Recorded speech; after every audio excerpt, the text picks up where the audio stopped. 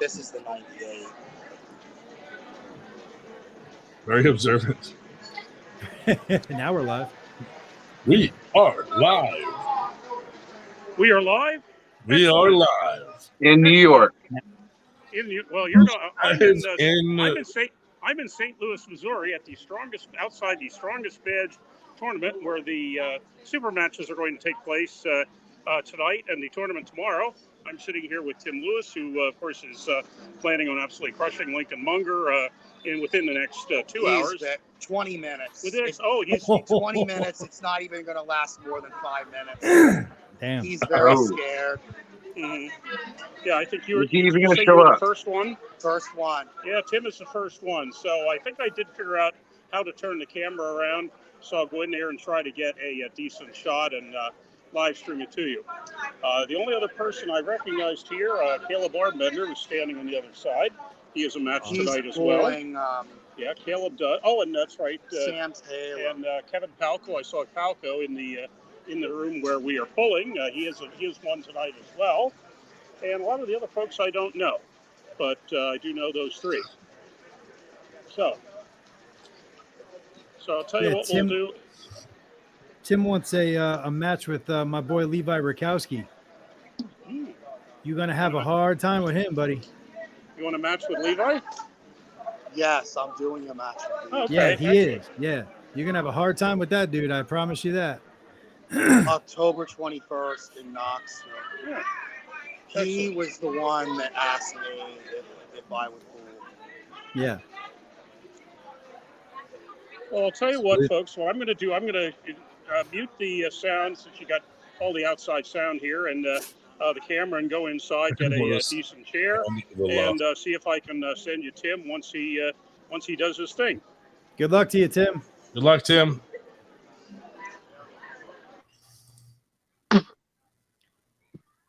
Wonder if he has Dave Shell in his corner. He probably just let him get on the live chat, and he's like, "Okay, Shu, get away. Okay, I did my thing." Hey, we're muted, but we're still listening to you. So I know. So watch what you say. I know. I did it on purpose. Dave, we were talking about you purposely. Yes, right. That's why I say I'm still listening. I know. Actually, we were hoping. Actually, he can talk about Tim, because he can't hear you until I change the we weren't talking about Tim. It's going to my it's being Bluetooth to my hearing aid, so he can't hear what you're saying. He said, "You have Bluetooth hearing aid?" He says he's being Bluetooth to his fucking hearing aid. Tell him to put his ear up against yours. Well, no, what I need to do is figure out how I can do this. Jesus Christ.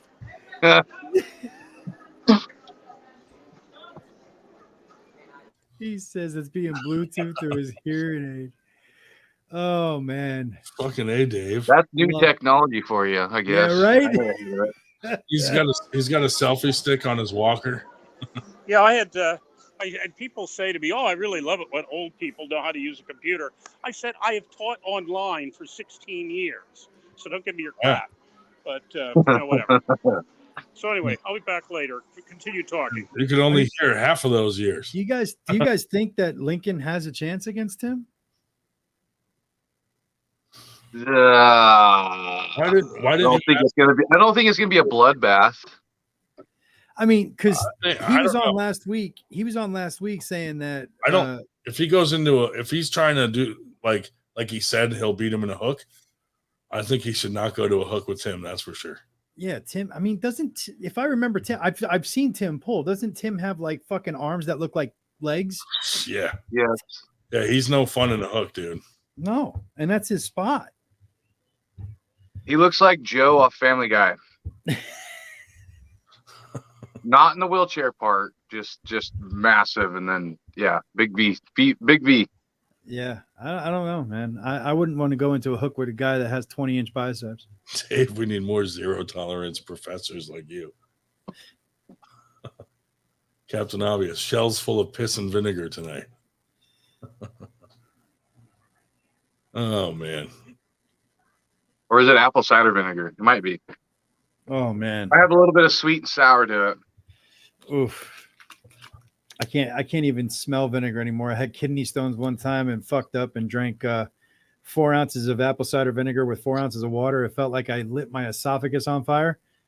From that point on, just can't even That go a near thing? vinegar. Like people do that for that? No, yeah, you're supposed to do it 2 ounces of apple cider vinegar to 8 ounces of water, and it did You work. double it. Don't get me wrong, it did work. Within an hour, like I passed them all, and they were soft. They didn't hurt. I took some magnesium, some B12, and apple cider vinegar. But yeah, the way I took it was way too much, and it hurt like hell. And now I can't even like smell the shit anymore without wanting to just throw up. Oh no. Yeah, I never had that problem yet, but I'm sure it's coming. Well, I mean, I drank too much Mountain Dew, so I don't drink soda at all anymore. But I had to quit drinking Mountain Dew. Yeah, I lived on Mountain Dew. I lived on Mountain Dew, and three bouts with kidney stones in like a year and a half. Oh man, that's not good. It was horrible. Yeah, I can imagine. Doctor looked at me. My buddy drinks Mountain Dew like I used to. I was really young when I quit drinking pop, but we cut timber, and so like I'm on this hillside and he's on the one across from me, and he had kidney stones, and I could hear him screaming several times through the day, and I'm like, I'm glad I don't drink Mountain Dew no more. Yep. Yeah, it's the doctor told me, he goes, no woman can ever tell you don't know what it's like to give birth. I'm like, oh, really? What's up, Seth Rogen? What are you doing? What are you typing? I was just one of the guys I sent the link to said he's tired and going to bed. But, I forget it's later there. Yeah, it's only like 5 here or something. Oh yeah, it's after 8 here. Well, what happened since last Friday? We went to the New Jersey sit downs. They had a decent turnout. That was fun. I watched some of it. Ice and Daniel put on a hell of a show. Oh yeah, they had a really good little battle there. Yeah, Ice came out on top, right? Ice did, I think. Yeah. Nice. Funny side guy, my boy. Paul Lynn reached out to us and was like, he thought that our little bit about what he does for work was funny, but he said, I don't mind if it's on YouTube, but don't put it on Facebook. I was like, no problem, dude. I got a train. I'm going to mute for a second. It's going to get loud. And I got to get refilled. I'll be right back. Yes, sir. That's funny. I'm glad Daniel's still alive, dude. I thought he died from a meth overdose. But yeah, I reached out to Evan Burgoyne, and I was like, dude, are you okay? Where you been? And he just seemed like he was going through it. So, we got a $5 super chat from Carolyn Looms. Thank you very much, Carolyn. Right, any large tanks and t-shirts available, please, or any idea even there will be some when there will be some available men's large. Been 2 years. Meth Shed has a fucking t-shirt. Fuck that guy. Yeah. Men's large. PM me your address. I'll send you one. Cool. I got to do the same thing. Unfortunately, I died from a meth overdose. I took 2 years off, no, almost 3 years off from falling timber, and it's just every day. I got to get up at 2:30 in the morning, and then I'm just dog tired, and I got to do all my stuff. So I usually go to bed. Well, I'm usually in bed right now. It's Friday though, so screw it. Right. Kids and everything. So I haven't really arm wrestled. I haven't trained really. Down to 206. So I might as well pull at 198. Yeah, I went from 240 to 206. But it's a hard job, so you can't really work out and do that at the same time. It's too much. Too much. Yeah. And then I ran out of meth, and I lost the meth barn. They repoed it, and they took all my, what do you call it, stills? Or what do you make meth with? I don't know. It's been a lot of years since I cooked any meth. I don't know if They took all the equipment. Sucks. Yeah, it sucks when you get caught. They take everything. Yeah. What do you call that? The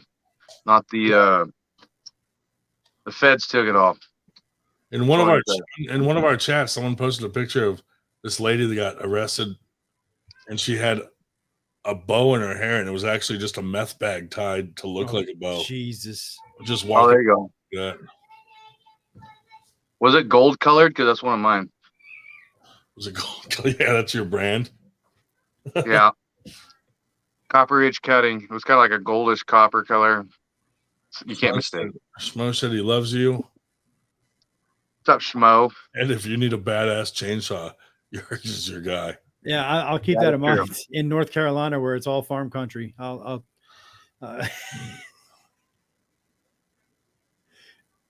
Oh, there's Burger. Why aren't you on Burger? His work kind of started cracking down on people on cell phones, so he has to be a little more careful. Oh, go take a really long poop.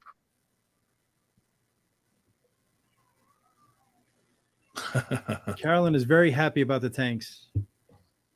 Oh, you guys got a tank line now? Yeah, we got some tank tops. Yep.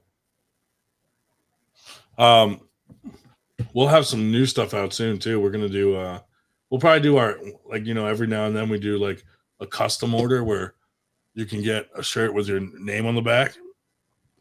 We're gonna be doing the same thing for the tournament. Like, if you order a month in advance, we can put your name on the back. If you don't, then you're screwed, and you're just gonna get the regular tournament. So make sure you get the money in advance, because absolutely. One time I posted online and I said, hey, if you guys want a shirt with their name on the back, hit me up. And I had a list of all the names that wanted one, and I ordered them, and they all came in. And then like 3 or 4 people were like, I can't afford it. I don't want one now. Yeah, no. Like, the only way anybody gets a shirt from us, is if they visit the website that happens to be scrolling across the bottom. So that's right. Yeah. Thank you for that. But yeah, no, I mean, that's the only way you're after that, we learned our lesson, and we were like, hey, if you want a custom shirt, you have to pay by this date, and then we're going to order them, and when they come in, we'll mail them out to you. All that shit. But it worked out good, because usually it's like some various 98 shirt, but if only 30 people order them, we only order 30, so it's kind of like a limited edition 98 shirt. Gotcha. It's not like one of our regular brand shirts that we put out. Yeah, I mean, and it would even be rougher for us because we make all of our own. Like, we do it all here. So, we don't have like a big operation or anything. Everything's going to be like one at a time, hand done. So I know we're bringing like, I don't know, 50 or 60, maybe more to the tournament. And then if you order it in advance, obviously we'll either bring it to the tournament where you can just pick it up there, or if you need it shipped, we'll get it shipped to you. But for the most part, they'll just be available at the tournament. Yeah, we use a screen printer, and if we have 2 different guys we use. Like if we have a guy where the minimum is 50 shirts, and then we have a guy where the minimum is 12 shirts. So for a big tournament, we'll order like 80 shirts, 100 shirts or something, a couple different styles and sizes. We try to cut like maybe like 20 of every size or something. Right. Yeah. And bring them to the tournament. They usually all go pretty well. And I like how you guys screen print them, because I've had this for a year now and it's not cracking or nothing. Yeah, they stay pretty good, man. Yeah. That's our very first shirt we came out with, like way back. Yeah. And then Devin's forearm. What's up, man? The dude that made that logo for PAL like reached out to us, and he was like, you better fucking take that shirt down. And I'm like, dude, I've seen this image used for like 3 different leagues, and people just modify the color of the strap or this or that. It's like, hang on. Yeah, he was like pissed off. I'm not going to show you everything, but it's like this, right? Like, everybody says, oh, that's, that's a specific thing. No, it isn't. It's been used on every damn arm wrestling thing known to man, Right. So, but you see this? What, do you got a scroll saw? No, this was done by a laser. Oh, that's cool. And I'm just going to give you a little bit of a hint. This is going to be part of the awards for the pros at the tournament. Nice. That's cool. Oh, sorry. I thought I was muted. How many viewers you got now? You ramp it up the game a little bit? Right this second, 17. Yeah. Oh, we're killing it. 17 and only 7 people. You lazy bastards better hit that thumbs up. Yeah, I did before it even started. I mean, come on, people. Well, I got on StreamYard, so I can't thumbs up on YouTube right now because I'm on my tablet. I can't even read what anybody's saying. So, Gronin, are you cranking out burpees, getting ready for the Twinkie match of the century? have you lost some weight yet, or what? Are you pretty ripped? I'm down like 10 pounds. No, 400, not bad. Yeah, I've been focusing on I know the lane I'm going to do, and I'm just fucking repetition. Like I want to get so strong in that fucking lane. What's that lane? Well, I don't know. You ain't gonna reveal it. You gonna press? I mean, really, dude. If you watch how Paul pulls, It's a pretty obvious lane. It's pretty obvious what lane I'm going to take. Yeah. Have you seen how many people on YouTube videos and stuff since Hermes and Levon has been pressing? That's not a beginner move. What? I keep seeing YouTube videos and people on Discord and everything. Everybody's been trying to press. Yes, I am, Carolyn. I do a lot of promoting for the Five Guys, so they actually gifted me a VIP seat. Nice. And a backstage. Clear at the back. Which was very nice of those guys to set me up like that. So that's pretty cool. I think you see a lot more pressers because of not only the Hermes and Levon, but also, you saw Devin's new form kind of take a hit with Gennady, pressing. And I don't press much. I think that, whenever it's weird, right? Devin kind of sets the trend with just about everything, whether it be his training or even the way he gets beat. It screws with the entire culture. If somebody could beat Devin, then we all have to do that. Yeah, makes sense.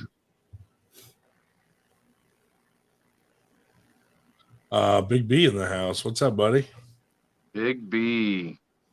I haven't heard from him in a long time. B, you should come on and say hi. I'll post a link in the. But I still stand by what I said. The next time Devin meets Gennady, he's going to put his hand through the fucking table. Oh yeah. Yes, I know, Carolyn. Devin is a topic that I cannot talk about. Yes, I got you. Oh, we're gonna get some sore feelings somewhere. No, Carolyn said that it's Devin's 2%. We shouldn't be talking about 2%ers. Oh, I thought she was meaning like you're gonna get sore, but okay, got it. Hi, Caroline. Been a while. Been like what, 8 months, 6 months? B thought you were dead too, dude. Well, I guess kind of disappeared for a little bit. Went back to falling timber. What can I say? Dude, you know what was cool about the sit downs is this. I'm not going to say names, but a kid reached out to me. His wife reached out to me saying, my husband is in a wheelchair and he'd like to come to your tournament. Can you guys accommodate, blah, blah, blah. And I said, well, let me talk to the people whose tournament it actually is. I said, we're just helping them promote it. And we reached out and, he was Mike Mignonia is the one who was running it. And he was like, absolutely. So this kid showed up there and he was like, hey, and I met him and stuff. They drove over 8 hours, like 10 hours from Maine to be there. Cow. I was like, holy shit, dude. And he's like, well, there's not that many sit downs. So I actually got to get on the table with this kid and I was helping him warm up and stuff and just letting him kind of smash into me. And because I didn't pull the tournament because I was still not recovered from being sick. I kind of, I wasn't sick, but when you're not quite 100%. Yeah. I couldn't stop coughing, but it was really cool. That kid did really well, dude. And he won some, a couple medals to bring home with him and stuff like that. And then That's awesome. That was the person. If you saw the post I put up some months ago, the guy that was visiting in the Harrisburg area and just showed up at our, at Angie's where we practice. And we, was it Andrew Majerski and I, who's the one we put him on the back seat of Majerski's truck on the tailgate and then put a strap around him so he wouldn't be pulled off. And, and told Twin City Pullers about it. Dustin Homstead is the name. And he his very first tournament up in Maine. He did, he basically won some matches there as well. Did a very nice. He's been running this mechanical or non-mechanical wheelchair around, and hey, he certainly has the arm power for pushing them all over Tarnation. So I'll tell That's you what, I'm true. going to shut up. Leonard's on the stage, so they're getting ready to start. And when Tim gets up there, I'm not sure how from my distance the video will work out, but I'll give it a shot. So you know how they have the risers for short people? How come they don't have chairs for arm wrestling for paraplegics? Like perfectly height chairs. Well, actually, what they did for him is they put a couple risers so that his chair was Oh, at the right height, is what they did yeah. on the stand-up tournament, the main states. And so his chair was at the right height and then strapped him to his chair. And in effect, he did sit down from his chair at the main state stand-up tournament. I mean, that's awesome, honestly. That's really cool. Yeah. And How about 98% paraplegic chairs we could do that. I mean, I don't for know. arm wrestling? They got to be black and green.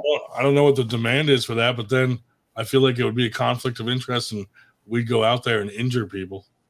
Could you imagine how strong they are from pushing that wheelchair like literally all day long?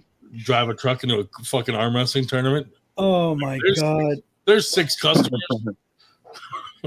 Just go around with a crowbar. Boom. Hit them in the spine. Yeah.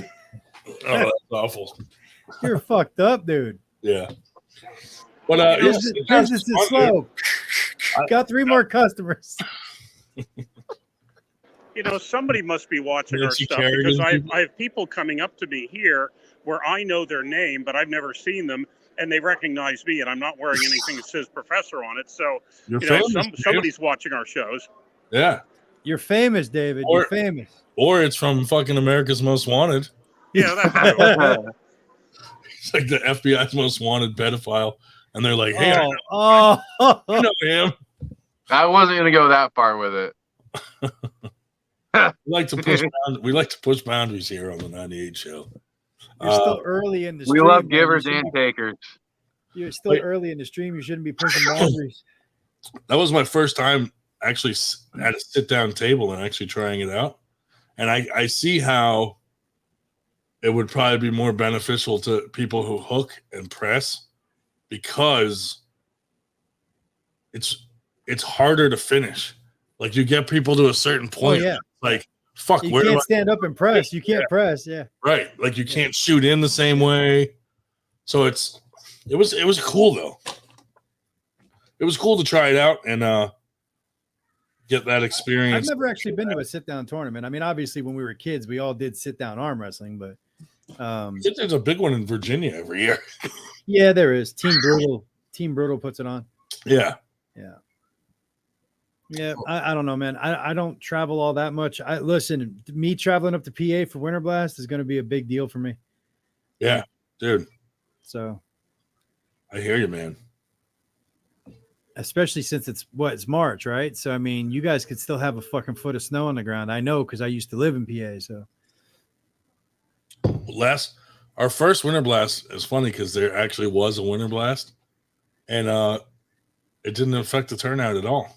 Good. I thought for sure it was going to, but people still fucking turned out. And then the second one was mild as hell out. It was actually like nice out. Yeah.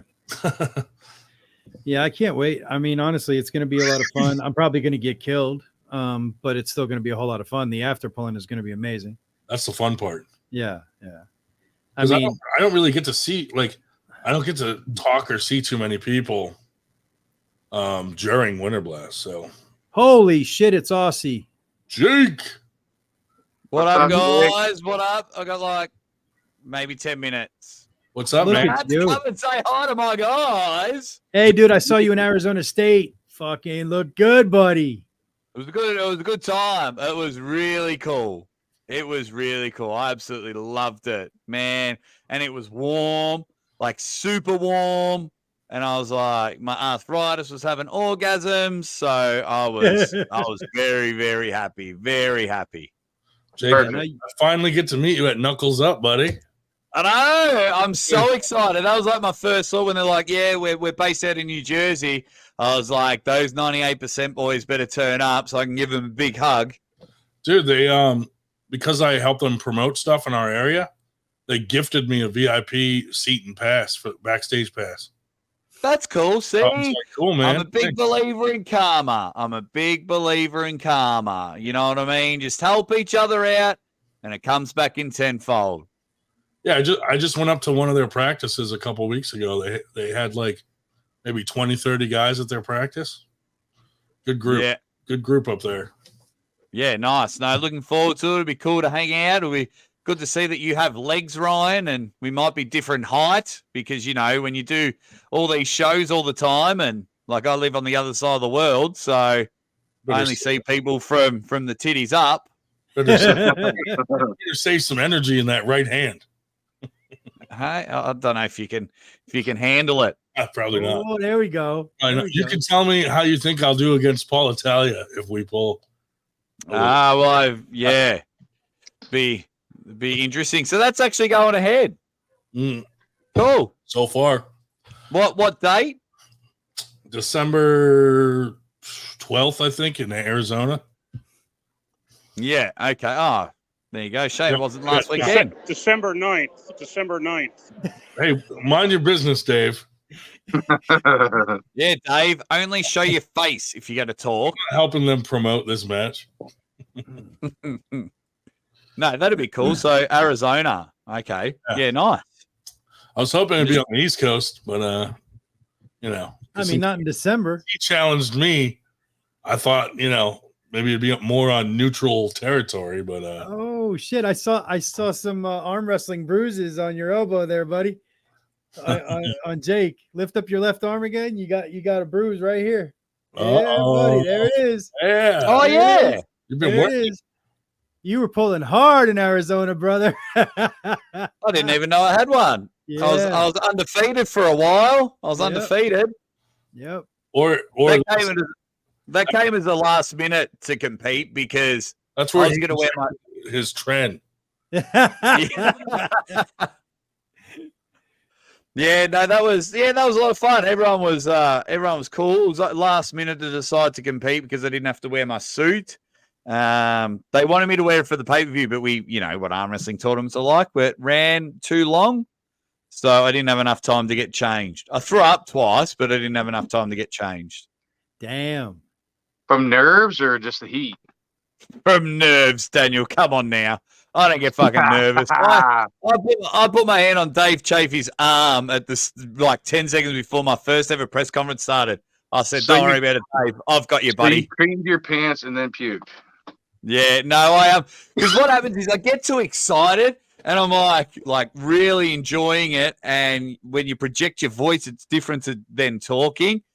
And I'm on stage, and Uncle John and I, we do this big, massive open for the pay-per-view. And then I was like, oh, shit, here it comes. So I'll try for a couple of matches, and I'm like, nah. So I get a big throbbing headache because it's 120 degrees Fahrenheit. I haven't eaten or had any drink all day. And then, so I'm like, well, I got to get rid of headache. So I quickly go throw up, and then I come back, and that lasts me a couple of more matches. And then at the end of the event, I was like, hang on a minute, guys, I'll be back. Just got to go throw up. And then I was fine. Had something to eat, had something to drink. Take care of yourself, Jay. Keep some snacks around and a little bit of drinking, and you'll be good to go. Oh, I just get too excited, Ted. I just up and about. I just, you're sitting there and they're flown you from the other side of the world. Everyone was like treating me like a rock star. I was getting a bit awkward there in the end. Hey man, listen, this community loves people like you and Uncle John, and just as much as we do like Devin and shit like that, man. Like for real, it's awesome. Like meeting you would be really fucking cool. Like for real. I can't wait. Well, will you be at Knuckles Up? No, unfortunately, I won't. I live in North Carolina, so that's a bitch. It's a bitch. No, why not? Why not? Well, I live all the way in North Carolina, man. So it's a bit of that's like a 12-hour drive for me. So fair enough. Jake was like our first 98 interview. Yeah. Way back. Yeah. So long time ago. But it's just cool like things like that. Like now I finally get to hang out with you guys. Like I was at John Brazing's house. He invited me over to his house. And it was very interesting because I remember it was only like as little as 3 years ago. John Brasink was on Ryan Bowen's channel, and I did a super chat, and Ryan's like, "Oh my god, have you heard of this guy, the Aussie arm wrestler? He does like funny videos and things like that." And John was just like, "Nope." But like 3 years later, like I'm getting a text message from John saying, "Hey, you want to come over? We'll do a show if you're in the area." Whilst I'm at John's house, Hermes is messaging me, and I'm just like on my actual, like they're both on my actual phone number, not just like on thingos there. So it was real cool once I found out I could come into the States. Like I'm trying to plan a tour of the States. Ryan, Uncle John, and I have got. Yeah, so we want to try and plan something where the ultimate goal is you guys can win a trip to Australia and compete. Oh, okay. So yeah, what we're thinking, because like I'm trying to bring like other sports into it. So what I think would be cool, and I probably should stop mentioning it on every bloody live I go on. I think it's such a cool idea.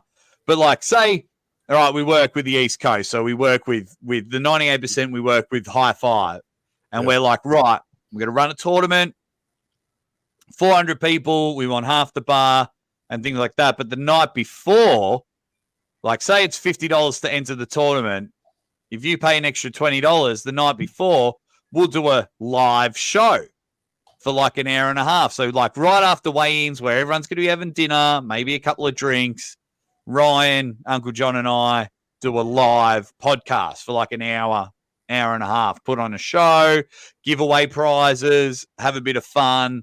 Yeah, that's something I want to start.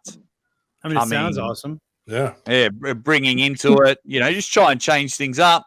And then if so like just say Arizona, there was Larry and Sanders there, so we'd like bring them up for 10 minutes, and all right, off you go, and then ask questions, get questions from you guys, and whoever turns up. So that's a goal we are working on. So like on the West Coast, like we want to work with Tim Talmadge. And on the East Coast, we want to work with you guys, but we just want we don't want to lose money. So whatever, So if we can get 400 entries, and everyone paying money, so we don't lose. Last winter got 501 entries, if that helps. Yeah. Yeah. Well, that's got there. Big problem with Winter Blast though. You guys run in March, don't you? Yeah. Okay. Nice and warm in March. Yeah. Super warm here in March. Yeah, sure it is. So at the moment, March, I think it's between like March, like the second half of March. I'm trying to remember the dates. Like it's already, like Norway and Arm Gods. Oh, yeah. White Wolf. So, super chat. Jake, have you had to sleep with any of the arm wrestling promoters yet? Just asking a friend. Just Paul, tell you. There is one that I had to sleep with to be able to get to where I am today, and that's Mrs. Aussie Arm Wrestler. So what a great answer. Good answer. Without her, like I wouldn't be able to go anywhere. The ultimate arm wrestling promoter. Yeah, we might be doing something with Arm Gods too at some point. Me and Marcus talked about it. I don't know when it's going to be, but it's going to be kind of like a America's versus Brits type thing. Yeah, gentlemen, we're on. Oh, okay. You're so far away. I might as well be having binoculars at my house. Look at Dave illegally streaming. Get up in there, Dave. So this is Lincoln versus Tim. Go rest. It was filming. Might as well. Why don't you just tell us how it goes after? Tim's on the left, I think. I don't know. I can't see his eyes. It's too bad. I think he's in the left. Let me see if I can.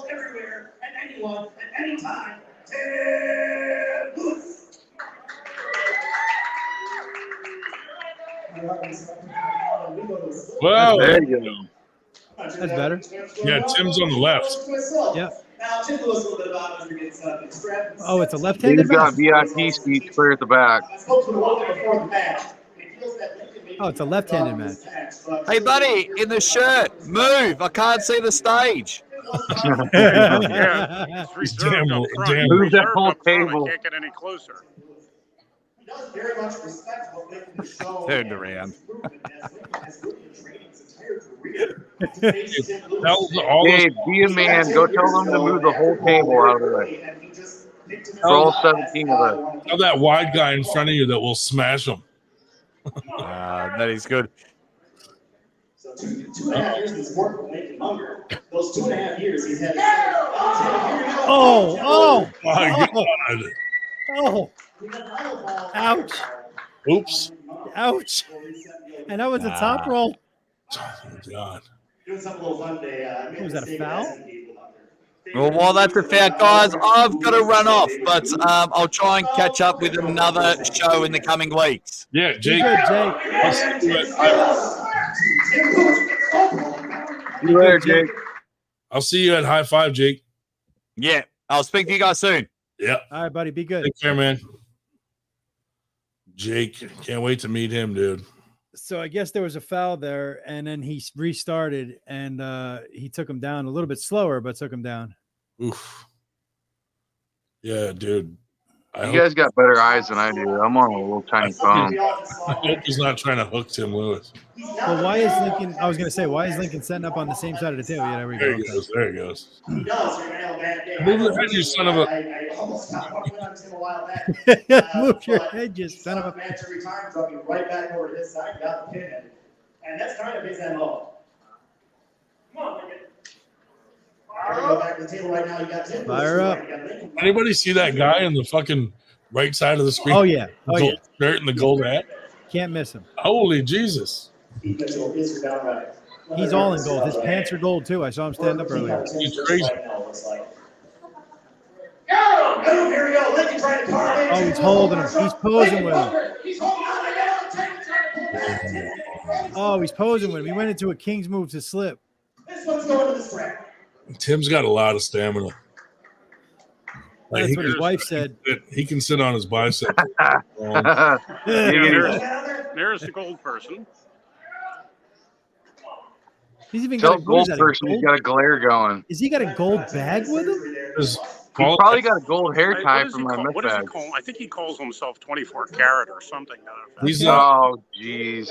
He's Paul Italia's medallion.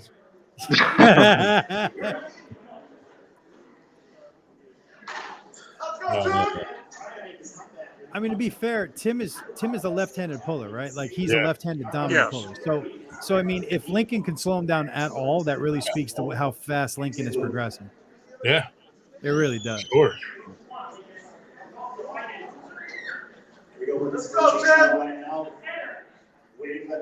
Hope you guys are enjoying Dave Shell's illegal live stream.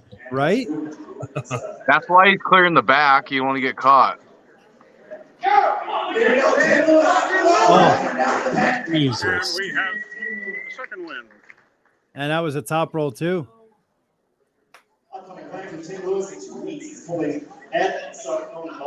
I mean, how crazy strong is Tim? He opened way up and still dragged him straight down. Dude, he's strong. Like he opens up a lot, and he's still. Yeah, I mean, he was wide open and still dragged him straight down. I'll take back my not a bloodbath moment. Whenever, yeah. You know what? I give Lincoln a hell of a lot of credit for stepping in there with somebody that he knew was going to be this strong. Yeah. Especially and left-handed. Yeah, I was going to say, especially left-handed. Tim is such a fucking boss on his left. Yeah, you got to top roll the shit out of Tim. I'm sorry.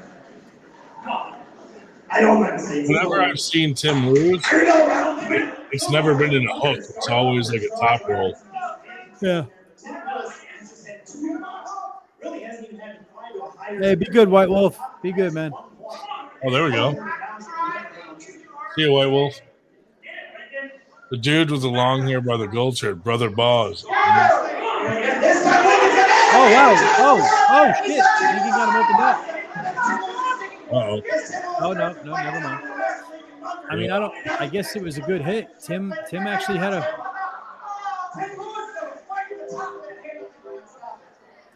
Oh, I'm honestly not sure if Tim just, was sleeping on the go, or it was that good of a hit, or what. But like he took him from the B side and he It dragged might him. have been elbow. I'm not certain.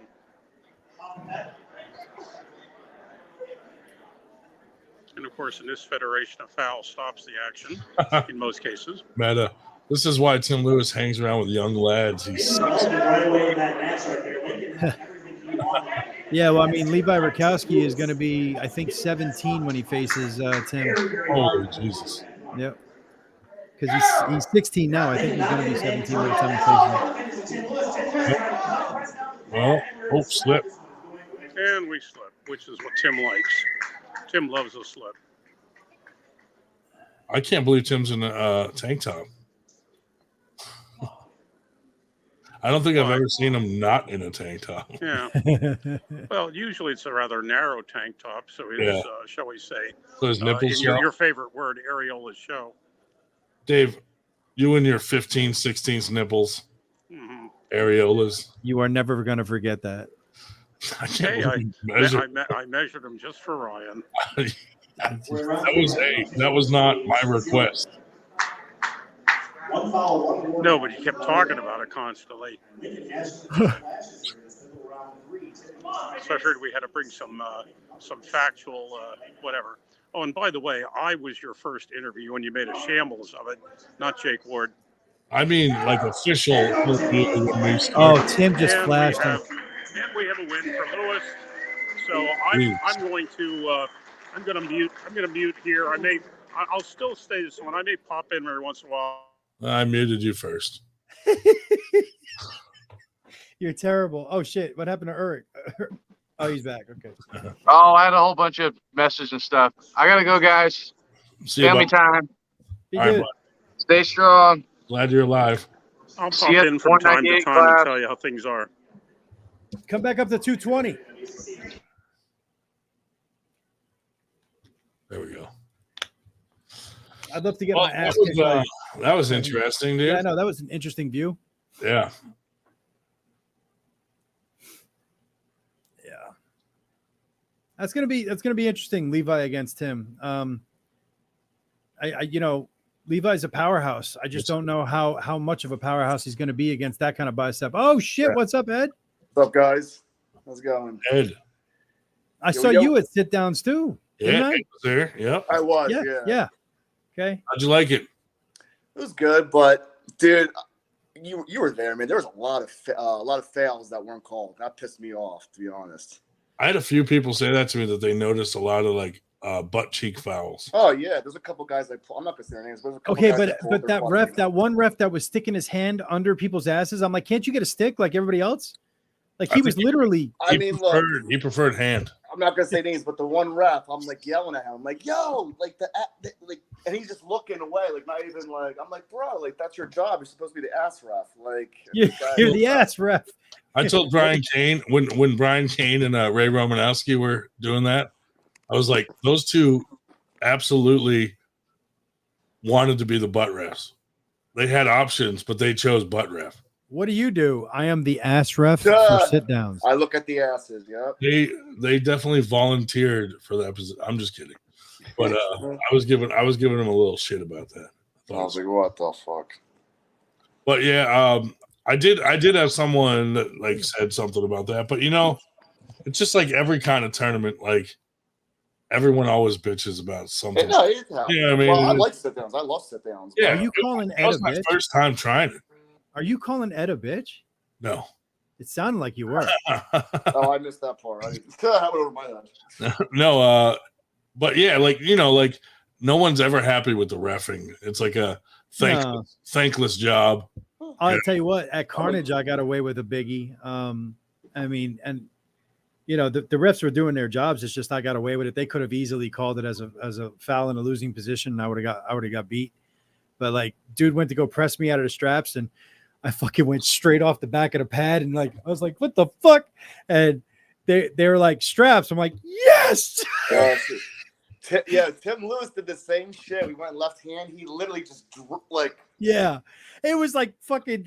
He had me here before I even realized what was going on, and I'm just like backwards. Like, see, yours probably wasn't that bad. Tim's was bad because not only did he drag his elbow off, his hand was right at the pin pad. Because I like, oh yeah. And I was like, dude, that's a slip and losing position. I was, oh my god. One thing about the sit downs though, like I was saying before to these guys, was it's hard to finish. It's like when you're only used to stand ups. Yeah. I mean, I'm sure they like they were showing me like you start on this ass cheek and you move to the other one, but it's way easier in stand up to like just get that pin when you can fucking fall to the side and right, for sure. You're not worrying about your ass cheek coming up. Well, not only that, but you can also stand up and go into a press too. You can't do that when you're in sit down. So. Or like those really close in like hook presses. Those guys are now more distance because they can't lean in without their ass coming off. Yeah. There were some strong dudes there from Ohio. Dude, the most impressive guy was Josh Koenig from Ohio. Oh my god, dude, he was a beast. And I don't know how that guy weighed. Apparently, I overheard he weighed in at 178. I'm like, how the fuck did he weigh up? Because he looked like a 200-pound guy. He was tall. Like, he was tall. Yeah, how the fuck? He was tall, but like lean, real. I have a lot of trouble losing weight. You know what I mean? Like I have a lot of trouble like maintaining weight. But like, for instance, my next super match is in September. I will weigh in at 225, and when I do, the very next day, I'll probably be like 235, 236, somewhere around there. Like, I'll be 10 to 12 pounds heavier than what I was weighing the night before. That's just it's just I put it on so easy. It doesn't come off very easy, but I put it on. You look tall as shit too. I'm 6'1". I'm 6'1". Yeah. The one picture where you were next to Paul Lynn, you looked like you were like 6'4", 6'5". I was like, Jesus. Yeah, no, Paul is almost the same height as me. I'm a little bit taller than him, but not by much. What amazed me was, and this is no slight to Paul or anything, it's just I'm a much bigger person than him. We got more bigger frame. Yeah, I've got a bigger frame, but he has so much fucking more muscle on his frame. Obviously, it's ridiculous. But yeah, I mean, it was amazing to me to see. I met one other person that kind of amazed the shit out of me too. I'm not sure how much of a fight fan you are, but Brian Stan. On TV, Brian Stan looks like, he's huge. He's got like a fucking 10-pack and shit. And, I met him. I was on crutches. I met him and kind of was trying to stand up straight to say hi to him. I dwarfed him. And we were in the same fucking weight class. I dwarfed him. And I was just like, holy shit, you must be a hell of a fighter, because it's like, like you're small, like you're tiny. Dude. Yeah, I was taller than him. I had to be 3-4 inches wider than him. I'm like, holy shit, you're small. Some guys, it's impressive how some guys like, what? It's funny because like even arm wrestlers, like you see some guys that look kind of small on TV, and then you meet them in person, they're huge, and then vice versa. Like you'll meet a guy that looks big on YouTube, and then you fucking see him in person, and you're like, holy shit. And I'm sure you guys have met Devin in person. Like, his head is fucking ginormous. Yeah, he's huge. He's bigger. Devin's bigger in person than he is on TV. He's much bigger in person than he is on TV. Holy shit. For sure. You know who was a lot bigger than I thought? Was Ron Bath too. Ron Bath, that's another one. Ron's usually standing near giant guys, so it makes him look smaller.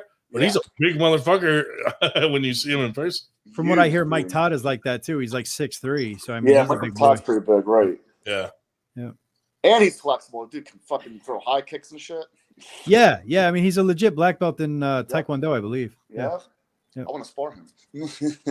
Yeah, I would too, to be honest. If I still did it. I mean, nowadays the sparring that I do is way too like hard to do sparring. You know what I mean? It's just like I don't do the flashy kicks anymore or anything like that. It's a lot of elbows, a lot of knees, a lot of in close shit. So a lot more Muay Thai, and it's very hard to spar in Muay Thai without hurting yourself or somebody else. Yeah. Muay Thai's great. I was talking to Dave Morocco at sit downs. He's going to throw another one of his big epic practices, I think, in September. He mentioned that to me at that. Keep an eye out for that. Yeah. You might have like Jerry down, some big names come out. So I would have. I just found out about that Gold's Gym tournament he's holding. I would have gone to Oh, that. yeah. I would have gone to that, but I'm already committed to Henny's. Well, it was like a last minute thing too. Yeah. Yeah. So. Hey, so Larry is a 2% or a 98%er, right? He's not 2% yet, right? Absolutely. Larry who? Larry Wheels. Yeah. A 90? Yeah. I mean, I would say. I don't know. Is he?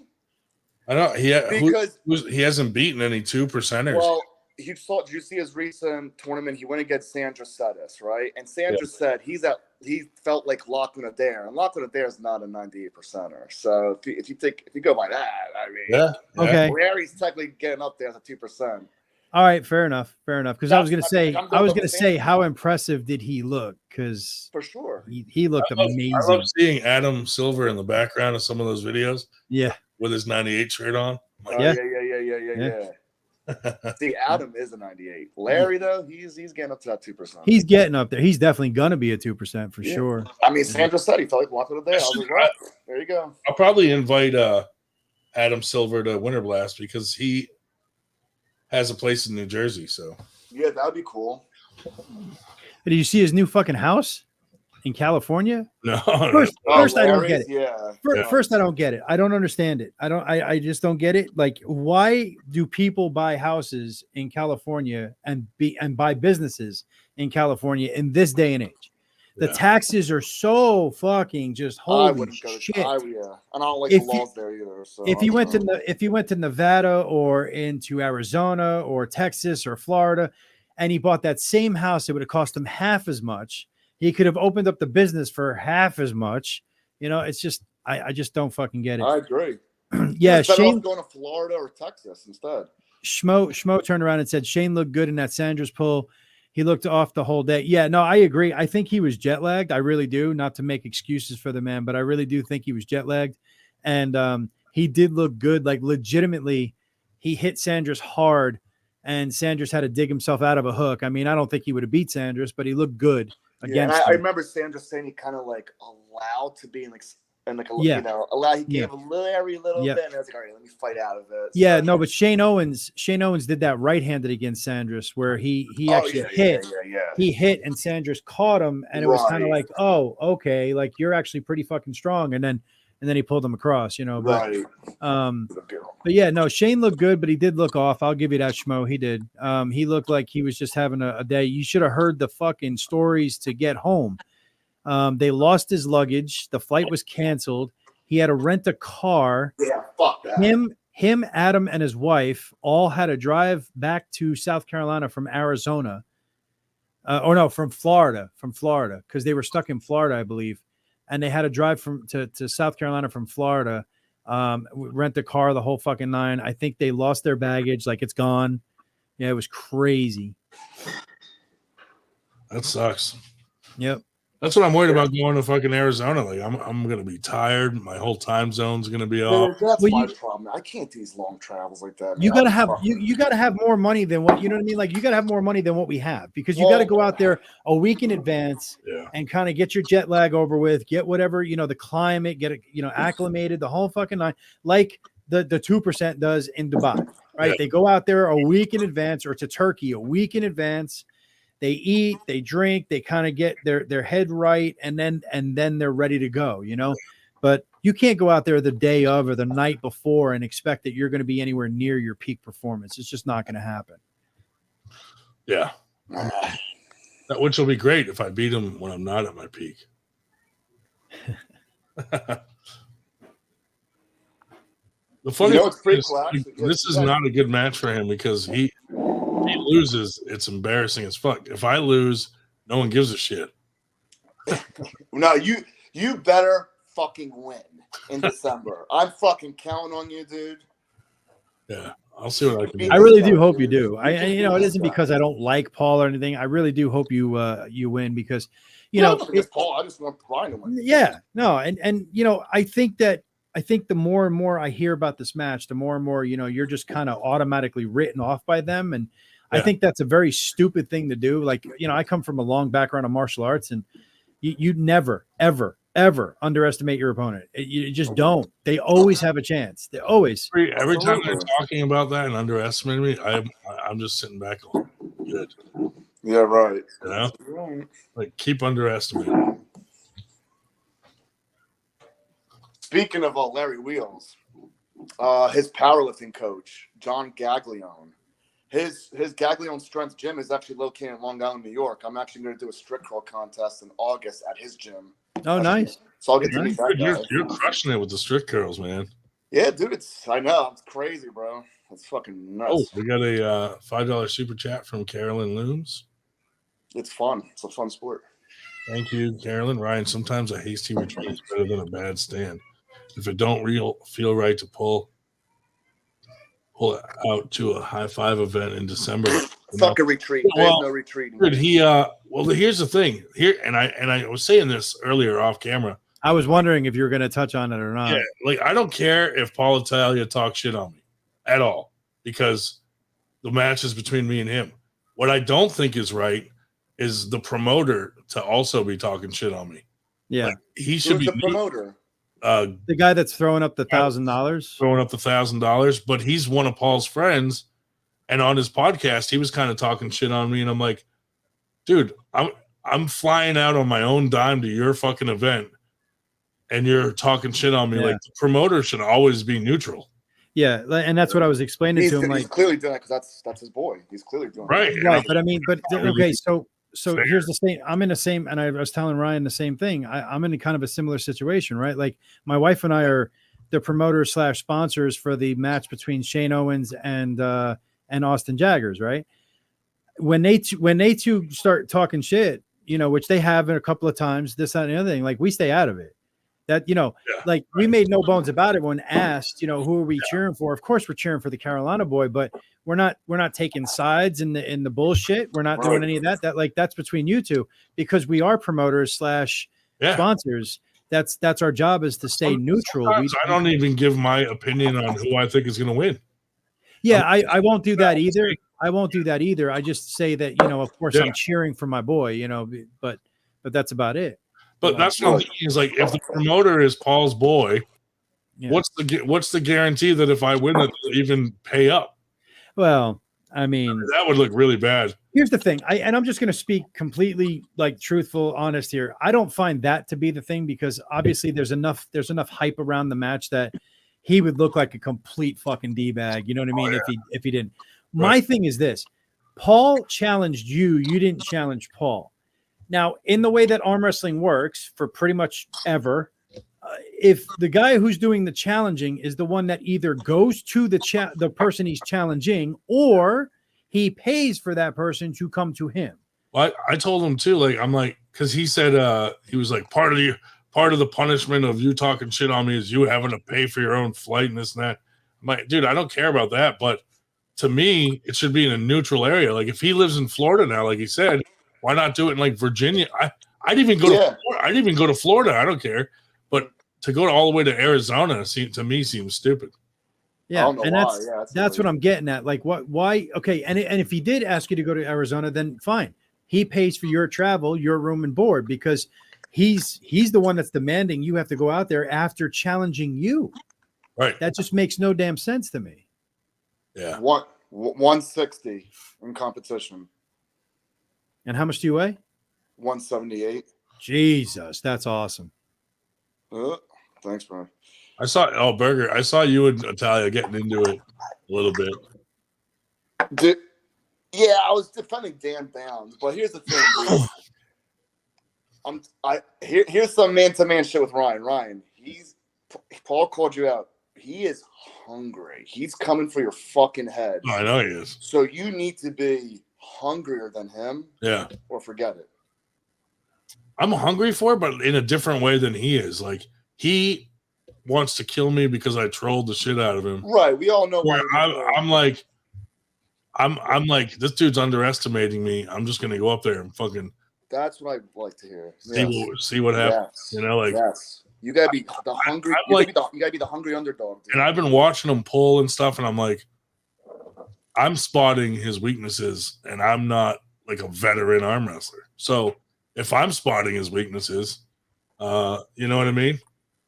I know exactly what lane I'm going to take, everything. Like, just watching him pull, I know he's got a weak spot, and I'm gonna try to capitalize on that weak spot. Yeah, absolutely. You're bro. right, J&J. You're absolutely right. He opens up way too much. Way too much. Way too much. But I mean, we all do as new guys. Like all the newer guys open up. You know, we just that's just normal. You know, Even when I was trying to stay tight as a new guy, as soon as I would hit, I would open myself up because the other person wasn't moving. So I'd hit and fucking be open, like, almost hit myself into an open position. Listen, I sometimes make that mistake. I'll fucking extend myself. I'm like, God damn it, why did I do that? I still make that mistake. And I mean, it happens to anybody. Like, especially if you're up against somebody that is stronger than you and you pick the wrong lane, you're going to open up without even wanting to open up. It's just that's what's going to happen. We should do it out of Florida, dude. I trust like Chance Shaw and Artem and them. Yeah, you could do it up here too. You could do it in South Carolina. Oh yeah. But it's just one of those things where, again, he challenged you. He should either come to you or he should pay for you to come to him. That's the way that works. Yeah, that's weird. I don't know how. Yeah, it should at least be in Florida. Why the fuck in Arizona? I still don't understand that. I would love to know why in Arizona. I don't know. You know why? Because Greg, his buddy, is the one putting up $1,000 for the match. Oh, is that where the promoter is at in Arizona? He was shopping that's why it's in someone. Arizona. Yeah. Because originally he wanted me to do it way up in Washington. What the fuck, Washington? I just got a text from Shell. Taylor over Armbender 3-0. Wow. 2 pins. Wow. Friday night. Salute, gentlemen. Salute. Yeah, there you go. I wish I was partaking with you. I like that. I have one in clear like that. Drinking water. Nice. I wish I was partaking with you. I'll have some lemonade. I'm drinking water with some slight lemon in it. No one has this shit. I haven't drank. Oh, nice. Portuguese brandy. Nice. I haven't drank since Carolina Carnage. My buddy and I, which I still haven't released the footage. We should, but my coach and I, we got back from the tournament and we had bought a fifth of Old Forester 105. So it was 105 proof, right? Or no, 100 proof, excuse me. And we were planning on just doing an after action report, doing it live, and having a couple of whiskey and cokes, and that would be the end of it, right? Man, I don't even know what the hell happened. We after the live, we turned around and we just decided, because we brought a table with us because we were expecting after pull to be done at the B&B, the Airbnb. Well, it just turns out that too many people had traveled. Nobody was going to show up. So it was just going to be me and him. I'm like, well, fuck it. We brought the table. Let's have some fun.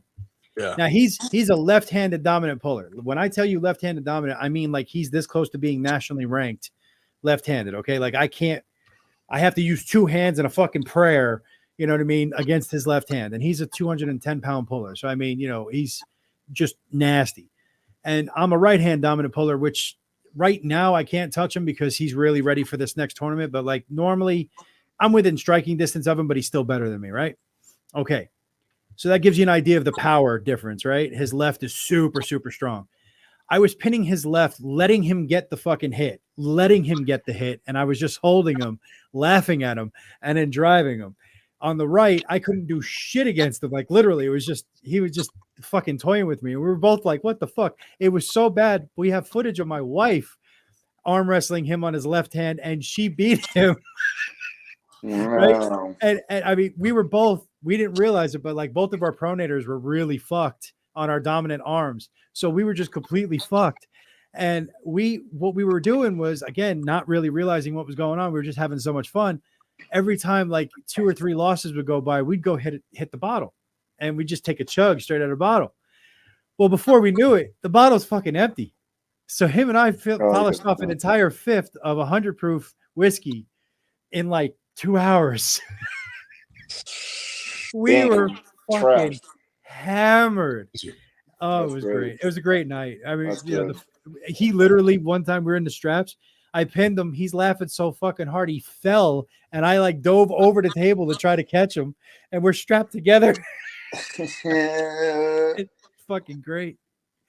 Oh, it was awesome. It was fucking awesome.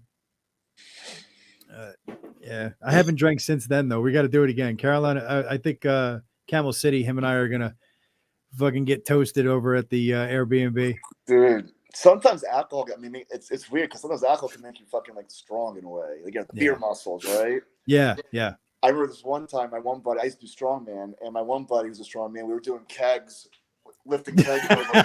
Yeah, so you would lift heavy kegs over a bar. That was the exercise over the 50-inch bar. And we were just taking whiskey shots in between, just loading kegs over the bar. I saw that video. I saw that video. Yeah, dude, I PR'd that day. I was like, I'm gonna fucking PR. I'm gonna fucking. I lifted a 315-pound keg over the fucking bar. Oh, Neil pickup truck. Shit's heavy. What's up, guys? What's up, Shoe Shoe? bitch. It is on. I don't even want to hear it, Shubich. I don't even want to hear it. You're a fucking unit. I saw your Instagram post. I wanted to kill myself. or your J&J Facebook bench press is my worst lift. 290 is my Thanks, best buddy. bench. It's my worst lift. Shoe, You guys see are you going to this high five thing or what? Me? August 26th? Yeah. I'm thinking so, yeah. It's That's close enough to like where it's You better lucrative buy for me to tickets come. before they fucking sell out. Ooh, yeah. I didn't know there were tickets involved, so I'll get on that tonight. Dude, but yeah, that'll be fun to meet Aussie and those guys. Did you guys You're see go- my you're boy going, Tim Ryan? Lewis shining? Yeah, he looked shining. good. You look good. Ryan, you Not going as to much that? as 24 karat, but my boy was shining. What's that, Ed? You going to the high five? Yeah. Nice. Yeah, they were cool because I helped them promote it and stuff. They gifted me It's VIP seat and backstage pass. it's great, dude. Absolutely. Definitely go. That's the same day as my strip club comp, though. So I'll be in Long Island. I know that sucks. It is what it Oh, is. dude, right after, just zip over for the after pull. Well, I thought it's in Farmingdale, which is Yeah, in Long Island. I not thought far. I thought Dan, because I know Dan Schwartz lives in Long Island. I texted him. I was like, "Do you live in Farmingdale?" And he goes, "No, I live in Deer Park," which was actually like 15 minutes away. Yeah. He's going to the high five event. He goes, "Dude, he'll drive to. He's actually going to drive to my competition because my competition's in the morning. I have Nice. to start lifting at like 10 a.m. Yeah. He'll fucking come to my comp." I was like, "That's nice, dude." And then Yeah. he'll just go right to high five tournament. Nice. It's funny as shit. I Dude, was you like, should "That's funny." come and like to the after pull. I know, but dude, I'll be so not after strip curl. I'll be so fucking tired. Oh my god, I gotta drive out of my house 6 a.m. Get there 8:30, weigh in, Yeah. warm Yeah, up, yeah. lift it at 10. It's fucking crazy. Look at this fucking guy eating a goddamn cheeseburger. You know what? I Fuck love you. it. I love Fuck it. I Yeah. you. got a couple more. Hey, Yes. Ted, look at what's next. Oh, McDonald's. But too. wait, I love there's more. McDonald's, bro. See, dude, Shubich is my guy, dude. He knows what's up, man. He eats McDonald's. See. Oh no, don't get me wrong. So I would good, love dude. to. I would love to. I just gained 3 pounds by looking at the Big Mac. Like I literally did. I just gained 3 pounds. Hey Ed, are you keeping up with what Wyatt's doing? With who? Wyatt, that one dude from Syracuse. The one we were talking about last time. He was just at a CT Fletcher's competition, but in training he put up 225 on the strict curl. Oh, but what weight class is he in? Oh, he's super duper heavy. Yeah, I think I know what you're talking about. Yeah, he's that. Don't they call him the Juggernaut or something? Yeah, that's the Yes, one. he's a Yeah. fucking freak, dude. This guy's strict curls Mhm. 225. It's fucking nuts. I mean, he's going for the open like overall record. Yeah, he's And 225 was like long standing before these dudes are, before Siplenkov, before these past two couple dudes, before they Didn't changed like the bar. Didn't Siplenkov do like 3 something? No, not no one's strict, done not three. strict, not Yeah. strict. Oh, Mhm. well, yeah, cheating's a different thing, but yeah, power curls. But I think his strict curl was like 253, something like that. That makes 254, right, sense. That 255. I makes think sense, yeah. now Leroy Walker is the one that holds the record for the one the bar I use, the Gopher bar. He has the world The new record for bar, that. yeah. It's like 230 or something like that. But yeah. Yeah, we could do that. High kicks. Dude, I want High a kicks. Big Mac match. Start stretching. Hey, if there's no weight cap, I'll do a Big Mac match. No problem. Let's do it. Dude, I want some McDonald's All right, now. Fuck, Winter Blast, we could have a cheesesteak match. dude. Philly, Does Philly- Paul know anything about a good Philly cheesesteak? I want to know. He's Italian from New York. He better.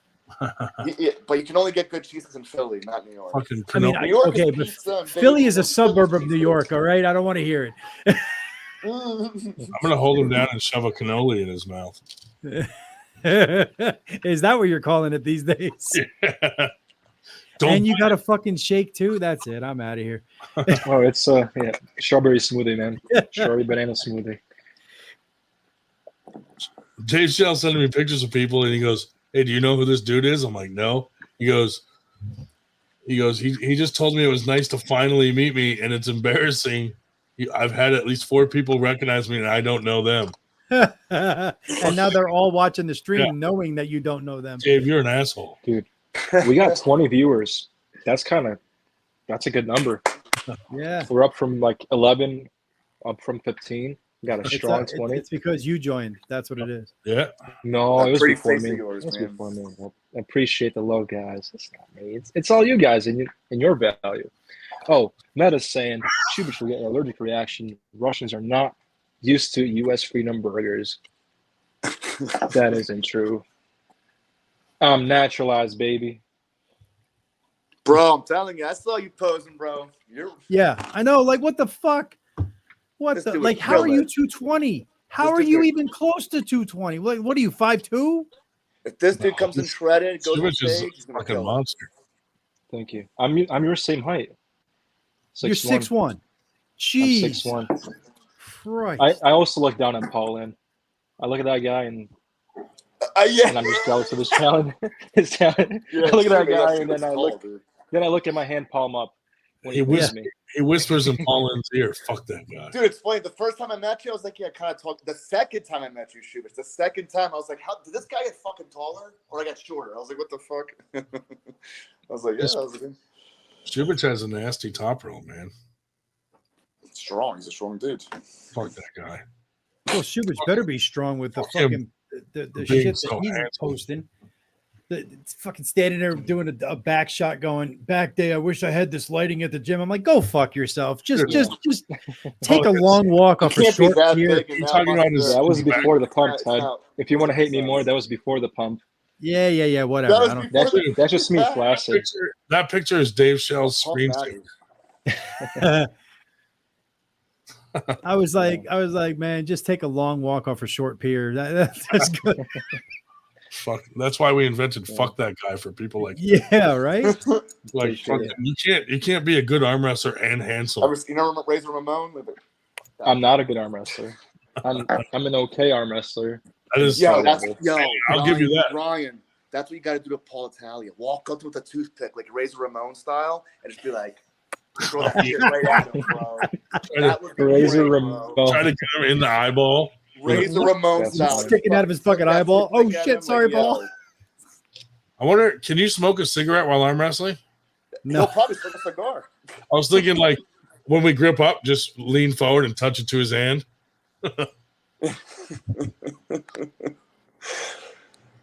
Yeah, you're right, Schmo. He does. He's got those honestly, I think I need to do that one Eastern European genetics. Yeah. Toothpick shit. Appreciate the love, boys. All right, my Polish and Italian genes have been long since watered down. Shut up, Dave. Shut up, man. Just shut up. Dude, that's gonna be my stick now. I swear to God, every time I have a stream match, I'm gonna bring one of these and just flick it right at them. That's it, right before the match. Bam! What's up, buddy? I'm over here eating goddamn. I'm over here with protein shakes and peanut butter freaking wraps, and he's over here eating Big Macs, and he already looks 10 times better than I do. Dude, he won't even gain weight from that, and if I ate it, I'd gain my 10 pounds. That's what I'm saying. That's what I'm saying. Even him drinking beer over here, like I can't touch that shit. Not make weight. Beer gives us muscles and Big Macs. Beer and Big Macs. I miss being a super heavyweight. I eat pretty well most of the week, though. This isn't on the regular. I don't really drink. It's Friday. I do miss being a super heavyweight because I didn't really give a shit what I ate. Just eat. That is true. Because we're old, Ted. Yeah. Wait, how old are you again, Ryan? 43. And how old are you? We're the same age. We're the same age. I'll be 44 like in 2 weeks. Damn. Happy birthday. Thank you. Shubich, what are you, 22? 19. Get the fuck out of here. Yeah, bullshit. I know you're No, I turned 26. If that were true, you'd only be training with Tim Lewis. I got 10 years and 36. Can't wait till Wow, next week. thanks, JJ. Thanks. Yeah. Dude, next week when fucking Lincoln Munger comes on, we gotta put him to the question. Oh yeah, absolutely, man. Absolutely. Hey, you know what? I mean, I'm down to try. Down to try for sure. Mm-hmm. Are you going to ask him if he felt violated? No, I'm gonna ask him if he wants a match with me. Yeah.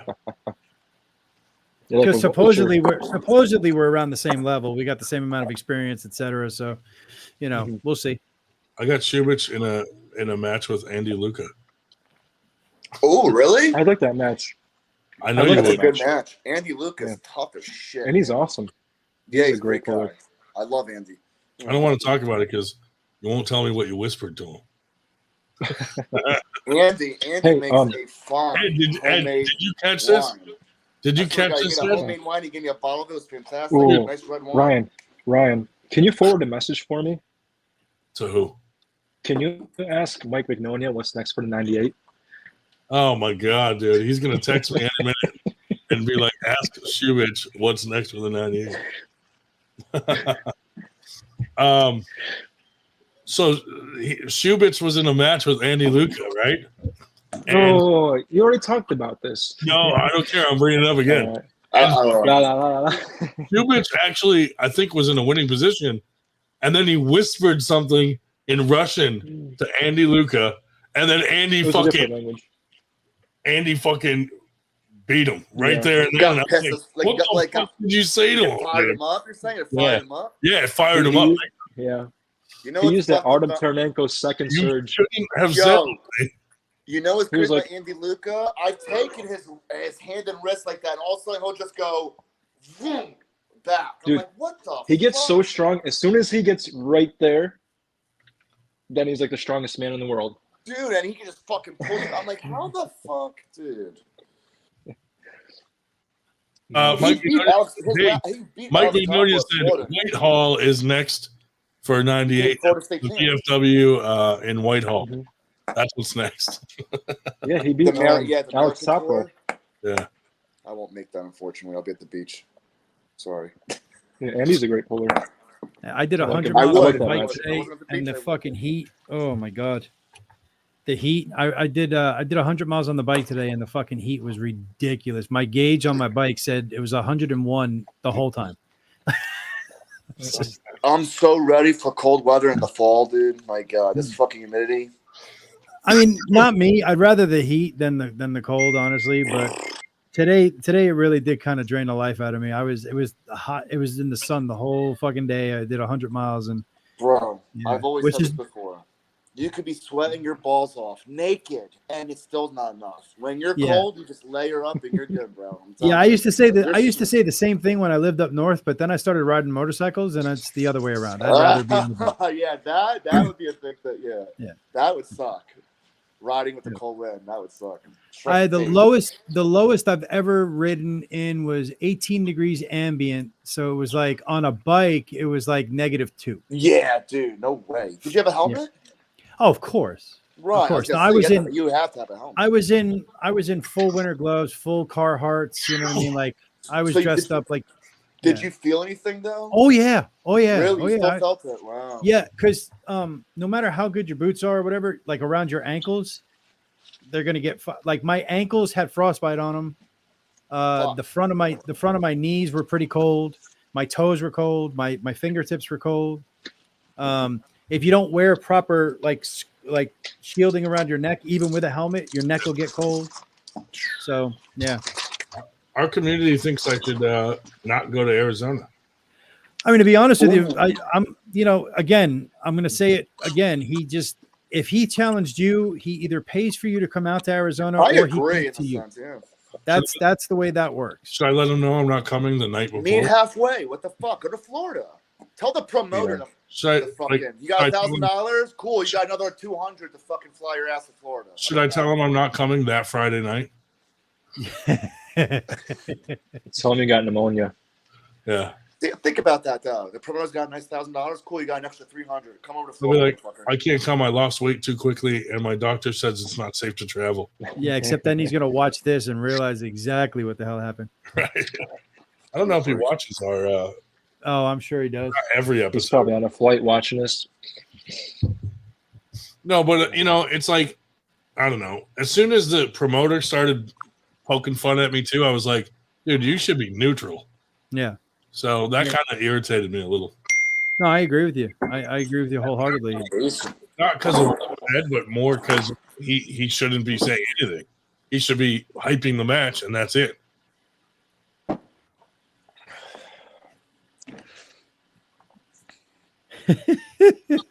Dave Shell said he decided to leave instead of just sit there muted. Okay. Oh. He might be on later. What tournament is he at? Shit. Strength something 4 or 5 or something. Yeah. Oh. Tim Lewis just pulled against Lincoln Munger, and then Caleb Armbender pulled against Josh somebody or other. Yeah. Josh who? I don't remember. Is that Koenig motherfucker? Josh Koenig from I don't know, but there's some legit pullers there. I mean, Kevin Palco was there. So I mean, there's some people were there.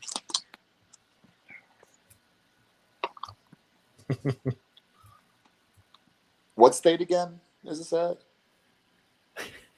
Anyone know? I forgot. And what state is this at? I don't know. Dave, he texted me. I don't know. I was talking to him earlier, and he was like fucking halfway to Illinois or some shit. Stop flashing your Big Mac in my face. I think it's in Indiana. I'm not sure though. Hey, yeah, I was gonna say, Shubich, I'm gonna remember this. If I still know you when you're 40, I will remember this. Because you're gonna be a fat fuck going, man, I wish I would have listened to people. Which reminds me, I gotta hear some chicken and rice. But Get out of rice, my swamp. Fuck. Fucking really not helping me with my diet plan here, Shubich. Yeah, I mean, literally, that's not a joke. Captain Obvious, he has literally consumed 2,000 calories while we're watching. It's like my wife. Like, we'll be watching TV, and she comes out with a bowl of ice cream, and I'm like, "Are you kidding me?" Yeah, no, my wife, thank God, is a lot better than that. Like, she'll sit there and like, I catch her like sneaking it off, and then I'm like, "No, you're fine. Don't worry about it." Like, I've got to have the willpower not to go towards that. But she's awesome because she found this recipe for keto chocolate chip cookies. And I'm not even really on keto, but I mean, if you can lessen the calories of something sweet, then by all means. Why not? And right? she found these keto cookies that are like 88 calories for 10 fucking cookies. And we're talking like cookies, like actual chocolate chip cookies. Yeah. And they taste great. They taste absolutely great. So like she makes them once every 2 or 3 weeks, and I pig out on them over the weekend. And, maybe I consume 250 calories for the whole batch, and that's it. So I'm like, all right, I'm good with that. Dude, you guys, please tell me someone here knows my cookie dealer. What? No. Check out, guys, check out. Go on Instagram or online. Type in mycookiedealer.com. It's fucking fantastic. I'm telling you, it's worth it. MyCookieDealer.com, just on any Google search. Dude, these cookies are see like what J said. Dieting is for poor people. Hey, well, you know what? I'm poor, so I might as well have to diet too. These are like half-pound cookies, and the flavors. I'm about to order a steak right now. Are fucking insane, bro. Hey, you know what else we do after tournaments? Besides getting drunk and all that, we normally order from Crumble. Oh, Crumble cookie. Yeah, we order from Brazilian Steakhouse. Yeah, we go to a Brazilian steakhouse. Okay, my cookie. Do you know who Juan Morel is? IFBB Pro Juan Morel. Yes. He's like Hispanic. Yeah, wait, he's the owner of my cookie. Ed, these don't look healthy at all. Fucking fantastic, bro. Check it out. They're not protein cookies. They're like cookies. But I thought you meant these were like healthy cookies. No, they're like holy shit, dude. You have to order at least 5 of them. But dude, I'm telling you, why would you send me? That's because what they're fantastic. No one else makes cookies like that, dude. I'm telling you. So he made the shit that he wants to eat after a show. He just got that dialed in. His wife, he actually got from his wife. His wife always bakes him these treats and goods. He goes, and his wife made him these cookies. He's like, holy fuck, these are good. He started bringing it to the gym. And then his friends gave him the idea. He just started business. And that's exactly what happened. Now they're rich as fuck. Making those One thing I'm not really into is pastries, but maybe that'll change my ways.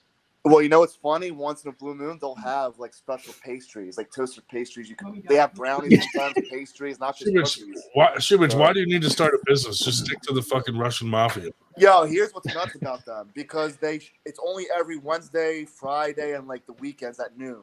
It's like they're fresh. You got to order it like at noon on these days. There's a good idea. They're from New York. They ship it to you like next day, 2 days, no matter where you are, because they're fresh. It's fantastic. All right, sound like Best cookies. I'm telling you, I'm raving so much about this. Yeah. So Ryan, when Ukraine is doing good, the business gets a little slow, you know. Yeah. you fucking bomb them when business is good. Hey, but Mike Mignonia said at his age, when he gets the urge to train, he sits down with a bowl of ice cream until it passes.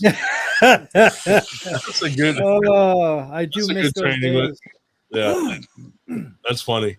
I do miss those days. I'll tell you what, though, Mike, at his age, dude, he's still like you still cannot take his wrist. You know what I mean? He's he still has the fucking wrist power. Mm-hmm. Another is it calcified? Carolyn Looms, $5 super chat. Thank you very much, Carolyn. Ryan, can we call Will and ask if he will be your manager, please? Now, Ryan, is Mike's wrist just calcified and just fused? No, he can. It moves. Yeah. No, but like Nitro's kind of like that. Like his wrist does not go fucking backwards. His shit is just fucking. He's beatable. He's beatable now. Like I used to not. When I started, Nitro made me feel like a little kid. But now it's wrist wise, yeah. But you're now another one of his proteges, huh? You don't take his wrist. Yeah, right. You just take his whole fucking arm. Like teacher, dude. It's crazy. Yeah, that's cool. It's Pauline's coach. Yeah, it's crazy. And Storm Cholinos and fucking Brandon Elseth, Norm Debios, Roger Bailey, Norm Debios, Rogers. Where's Roger been, dude? Roger's been busy with family, I think. Yeah. Well, he's got 2 of them. 2 kids. Do what? 2 families. Don't say the number 2. That's a rich guy. I can only handle one relationship at a time. I can't imagine, dude. I can't make one. I can't make That's one. A strong man. I'm divorced, so bro. I can't even make one happy. Right. I'll tell you. That's a skill issue. Nothing like a throuple. Dude. But hey, whatever makes you happy, man. We support you. You know? Thanks, buddy. Everyone deserves to be happy. But yeah. I tell my wife that every day. No. I don't know if everybody deserves to be happy. I tell my wife all the time, honey, you deserve to be happy. You should definitely leave me. Ed, I'm gonna have to say it again. Shut the car off. Shut the car off. He never gets the joke. I never get the joke. Whenever you're smoking in the garage, it looks like you just have the car running. You're trying to kill yourself, bro. Now you get the joke. Nice J. Nice little J. Fuck it, hotboxing it. Well, yeah, baking it, baby. I mean, I'm not sure you could see everything with the fucking all the lights up there. You know. No, you know what that is? It's a fucking light. That's the fucking garage. No, look at the lights in front of your Jeep. Never mind. I bet you can land a plane by the fucking front of your Jeep. Yeah. I used to drive a Kia Forte, man. So big difference. Dude, Jeep's a nice whip. Well, Bro. his is at least. The one I have is a piece of shit. I brought this. Why? What do you got? This is a 2014. What the hell do we have? An 07, 04? What the hell? No, it's a 2014 Polar Edition Jeep. I bought off my parents. No, we weren't talking about your cool Jeep. We were talking about my piece of shit Jeep. Dude, for a 2014, that only has 41,000 miles. Yeah, I got an 06 with 187,000 miles with the 3-liter in it. I mean, with the three. What is it? The 3.6 or the 3.4? This is the 3.6. Yeah, it's the 3.6. Yeah, is it a Wrangler? No, it's a four-door Grand Laredo or some shit. Okay, I'm not aware. Yeah, it's a piece of crap. Okay. Yeah, Sorry. my parents did a good job. They kept us pristine. They kept the garage. No, Yeah, it's beautiful. that thing's nice. That thing's Yeah. really nice. Hell, mine is such a piece of shit that 2 deer ran out in front of it 6 months ago, and one I missed one. The other one was like, "Fuck this!" right into the side of it. It hit Yeah, me. but dude, listen, you have an 06 Jeep, 187,000 miles, and that thing is still going. Jeep Wranglers are beasts, bro. Well, I just had to They're replace a head gasket on it. The AC just went out. The transmission's slipping. I mean, we When can you're- keep going. When you're getting that Ted. high, though, yeah, when you're getting that high mileage, I mean, but Ted, I thought you were going to say that those 2 deer ran out around then, and refused to get hit by that piece of shit. bro. The second one tried to commit suicide against it. It was just like, I'm fucking done. And the worst part is, the worst part is, I jumped out because I'm like, you know what? Hopefully you're flopping around on the road. I'm going to go put a bullet in you and I'm going to go have dinner. Right? No, the motherfucker was gone. See you. Yeah. It's like, bitch. Yeah, but the one you hit was fucking Arnold Schwarzenegger deer. Well, you didn't even hit it. It hit you. She's driving in her Taurus, and the fucking thing jumps off the damn side of a cliff and hits her. And I looked at where it hit, like with the head and all that, and the antlers came in. Bro, it had to be an 8-10 pointer.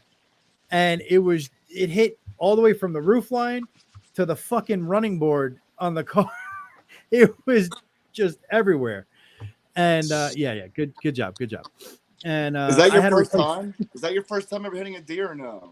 No, I lived in PA, I've been bro. lucky. I've never hit a deer. I've been lucky. No, I lived in PA, man. I've hit a ton of fucking deer. I mean, I've been lucky. But normally they're dead, so I get to bring them home and eat them. If you drive through Valley Forge at night, there's thousands of them in the grass. Wow, Valley Forge area. Yeah. Dude, I tried to feed one an apple, and I thought I was younger. I thought like I could knock one out, and I punched it, and it just looked at me like I was retarded and just kept eating the apple. Like it didn't even. It just like I just punched it. It just went, and then looked at me like nothing happened, and I was like, well. My dad had the deer trained at his fucking house. He used to live in Canadensis, and they used to walk up and hit the. He had the old Chevy van dog dish hubcaps. Yeah. And he used to put corn and shit like that in there for them. Well, they used to come up and hit the damn dish to let them know, hey, it's food time, asshole. Yeah. And one time he didn't move quick enough. They came into his garage and he's like, oh, this shit's getting pretty bad. Because it was like 8 pointers and shit. And these bucks are like, these bucks are doing their shit. And he's just like, this is getting kind of nasty now. Oh, that's funny. Yeah. Dude, my neighbors on the one side of me, they feed like raccoons and shit. And the neighbors on the other side of me have had to bring their Jeep into the shop 3 times because the raccoons are eating the cables under it. Oh. So they're like, they hate each other on both sides of me. And I'm just like in the middle, like, How come they don't fuck with your cars? I don't know why. I don't know if it's the Jeep thing because they have like a nice Jeep. And in some Jeeps, they run a lot of the cables under instead of inside. Yeah. Maybe they're just like chewing on it. I don't know. But when they brought it in, they were like, dude, there's like bite marks all over cables. That's when I'm sitting there in my front yard aiming underneath your car. Right, just shooting those little fuckers. I mean, they hit mine every now and then. What's up, Jody? How you doing, man? Jody Williams? Yep. Get him on. He hasn't been on in a little He while. says he's just passing through. What's the beef, Jody? Why don't you get on? I saw him compete on Arm Wars not that long ago, this week or last week. He looked good. Yeah. He looked real good. Definitely. That deer. Dude, where's hell? What's his name? Black Ice. Dude, I just mentioned punching a deer. No shit, I just noticed that. Holy deer puncher shit. grounded.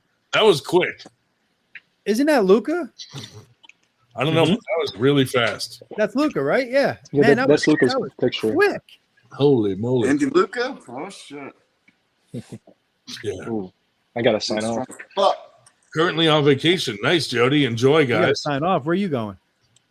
Oh no, I'm kidding. He mentioned Andy Luca. Oh, my bad.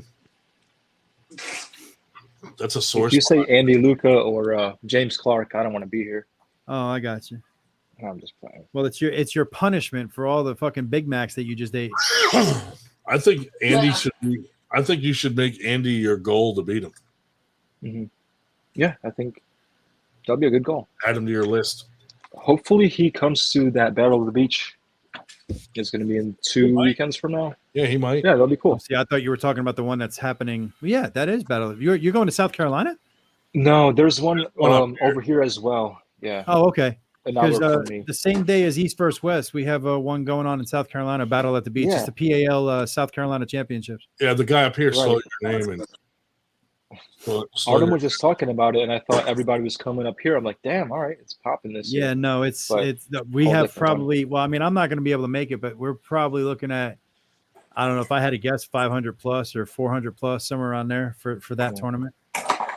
Yeah, I hope Andy comes up for this tournament, and to give it some more credibility, because a lot of the good pullers are going to be pulling at Henny's, Henny Jimenez's. Yeah, however way you say his name. He's got some decent little super matches going on there. He's got, like, if you know the level of the guys around here, then you know there's a lot of good people out there. Yeah, and they're going to have a tournament after all the pulls, and I won't be coming in there with a match, and if I come in there and win, I'm not going to feel good about walloping these upper tier dudes, bullying on them because I'm going to have a match beforehand.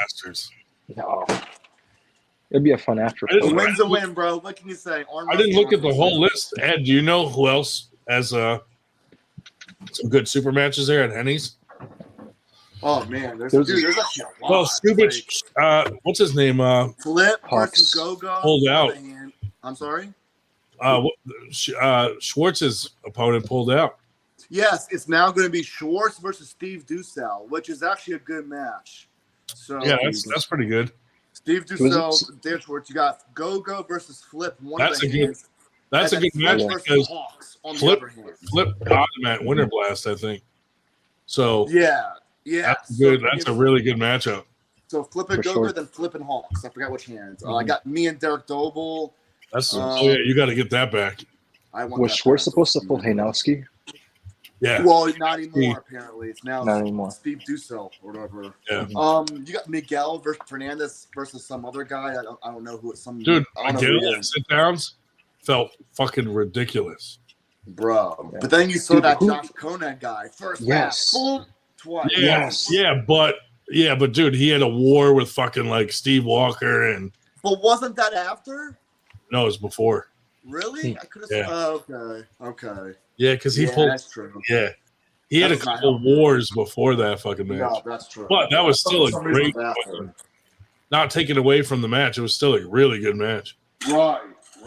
But dude, like I was pulling with Miguel a little bit on the side, and every time I pull him, dude, he injures me in some way. Like Miguel? He is not fun to side pull. People need to understand if you're going to pull Miguel, even if it's practice pulling, he's a savage and he's going to try and rip your arm off. So you just got to be ready for it. Yeah. That's all. That's why, like, you just got to be ready for you. Yeah, you just got to get ready to be destroyed.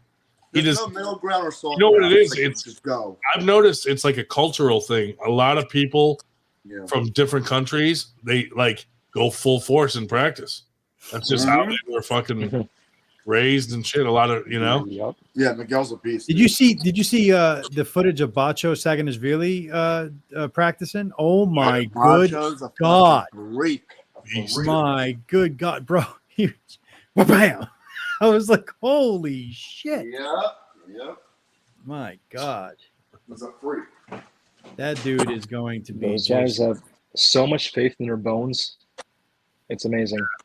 Oh yeah, for sure. I wish I trusted my structure that much. Someone that fast and they fucking just stop you, like you're gonna fucking break your own fucking arm. It's fucked up, I know. That is true. J&J. I mean, I don't know if they get it from their government, but they definitely have better access than we do, and it's funded and it's not looked down upon, and they're all like the NFL created the people. NBA over there. It's so popular. Yeah. It's government. That's their main sport. Here, it's like, not only that, but they could take, like, if they do have a job, they could take 2, 3, 4 weeks off for like the comp and training and all that. And look, we could get a discussion of whether or not we that's better or worse, but I mean, you got to look at what they have to deal with in order to have that, right? So, like, no freedoms. they have what 60% income tax. You know what I mean? It's like it's Did just you guys notice none of those top level guys have parents? They're all test tube babies. They were created in a lab. Because I mean, I've been asked that, like, would I give up? Would I give up what I have as far as freedoms and liberties here? Right. You know, to go do that, and the answer is no. Like, I'd rather not be the top arm wrestler in the world and still have freedoms and liberties to say what I want to say and do what I want to do. Right. Even though that's what's crazy about different countries around the world. Like, you know what else applies to that, dude? Like, in Iran, like bodybuilding in the Middle East is ridiculously popular. Like, you could be a multi-millionaire as a bodybuilder in the Middle East. But again, like you said, they give up the freedoms, it's a bad country, this and that. But I mean, now if you're just gonna toe the line, you know what I mean, and say what they want you to say and do. If you're that type of person, then absolutely, you might as well get paid to, you know, to do it and just toe the line and you know, be a millionaire. Sometimes I'm jealous. Like, I wish my husband loved me so much that when I show my face, he throws acid on me. Okay, dude. Are you pissing right now? No, that's not His hand, loud? His arm was out like this, dude. Like, just taking a leak. I was gonna wash dishes. I'm like, that's probably bad. don't worry, guys. Just taking a leak here. You're good. That was a strong stream too. We actually did a podcast where we were interviewing someone, and during the interview, they just walked to the bathroom and took a piss on the fucking interview, and then went back to talking. I'm like, did you just piss, dude? We can hear your scream. It was ice. It was last week. Well, he was drinking so much, the man had to go. Fucking Hot Rod did it way back when we interviewed him for his match with Miguel. Wait, is that loud? What was his real name? Cock something? Who?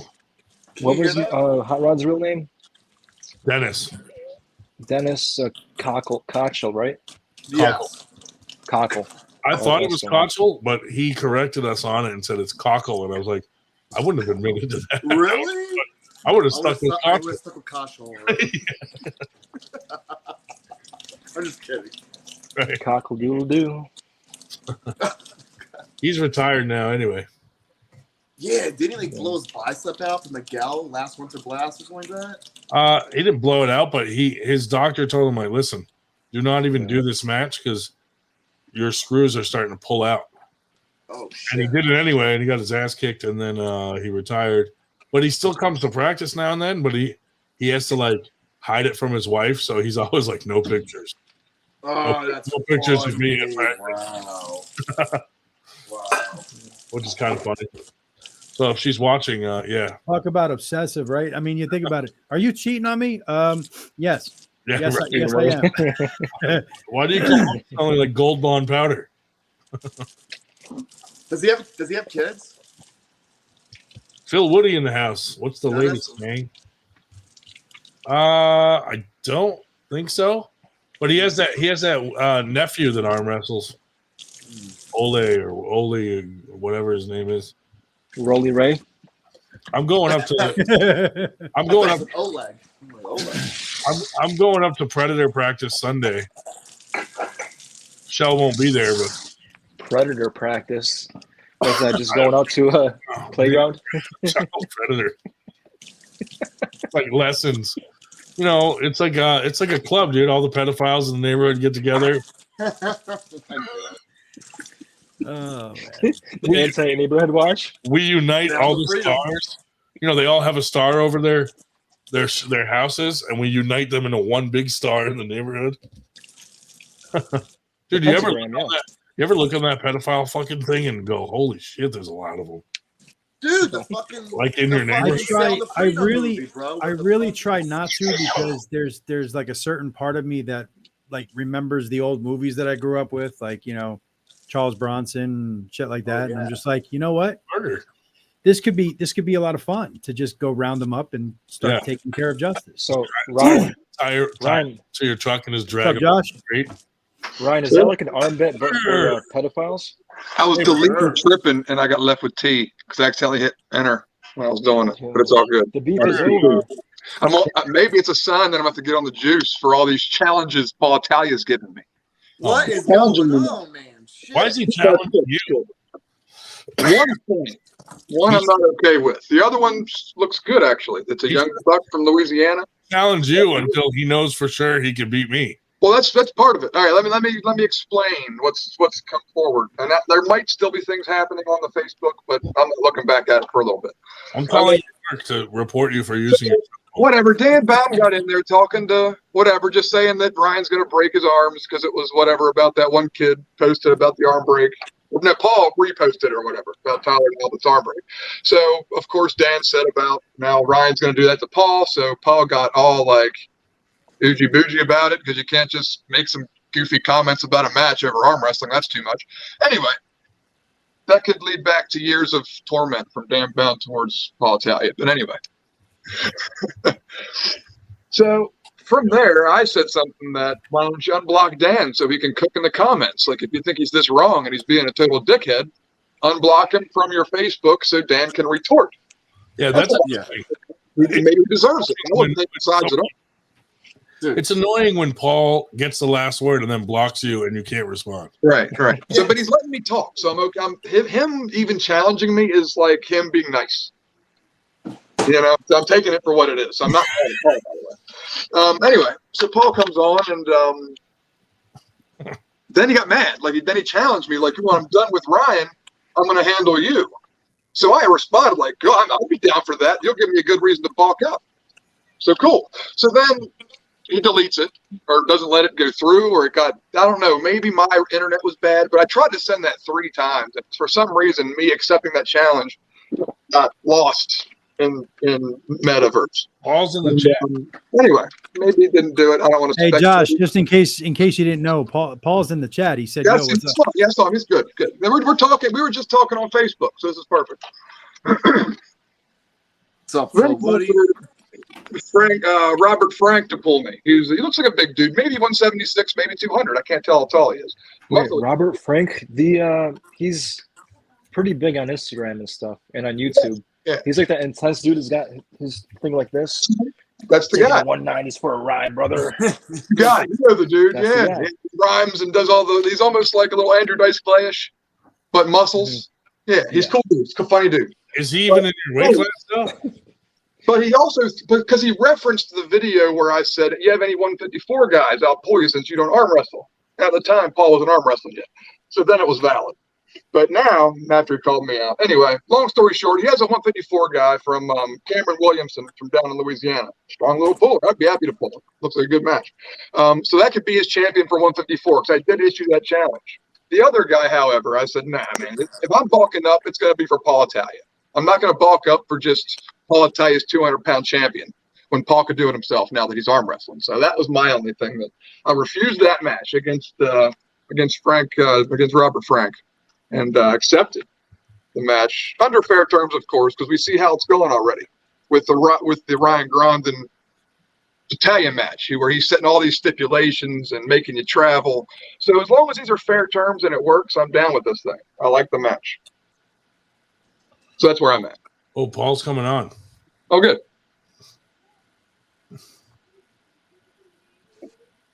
We don't have a height requirement. Everybody's all quiet, just waiting for him to get here.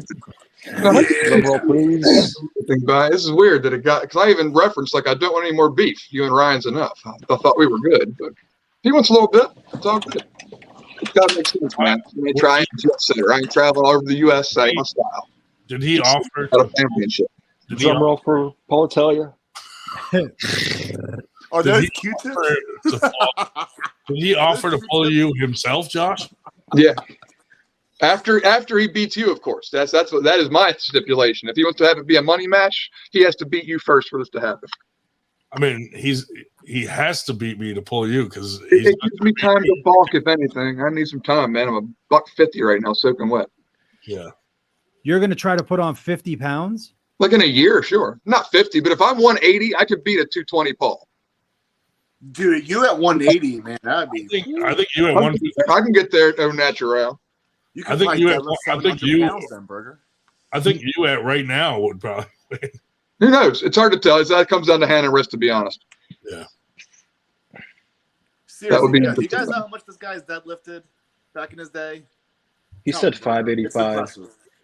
Something wild, yeah. 585, right? And that was at 158.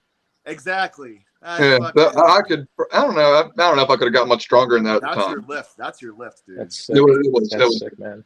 But the potential's there. The potential to get Very big and impressive. strong is still there. So I'm looking forward to having a reason to train again. I've been kind of You chilling. could've set rec- I you enjoy could've set chilling. records in the deadlifting your weight Just going class. to practice, doing the average training, and just getting strong. So it's been good to get healthy again. I was getting a little banged up on the elbows. and No, stuff. dude, that shit does bang you the fuck up, no doubt. Yeah, so I'm feeling nice and That's why I'm healthy going now. crazy Ready heavy to on that go shit again. again. Josh, completely unrelated. You know that one meme with Patrick Bateman? Is that Yeah. Patrick Bateman?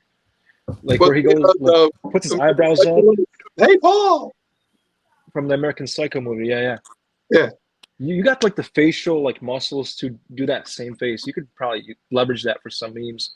Yeah, I actually did one of those face swappy things from the movie, Yeah. and you really can't tell. It's pretty weird. Like, it looks, Yeah, completely unrelated. All right, back to arm wrestling. if I shave and have a little bit better teeth and slightly better bone structure, I'm pretty close to Christian Bale. Yeah. Hey, Christian Shubich, Bale, that's what is the that? What is that plaque above you? What is that plaque up in the corner? Yeah.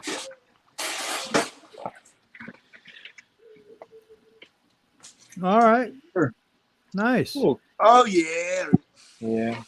Took on a challenge match, won it, got a little plaque for it. Nice. When did you? Oh yeah. Thumbnail? Thumbnail. He won it for bombing the Ukraine. That was Yeah. a Dan Schwartz's thing, right? The Well, as long as he Yeah. doesn't, use cluster bombs, because that's what we're sending. So Every time, Oh, that's your every thing? time he bombs a family, he gets a plaque. Oh, jeez. You want to see my other wall? He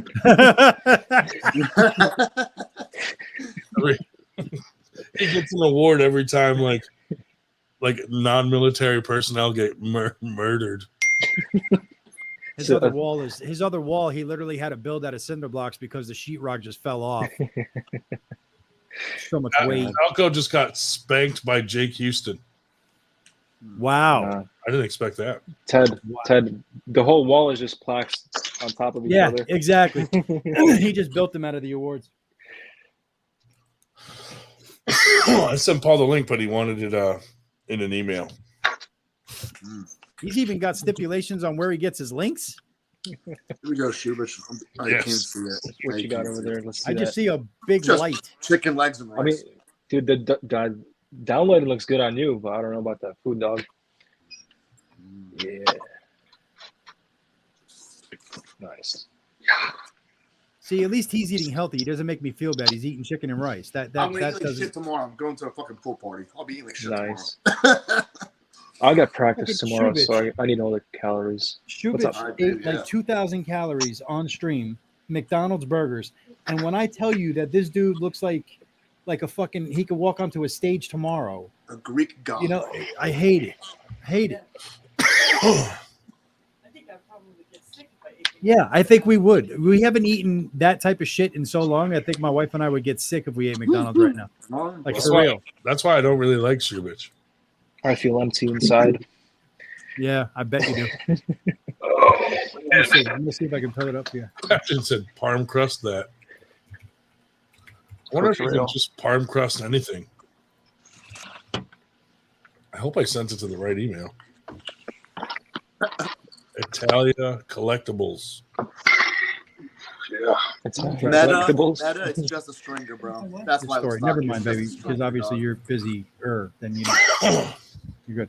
What does he collect? What does he collect? He only collects Britney Spears memorabilia. Look, Paul Italia. Well, Paul Lynn. I got traps too. Didn't even register my pronator as a human body part. That's why I won't even show. It's just too freaky. It won't even show it. Yeah, this is I like that point at practice, Burger, where your pronation doesn't work anymore. But yeah, isn't that great? It's my favorite part too. That's when I dive in. Oh God! I'll pull him. Yep, that's the spot you need to get to. I'm going to be going to a practice on Sunday at the Triad Top Rollers. It's about 2.5 hours west of here. Nice. Jay, And, what's the beef, man? Josh, Jonathan Hauser is going to be there. He's a newer guy that kind of just hit the scene, and I was kind of hoping that he would stay in the super heavies, but he's not. And it hurts my soul to know that he's coming down into the 220s. This guy's like, once he figures out how to use all the muscles, it's going to be just stupid. Yeah. I think he's like playing around benching over 3. Jeez. And I mean playing around, like he's like, yeah, I can't lift the heavy shit anymore. He's doing 3 for like reps, and a lot of reps at that. I think he did like 225 for like 20 or 25 reps. Yeah, he was just, his overhead presses are, I think, in the 3s as well, or high 2s. I was gonna say, I'm more impressed with overhead press than bench press. He's up there. And then his arm wrestling specific stuff is really up there too. Like he's already got 130 or 135 cup. His pronation is like well over 100. I'm like, fucking A, man. Strong dude. He's my shoe bitch. I hate him. That's nuts. Why would I give you validation? You're a personal trainer. You get paid to tell people, like, you have the most awesome job. You get paid to basically give people a bunch of fluff to make them feel like they're doing shit, and that's how you get paid. Personal trainers, man, it's great, especially personal trainers for actors, because you have an actor that's paying an actor that's acting like he knows how to do his job. It's fantastic. That's why I couldn't do it, man. I can't do the acting. It just didn't feel right. I felt like I was selling too much. It was too much of a shtick. Yeah. Who's this Phil Woody guy? Is this Phil Woody UK or Phil down the Woody board USA? That'd be great. But trying to convince people to do something they don't really want to do was not very. You see, like, I don't know if you watch Renaissance. What is it? Renaissance.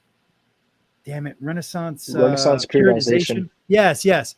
Dude, he reacts to all these fucking personal trainers and shit, and he backs it up with science. Oh my God, it's fantastic. He did one today on Mark Wahlberg.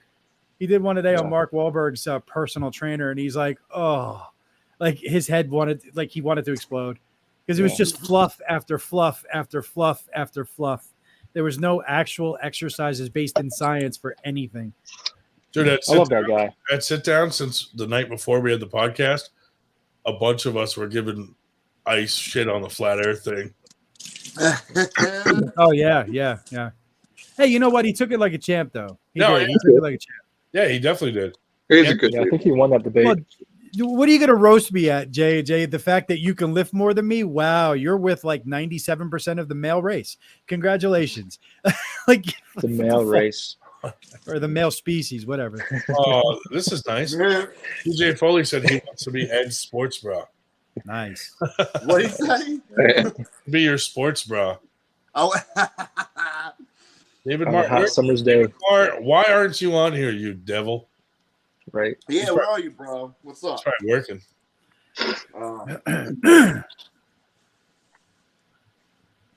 But, yeah. That channel is awesome though, Dr. Mike. He's fucking awesome. Mm-hmm. He's a good guy. Oh, TJ's got Callie with him this weekend. Mm. Well, we want her on the podcast, not you. She's gonna be a beast, dude. Yeah, she is. She's got some technique. Mm-hmm. Want to talk about technique? The number one 154-pound female in the country, Merlene. That girl will jam sideways like a shoulder presser for real. Of course, we know Phil Woody. We know who Phil is. Phil Woody UK. That's right. You gotta know. It's the only David, Phil Woody we know. With a new hashtag, have you seen my speaker? Have you seen that speaker? Have you seen my baseball? Have you met Tud? Have you seen my wiener? Have you seen it? He's got a dicky do. Ted, Hey, yeah. I'll call out guys named Ted. There you go. There you go. Wait, look at his no, pull that back up. Look at his logo. It looks like a penis. It does, man. It really does. Oh, yeah, I see it. I like your style, Jay. I like That's how you get all your clients, huh?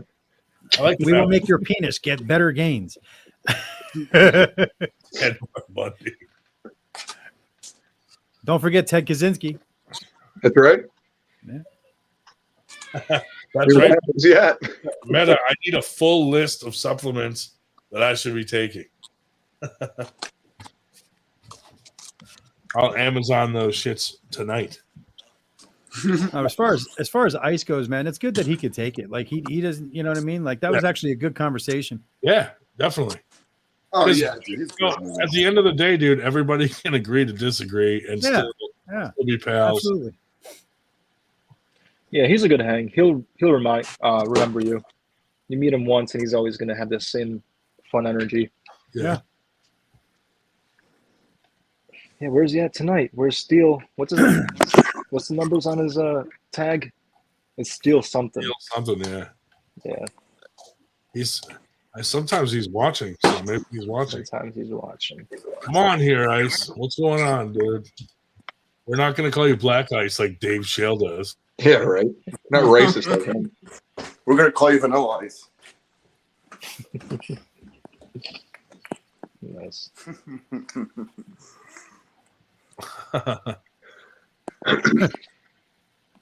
So when's the cutoff time for the arm wrestling talk, so we could talk something else? Have we been actually talking arm wrestling talk though?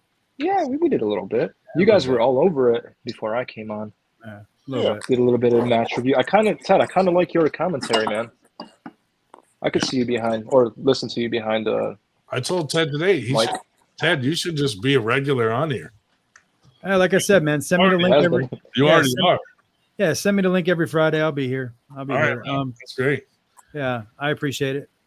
No, we appreciate it, man. It's good to have extra people on that. You know, like we've had people on the past that just sit there and say nothing the whole night, and it's like it's a waste of a spot. You know. What's up, Shubich? I see you raising your hand. Ryan, Shubich, you go. don't have to thank me now. I got a surprise guest for us. Oh yeah. Jesus. Was it a fucking Longhorn steak smothered in? That would be so great, man. Oh, that'd be so good. That would be fantastic. Did you end up ordering anything? You should have. Did I order anything? No, not yet. I'm trying not to order stuff, so thanks for continually reminding me to order something. You know, I don't know who J&J really is, but I tell you what, I do like his style. The link is always up, old man. Yeah, it is for all of you guys that are in the chat. For the people that are being invited on the show, it gets sent out beforehand. So, who's I think Jay is the fella from last week that was debating with Black Ice. Oh, no shit. The bald gentleman. I think that was him, right? He was a strong guy, I think. Oh, yeah, that makes sense then. Yeah. Okay. Thank you, Meta. I need that. Phil Woody's right. The milk cures the spiciness. When you have spicy food, you just drink some milk. Oh, yeah. I didn't know that was big. Yeah, it's crazy. Did you know that birds don't have capsaicin receptors, so they could eat the spiciest shit? Yeah. That's why they could get away with it. I didn't know that. I know that they can't eat Alka-Seltzer, though. Yeah. Probably not all birds, but most. They don't have capsaicin receptors. The turkey vulture's poop is, you could use it as hand sanitizer. Oh, look, Ted is old. Oh, that's so original. So original. Oh, is that Later Wheels before the steroids? Hey. Me and Ted are it's Jerry Wheels. Me and Ted are the same age. That is not nice.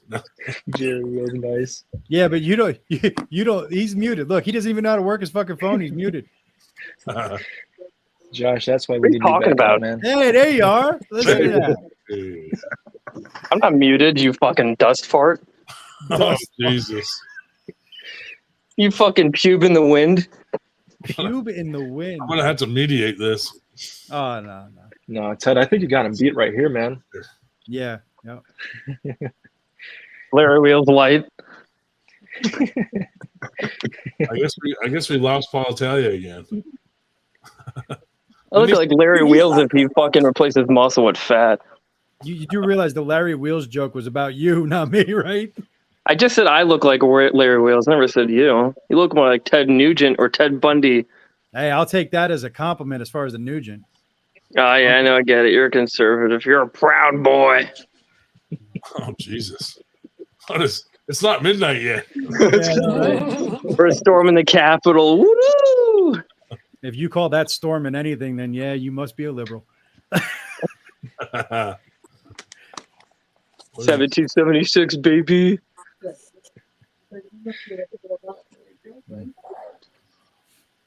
It's not midnight yet. That's a rule on the 98. We can't be talking politics.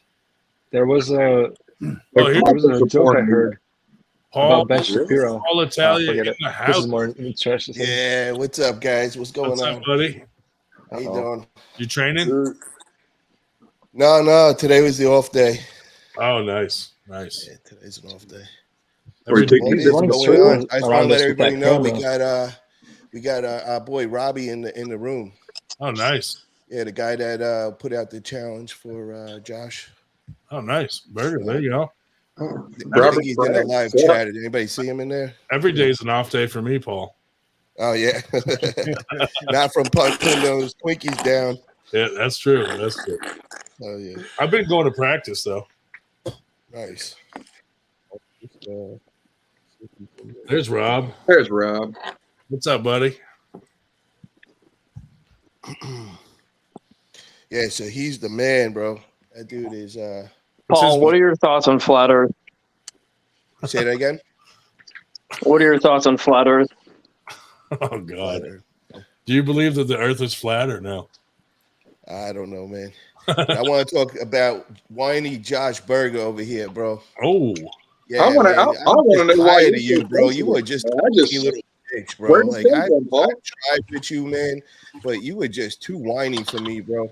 So, yo, you want to do this, bro? Go gain some weight, gain the big boy weight class, man. Let's fucking do this. I'm gonna fucking crack that wrist back. Okay, cool.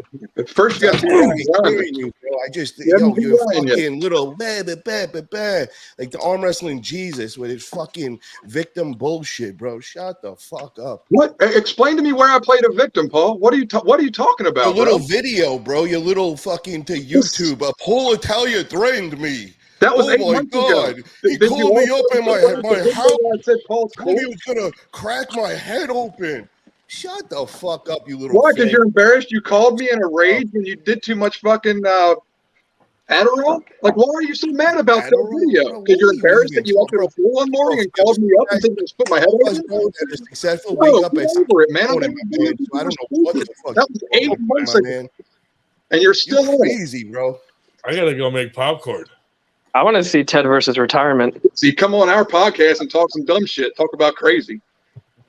Talk some dumb shit. I'm sorry, bro. I didn't mean to offend the 14 people watching right now. That one's offended, except by your fashion sense. How much does Rob weigh? Okay, so just so you guys understand, Robbie is he's the guy behind VitaCell Stem Cell Company. He's the owner of them. Okay. He's not actually an arm wrestler. His son is. His son is a murderer, but I mean he's an adult arm wrestler. He's not like Josh with the little kids and shit. So 25. Yeah, we got to find the guys that that could arm wrestle little Josh over there with those little Gumby arms and shit. So he's got his little man coming up. I think he's like 19 or something. Shubits, what do you his weigh? man Cam will put the smackdown on you, Josh. Shubits, what do you weigh? 154. Okay. Your right leg weighs 154. Shubits and Rob could be a good match. There we go. Now we're talking. We got matches now. Who's that? Yeah, but I want to see Cam versus Josh over here, man. That'd be good. I'd like to see that too. I'll pull Slim and then you can start eating and come like to man's weight. I don't and pull we can hold hands. What's Cam weight? 154. He's a 154, but he'll pull anywhere, man. He'll pull 176. He just pulled Jake Houston over in Indiana. It's a good match too. I just watched it for real. That could be get it. Yeah, Cam's no joke, man. He's for real. Yeah, he looks tough. So Josh, you want the match with Cam? Shubich will take the match with Rob. Everything's good. Yeah. Me and Yeah, Paul. but I want whiny little Josh, man, when he gets up to the big boy weight. You know what I I'm mean? down So with that, Paul. you got we got plenty time of for that. time. You got it. Let's got lock Ryan shit to in, do man. it. Let's get a promoter. Let's get this shit locked in, man. Why don't And you yo, just I pull just him want now? to say, bro, you keep saying that I'm making all the stipulations and setting everything up. No, my man. All I did was I said I want a promoter to put up $1,000 to make it worth my while, and for the guy that has to go and lose has to pay for their own travel and their hotel. So that's kind of like their punishment. You know what I mean? So that's all I said. So Greg Brown was nice enough, man, to step up to the occasion and put up that money. So he lives Paul, in why should Arizona. amateurs get super matches? But put What's it that, bro? over here where we can be. Why should amateurs get super matches? But it's already your stipulation then. What is the difference if it's an amateur or not, my man? If they draw in the people and people want to see you pull, what's the difference if you're an amateur or not? Yeah, but it's not people. It's just a matter of person. If you have one person paying for it, nobody wants to see it. So nobody I'm wants gonna to go get see it, some you're milk. saying, This is bro? too spicy. I'm saying nobody wants to see amateurs pull. I mean, if it's like, somebody with a name and somebody's a pro, there's people watching pull. Okay, so I'm not getting what you're saying, bro. Burger, I'm what's lost. your weight right now? So the two you're saying me and Ryan pulling isn't interesting to you? I don't get what you're saying. Burger's 145 right now, so that's good with Cam. Well, you and Ryan pulling, if you're going to give the money to somebody, it should be pros. Rob said Cam's 150 right now, so that actually a promoter is putting it up, my man. So what does it matter? Yeah, but it's somebody you know. It's not exactly like a quote-unquote promoter who's doing it just because he wants to do it.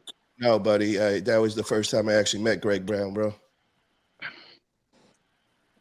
But yo, you got some shit to say, bro? Because I don't even know you, and you talking out your face right now. What's up, man?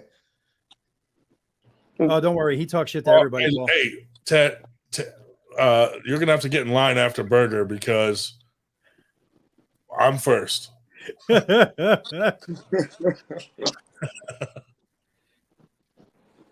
Paul, you've been getting challenges like crazy now, though, right? Yeah. Oh, I've always have, man. I always have, bro. Oh, really? Always. Yeah, everybody's always hitting me up in the messages, challenging me and wants to do this and that. You know, it's always the guys I never know. I've never heard them, never had a conversation with them. It's always those guys. It's like, nice to meet you, man. What's your name? Like, who are you again? Carolyn Loom said she'll put 1K up at the High Five pay-per-view in December. Oh, nice. So wait, I thought High Five we got in August 28th. Are they doing another one in December? Are you going to that, Paul? Yeah, I'll be there. Oh, me too, man. Yeah. I can't wait, bro. That's gonna be a good one, dude. man. Yeah, it's gonna be a lot of fun. Oh, so you're gonna be there, man. So it could get a little wild in the crowd over there. Yeah, baby. Oh, and make some content. Little face-offs. You guys do it right. Hell yeah, man. For real. This will be fun. We should grip up just to see how the match is gonna go. Oh, bro, you might not show up that day, then, man. Fuck that, bro. You're gonna be scared as hell. I'm kidding. Holy shit, dude! If I pull your top roll, if I pull him lefty, he'll cancel everything, bro. I could do anything, man. There's nothing I can't do, bro. I'm an all around puller, man. Always have been. How long have you been pulling for? 3 years technically, but you take out all my surgeries and all. It's I would say the first year and a half you can't really count as. Yeah, I was gonna say you legitimately have about a year and a half, 2 years because of your biceps. So. Yeah. But I mean, I was always pulling up with my off hand, but you can't train. What people don't understand is, you could pull with the other hand, but you can't train your full body. You can't bench press. I mean, you can't do anything really. I went through the same thing with my shoulder. I couldn't do shit. Oh, Phil Woody. Yeah, no, bro. I've always been an arm wrestler, man. It's just, my dumb ass went too quick and, I popped my biceps and shit. So instead of just sitting around feeling bad for myself, I jumped in the game as a promoter and all. And Josh, are you with that? Josh, wait a second. Paul, what are you going to do? There's a $2,000. Hang on, whoa! There's a $2,000 challenge versus Cam for Josh. Where did that come from? Yeah, I never saw anything about $2,000. They're just because now they do this to make it harder, and they want to make it like, no, Josh, that is on the Facebook post, bro. The one that you act like is not there. Yeah, it's there. He's been answering you back. He called you out 5 minutes after you answered, and he said he'll put up $2,000 and you could pick whatever weight class you want, and he'll get somebody. You being 154, he's got his guy Cam, and he wants to do it. So lock in right now. You could do it for $2,000. The dude's like 18, 19 years old. Come on, bro. Like, I thought you've been pulling for a long time, man. You got this. Yeah, no, listen, and the kid's a strong kid, and I'm not an asshole. I'm not like you, and I don't just underestimate people and throw money around willy-nilly. Underestimate, bro. Please. Like, Come that's on, stupid. dude. I don't have it. No, I don't have the money to throw in an arm wrestling match. That is selfish of me. My family could use that money for other shit besides me. You just suck in life, bro. You just suck in life. You don't got that kind of money, man.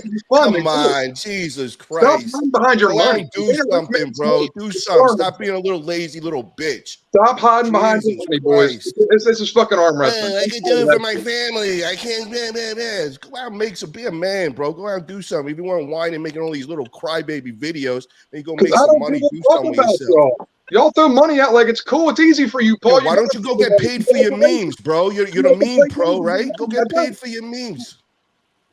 There you go. I'm giving you entrepreneurial fucking advice right now, bro. Go get paid for your memes, bro.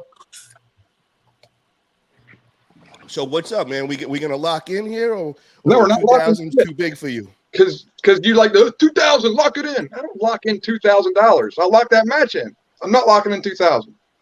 Well, Paul, let me ask you this: if you're, let me just play devil's advocate here. If you're that sure about your guy, right, and everybody seems to be, since everybody's picking on Josh about it. Hold on, just make it clear, bro. So it's not my guy. I have nothing to do with that. Then what is this, Paul? If it ain't your guy, I said you give me a guy. Robbie owns Vitus Cell. I said you give me a guy. Hello. I will explain right now, bro. For me. Robbie owns Vitus Cell. And he I don't know, Robbie. You just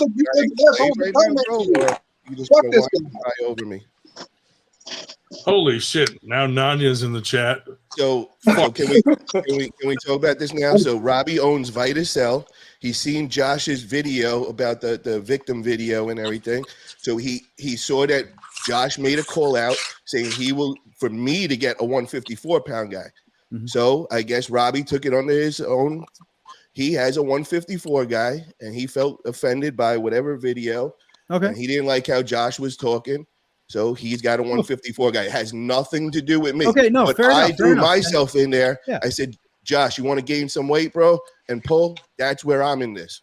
No, fair enough. Then Rob, I guess my question would be, I mean, if you're that confident in Cam, which I get it, you're that confident in Cam and you're willing to put up 2K, then just put up 2K, winner take all. Like you just put up the 2K. That way, Josh doesn't have to put out 2K. Cam doesn't have to put out 2K. And no offense, and I mean this. I mean, I know you guys are extremely successful and you work hard for it, but you definitely got the 2K. You definitely do. So just put up the 2K, winner take all. Josh and Cam pull, and that's it. Nobody has to sit there and worry about the stipulations or anything because you're going to put up the 2K, and the best man puts the guy down, and that's the end of it. I mean, why not do it that way? That's exactly what Paul did when he got a promoter to put up the 1,000 against Ryan. So I mean, why not do it that way? That might be what's going on. I don't know. We got to ask Robbie. Hey, that's fair. And if I jumped with the gun and got mad, I apologize. If that's the plan, I'd be down for that. But I can't put up $2,000. I'm sorry. I just know that was what just happened with Matt Craig and Dallas Langston. I know Vitus Cell, sponsored that match, so I don't know if it's the same kind of deal. You got to ask Robbie. Robbie, if you're in the room, maybe you could clarify. Because I would pay $100K a week. I don't know what that means. I don't know. I don't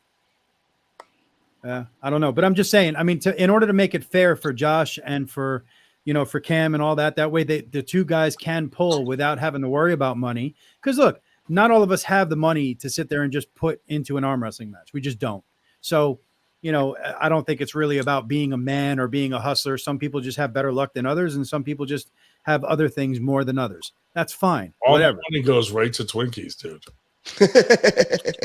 But in any case, if we have somebody that would put up the 2K, or just make it for nothing and just pull for the sake of pulling, then that's it. That's it. Pull. No, you're good, Rob. Hey, listen, and I love what you guys are doing. I'm being serious. I love what you guys are doing for the sport. I love what you guys are doing for all of these older guys that have the money to put into to making their bodies healthy again, you guys are obviously doing a great job. For sure. But I mean, you know, in order for this to happen, Josh is down for the match. Cam is obviously down for the match. You're down for the match. So let's just make it happen without any stipulations on it. Let's just do it. So Josh is pulling Cam, not Paul? Or yeah, because Rob said, and this is Rob's words. Josh needs a lot of time to get his weight up, supposedly, or something. So, you know, first off, me and you got our Rumble, and that's in December. So that's 6 months right there. Well, in Rob's words, he didn't think it would be fair for Paul to take on Josh. Yes, that's and what he said to me. I agree with that because Paul doesn't have the experience right now to take on Josh. He doesn't. You are crazy, guys. You really have no clue, but okay. Oh, look, man, I know you're strong. I seen that. There's no doubt about it. Like I know you're strong. There's like nobody that has two eyes, can say you're not strong. It's just I know how to arm wrestle, guys. I know how to arm wrestle, guys. There's a huge thing about experience, my brother. How come no one ever says I'm strong? You're strong.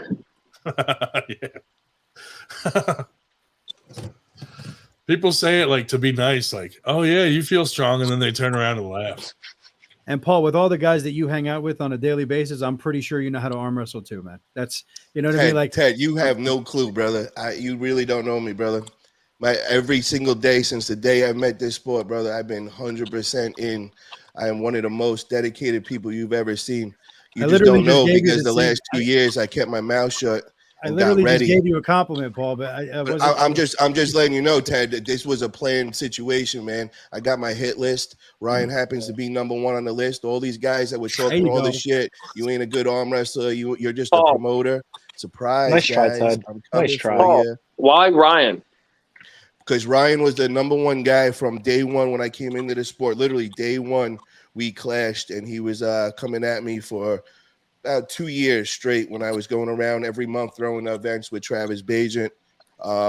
He was telling everybody that I was robbing the arm wrestling community, that I was making all this money. When it's really frustrating when you're putting up $10,000 to $20,000 and burning them at these events just because you want arm wrestling to happen, and you're not making a penny, and you're not doing it to make money at all. You know, and then when people are believing it, you know, because, you know, he's got his clique there and he was the leader. And it just when you guys first started off, nobody really knew me, you know, and so that was what went on. So there was a lot of hate. I get that, but you don't get anything out of beating him. Yeah, I do, my man. It's to look at his face, and the way I have it set up is the winner's going to walk away with $1,000. The person that's going to lose just paid for a trip to Arizona, for a hotel, for a flight, to get humiliated and get his hand held, and he's going to pin himself. You know, so that, and then it's the closure, my man. It's the get off of that table, shake Ryan's hand, and say, "Yo, bro, it's officially." Now, see that I understand, and that I agree with 100%. I do. Yeah. I agree with that 100%. Yeah. In my defense, though, Paul, in the beginning, the people that were trolling you were Chuck Bardo and Dan Bound. And then you blame 98, and that's when I started. Ryan, you're not getting at this one, bro. No, I'm just saying it was them two first. Whatever you say, brother. Whatever you say. And then the guy, I gotta admit, bro, the one person that I dislike more than Ryan, and the only reason why he was not the first one, and I just feel it's not kind of right, is little Josh over here. It's just he's too little, bro. You know what I mean? It looked bad. It looked like me being a bully right now, just beating up on this kid. Josh seems like a really good puller, though. Fucking dude, Josh is a good puller, and I will admit that Josh is a very technical arm wrestler, and he's very good. But I am better than him, and I'm a lot stronger than him. Well, Josh smashes me, so you're in for a surprise at not how strong I am, but the opposite. Bro, I've seen the videos of Josh, bro. Josh is not doing what he thinks he could do to me, bro. You will bounce off my arm, bro. What he's saying is if you think Josh is a good puller, wait, you're going to destroy Ryan because Josh kills Ryan. I don't expect anything other than to destroy Ryan, bro. This is more me hanging his fucking arm up in my gym, you know, as a souvenir, bro. You know, I don't really expect anything from this kid, dude. You know? I don't. So basically, it's a free pay for you. $3,000, and I'm bringing my girl. I'm going to have a nice little trip. We're bringing a little dog. We're gonna go and do a week fucking touring around, and it's all on Ryan Grinding, and it makes me. And then feel after good that, knowing to the that. Jersey Shore. What's that? And then after that, to the Jersey Shore. I love the Jersey Shore, man. What the fuck? Well, I'm just so you get it straight, bro, because you might not know, but I'm from New York, man. There's a big difference. But for guys I'm from that New ain't York. from that area, there is. But you're probably from like upstate New York, right? Like where No, you from? Queens. Where part, bro? Whitestone. I'm Howard Beach guy. It's weird you had to think about it, though. Greenpoint, Brooklyn. Greenpoint, Brooklyn. Ew. Nobody likes Brooklyn, you hipster. No, that's what it is now. That's not. No, what it you was look when like a I was hipster. there. You look like you dye your beard that color so you look older. That's definitely me, a hipster. That's rough, me. what a rough crowd. Yeah, that's tight. Yo, is Nanya That's still me, in right? here? Yeah, right. That's That definitely rough me. I'm leader, fucking hipster. that liberal. Yeah. Nanya's not in here anymore? He was in there, but he's probably at a fucking rave or some sort of fucking. Every time he comes on, he's holding glow sticks.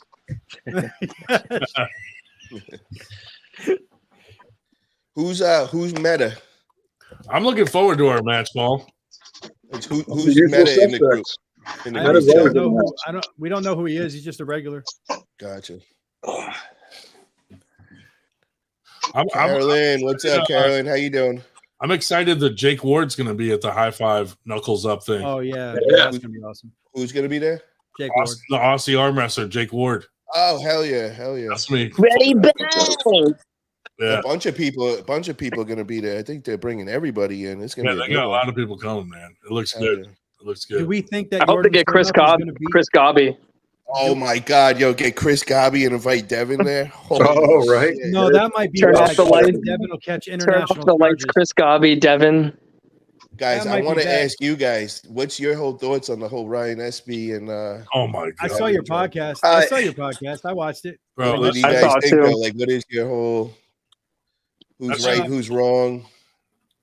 I I think definitely think Ryan Espy went a little too far to Yeah. take it to that level with Devin. I think it's a little too far. Well, bro, I in can Canada, you understand can that get in maybe- trouble for misgendering people. Yeah. For real. I mean, I Like, To can be quite understand honest, it, like, it's a crime up there if you To be misgender. quite honest, I actually agree with Michael Todd on this one almost 100%, which really shocks me. He said that if they had a problem with Devin's behavior, it is up to the organization at that point in time to correct the behavior right then and there. I You agree don't with sit that. there. It should have You been don't sit corrected there right and there and wait. then. I definitely You don't agree sit with there that. and wait until afterwards, and then Right. reactively punish The somebody refs should have told afterwards. them, "Yo, settle down. Yeah. I'm going to fail Yep. you for talking all that shit." Like, Yep, honestly, exactly. Otherwise, it could Exactly. have been settled So, right there. You know, But- Basically, since they didn't do anything that day, the it should just be dropped, done. That's But where, now- and then, But yeah, now get it the looks like charge, SB. shit. SB is a member of the ethics committee, and he's the president of the Canadian Arm Wrestling Right. Federation. That makes it look. Okay. That makes it worse. Makes It just worse, looks right. so bad. It really Right. does. It looks so bad. You got your I mean, ass handed someone to you. did make a comment about how Coach Ray, which is silly calling him coach, but whatever, how he's like the president of like his whole thing and how he like trains all the people there and everything. So I guess with how niche arm wrestling is, it's not too uncommon Why to would it have be people. considered? Why would it be silly to call him a coach? The guy literally gets paid to coach other professional arm wrestlers. I don't understand why that would be silly calling him a coach. You know what? I'm not going to go by J&J personal training. I'm going to go by J&J coaching. I'm going to call myself Coach Jeremy. But anyway. Who said that? The schmo, Paul. The other issue with Chris Gobby is he has been caught messaging people's underage children multiple times. Is this true? Are you serious? That's the rumors. That's the rumors. I mean, when you're the size of a kid, is it really that That's weird? true. What the fuck? That's some creepy That's shit sick. right there. I mean, you heard Yo, what Devin get said Tim about his Balor. brother's Get wife. Tim Balor. Well, he that's what me and Gobby's beef was originally. I actually brought him on my show and we hashed it out. But he brought up my girl and everything out of nowhere. He goes over the line and he'll bring in your family. He'll bring in your girl. Yeah. You know, and Internet he'll just say troll. some That's crazy stupid. shit. That's fucking stupid. The one thing What I'll people- give him though, he did come on my show and I brought that up and he did apologize on the show and everything. But it seems like he does that a lot. See, that's the problem with this culture in general, is that people get way too comfortable behind their cameras, their keyboards, and everything else, and they forget that there's real life consequences for shit like that. And if Devin sees him, he's going to find out what a tier 1 operator can do, and it's not going to be fun for him. Yeah. I agree with that. He's crazy, bro. For real. Can we somehow get it recorded if Devin sees him? Yeah, right. Paul, Yeah, can you set that up instead? You know, it's funny that Schmo said that because I got like 3 other messages in my inbox, and it was all other stuff that Gobby was doing to Devin, and I couldn't believe. Paul, set up a cage match. What? Wait, yeah, right. So, are you guys saying Gobby's a pedophile? I'm not saying that because you know what? That type of shit, again, people get too comfortable saying stupid shit like that. The rumors are that he's stepped over the line with a lot of people and their families, and I'll leave it at that. That's the rumors. Yeah. Devin has come out publicly and said that he stepped over the line with his dead brother's wife. Jesus. Okay, now that came out publicly this week on Paul's show. Brian, you look a lot nicer now, huh? What? You look like most of the villains of Paul now, huh? Paul, you should just cancel the match. I think Ryan's actually not that bad for you, huh? Paul, do you have any dead relatives I could talk about? Yeah, right. Yeah, when it gets close, man, the gloves are gonna come off. That's bro. a whole It's new gonna get level when you heated up. start talking about like kids and fucking dead relatives. Like that's fucking. If you insult Frank Sinatra, Paul will be pissed. Oh, I would, bro. Yeah, you're damn right. You don't talk about Frank Sinatra, and don't talk about the fact that John F. Kennedy was killed by the mafia, because Paul's related to them too. Why do you think I don't bring up anything about New York? I don't talk about cannolis. I don't talk about fucking anything that might anger Paul on that level. Now look at how nice Ryan is. He put Paul Italia Promotions across the bottom. I know. I love it. He's trying to get brownie points, bro. He's trying not to get that arm ripped off, bro. No, dude. I know you're gonna bring it in that match. I have no doubts about it. The minute you bring up lasagna, you're triggering something in Paul. I'm gonna set up so I can roll out easy without getting my arm broken. Yep. Yo, so who do you train with in Queens over there? You with any of the teams over there? I train with Steve Black. Oh, so you go out to the island? Does he? No, he comes. I train out of my garage. Steve Black. I'm sure you guys know Chris Burton. Does he sing to you at practice? That's the only reason why I get better. And he sings Sinatra, actually. No, Steve's a good dude, man. Nah, Steve's Robbie, the best. they're all good guys, man. They're good guys. He's strong, too. He's a good at the beginning we all clashed and everything, but at the end of the day, they're all good guys. Shit, I just wish I could afford what Rob does. I'd get those shots all over my fucking arms. Yeah. Oh shit. Yeah, Robbie is the man, man. He is healing all our legends in our sport. Man. It really is. Look, crazy. it's happening right before our eyes with Devin and shit like that. Like you see him all of a sudden starting to move like what he said, like he's back in his 20s, and yeah. Well, I had I did it on both of my arms where I had the surgeries because I would get tendonitis a lot, and I had tendonitis on my right arm when I did it, and 3 weeks later it was gone. And wait, I have a quick question, Ted. Ted, you remember the 1920s, right? Oh, Jesus Christ. Ted's like, oh, I remember my 20s, the 1920s. It was swinging. He was swinging them. Ted, your first ever movie was a silent movie, right? Oh, wow. Did you hear what Robbie just said? He's got Levon and Engen coming for the stem cell treatment. Yep. Nice. That's big. Non-Ninja said he has 5 Gs and he's coming on. He's in Montana right now. Hey, Ted, do you realize that you've replaced Dave Schell? Yeah, right? Anya's in here right now, or he's trying, I just sent him the link. He's trying to come on. Hey, Rob, another one. Say to you guys, bro, what's up with your you don't use Zoom, you use like a different We just switched to this because like you can put people's comments up, like boom. You know what I mean? Yeah, and plus everyone knows that anything involving arm wrestling is like cheaper, lower quality. And I can put like the thing scrolling at the bottom. Like I thought it was more professional. That's why I was having problems though getting on. It wouldn't let me. It kept going saying the page wasn't there. Oh, really? I had to like download an app and. Hey, Rob, by the way, another one that you should be looking at is Zurab Tabaritzi when he's ready. He's another one that we should be trying to get over here to get treatment because he's going to need it. Good idea. But I thought it was cool, like being able to scroll like links at the bottom, and then you can do like banners, throw it up like. Yeah, no, I do like it. It looks cool. Yeah, Jake Ward started using it. He's the one who kind of turned me on to it. Yeah, And this is Streamlabs, isn't it? Stream Fox. StreamYard. Fox. Okay. StreamYard. Streamlabs was like I guess the StreamYard. predecessor to this. Yeah. StreamYard. Okay. My bad. There's a lot of cool options though. Because I used to use Streamlabs for my podcast, so it's probably a predecessor. I could also multi-stream to like this, Facebook, Twitter, whatever I wanted to multi-stream to. That's nice. Yeah. That is pretty. So, Josh, what do you have next, bro? What do you got coming up? Any tournaments? Anything going on? And nothing particularly planned out. Just training, being healthy, getting stronger, man. But 98's got the VFW coming up, so I'll probably pull that. That's in Whitehall, right? Soon, right? Yeah. I think the real question is what kind of product do you use in your hair? Oh man, this is all natural, man. Just condition every once in a while. Shubitz, what's next for you, guy? What's next for me? Battle of the Beach, 2 weekends from now. Okay, yeah. 2 weekends from now, 220 pros. There What we do you go. expect to do there? Who throws Really Battle well. of the Beach? James Reed. Oh, you're allowed there, bro? You're on this podcast? You're allowed there? Absolutely. Going there to see Invite.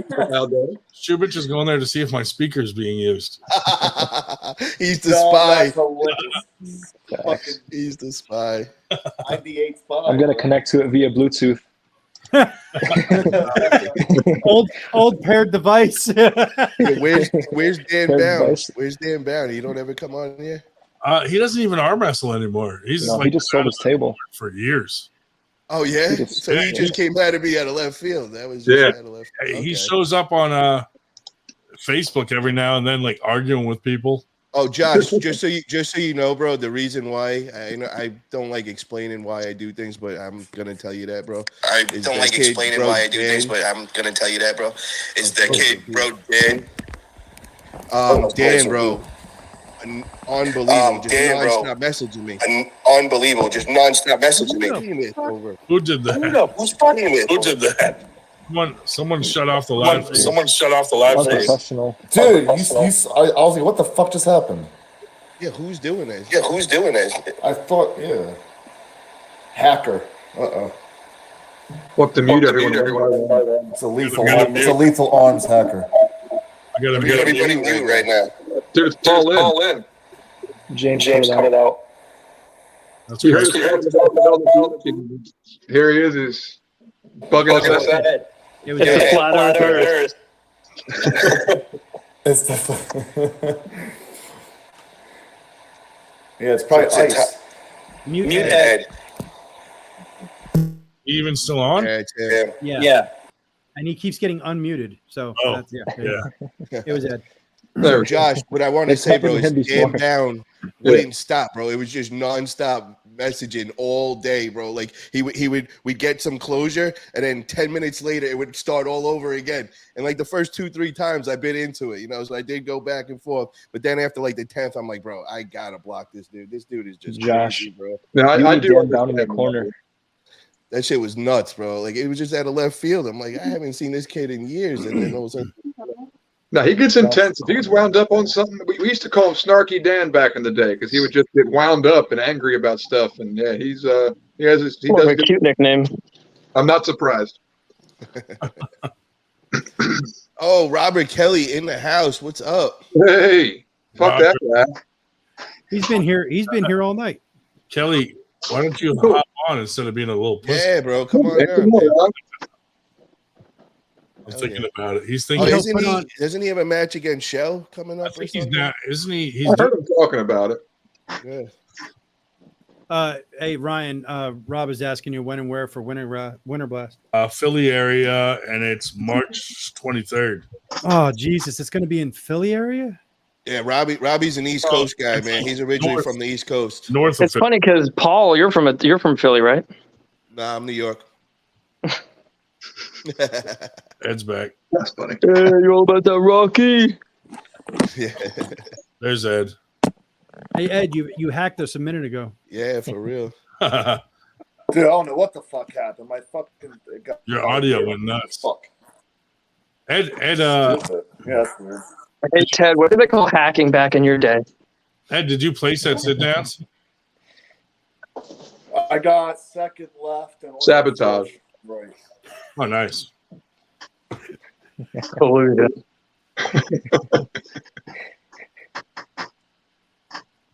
So what happened to Nanya? Is he getting on you? Is he having internet issues? The Rays might be out in the field. I don't know. It's got a Fisher Price connection.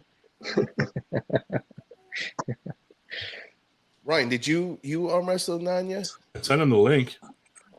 Just at practice. He's strong in his spot. He's like one of those guys that goes 100% at practice and doesn't like he just tries to like jump into his press on like you're pulling slow and he's doing a ready go. You know what I mean? Nice. That press is no joke. It looks lethal, man. He gets a It lot is tough. It's heavy. The only way, like, if you try to like lat drag backwards when he does that, you can kind of get him out of it, but you got to be quick to get him out of that press. Yeah. Like, look, he got Michael Hawks with it. I didn't expect that. Wow, Michael Hawks. Yeah, Michael Hawks that is a was beast. nice. Absolutely insane strong. I got him on the table the first time, man. He was trolling everybody. Oh yeah, remember that? Yeah, and I invited him to practice in Cali. Dude, I was just talking about that. He was like he really showed up. He was like one of those gym bros that was like, "I'll fucking kill arm wrestlers," and then he showed up and he did a nice post though.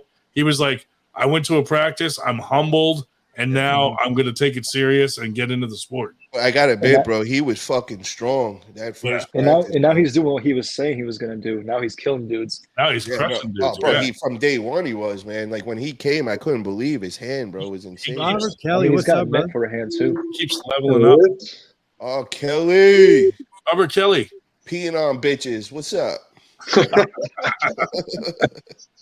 What's up, man? The womanizer. Ryan. Let's talk more about Ed Strickerl. You got to come in as Ryan's father. Come on. Dude, R. Kelly, you've come a long way from the womanizer, man. You were one of the most hated guys in arm wrestling for a time, and now you're like one of the most beloved. You've got Devin Larrett talking about how great you are. I mean, you're like down there with Artem. I got to give it to him, dude. R. Kelly's crushing it with the live stream. And he As soon doesn't as he even got rid of care. that AWU crew, man. He was great. fucking good. Yeah, that was the problem, dude. Good. That was the problem. The AWU fucking. Whatever happened with that kid Kotlo, man? Did he? I'll be right back. Stopped arm wrestling? Yeah, I don't know what he's doing anymore. I think he's kind of been trying to get AW back. I don't follow it, but I kind of saw it blip up real quick. I thought he killed himself. Slash hoped. Hey guys, you see Ted's camera? He doesn't even know how to work it. That's so cute. So old. Speaking of who else is doing decent, how about Grant? Quiet. He's still doing his thing on YouTube.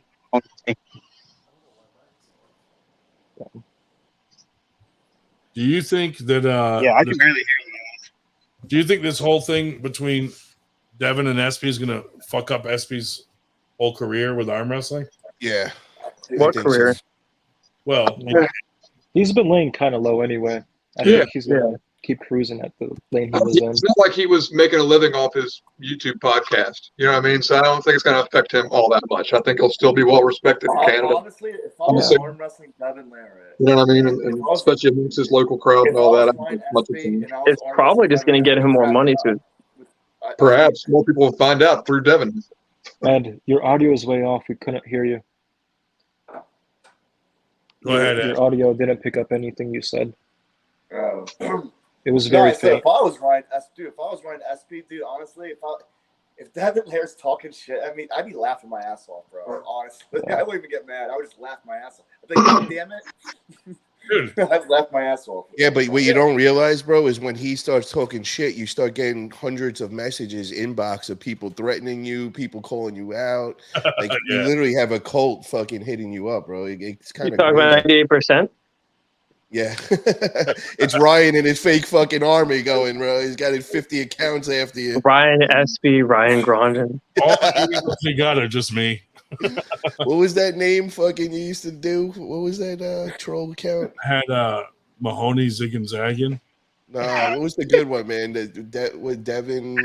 You're thinking of mine, Paul. That was. I don't know. I just group all you fucks together with that I know. shit, man. You all That's why I fucking was had like, your dude, army. you blamed a lot of shit on me that was not even me. Yeah. Well, I had Paul. Devin Larrett. The one who was real bad was Devon Sagadash Larrett. Oh yeah. All I know is Matt Craig had his big chalkboard going, and he had like fucking maps and fucking like thumbnails and fucking whose IP address he stole today. Yeah, that was fun time for real. Maddie sent me a link and said, "Click this so I can see your IP," and I did it. And he said, "Okay, you're not the troll." You got cleared. I was cleared for a while there. But that Devin Saginash Larrick guy he lived in New York for a while, didn't he? He's back in New York, baby. He's back. Because he moved back. I don't know. Watch out. Is he going to be at Battle of the Beach? Isn't that the one he was at? That was the one he was at. He was at Battle of the Beach for a while, didn't he? What's that? He moved to Mexico for a while, right? Texas. I don't have a clue. West somewhere. I have no clue who this guy is, but Shubich and Berger know who he is. Maybe we do. I know. Do I know? I might know. Shubich goes to this motherfucker's house. Yeah. I've never met him in person, but I'm aware of him. He's a great guy. Yeah. I don't know who he is, but I never asked. I'm like, fuck it. Dude wants to be anonymous. Let him be anonymous. Have you did your speaker alert today? No, not today. Amber alert, man. Put it out. You might get lucky. We had an agreement we were going to stop talking about James and his crew, and they're going to stop talking about us. Oh yeah. So hopefully they'll stick to it. Until next time on Arm Wrestling Drama. Yeah. So what's now going on? So you guys, it's a big split now, and now you guys are on your own, and not really. We just we hired him a few times at Winter Blast to run brackets, and this year we're going to use Corey Miller instead. That's all. Well, that's good because you get in with that AER and get that. Yeah, Corey. Yeah, and he can run 4 tables by himself. Yeah. So that'll be good to have him come out, and we bought the software, so it'll help us learn how to use it better. Yeah. And then obviously we can submit everything right to airs right away, and so that'll be good. Hell yeah! And so, which Winter Blast is the main one, and then the other one? What's the other ones? You're just working with other guys? Like, what's the deal with that? We started throwing some smaller. We used to do just Winter Blast every year, and this year we're doing like 4 small ones leading up to Winter Blast. Okay. So we already did one, and then we got 2 more on the books planned and ready and scheduled, and then Winter Blast is coming. Hell yeah! So yeah, if you can make it to Winter Blast, man. Yeah, I'm coming to love it, Ed. Yeah, no, 100%. I'll be at Winter Blast. Yeah, usually there's a pretty stacked class. Last year, we had one amateur class that had 27 people in it. Wow, what weight class? 200 AMs, wasn't it? 98 AMs? Yes, 98 fucking 27 people in it. At Camel City Classic, we had was like 16. Bart. Yeah. At the original Camel City Classic, we had 24 super heavyweight amateurs. That's awesome. Wow. Bart Wood said he never saw so many amateurs at any tournament, and I was like, that's good. Nice. Yo, Robbie, pulley crackhead mode Italia, baby. Coming to Winter Blast. Crackhead mode. Oh, that's Shoots Head. You guys have a lot more super First the cutout, then the real thing down there. Yeah. We don't get that too much up here. Yeah, and I mean, I was super heavy, but it was like, it was just fat. You know what I mean? So it wasn't like giving up on your diet weight. It wasn't like I was super strong for super heavy. My hand has always been really dominant, but welcome to my life, buddy. The arm. So that's why I dieted down to 220. So, or you know what I mean? I'm competing at the 220s, and no, I'm not giving up on it. That's where I'm staying. I'm saying super is not right now.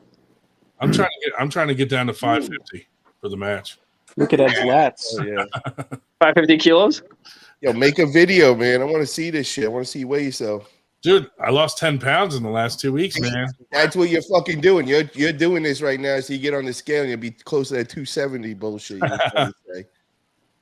What are you weighing these days, Ryan? He's saying 270, but he's lying out his ass. I'm like 279 right now. Bullshit. Ripped. Stage ready. Show it, but he won't make a video. Solid muscle.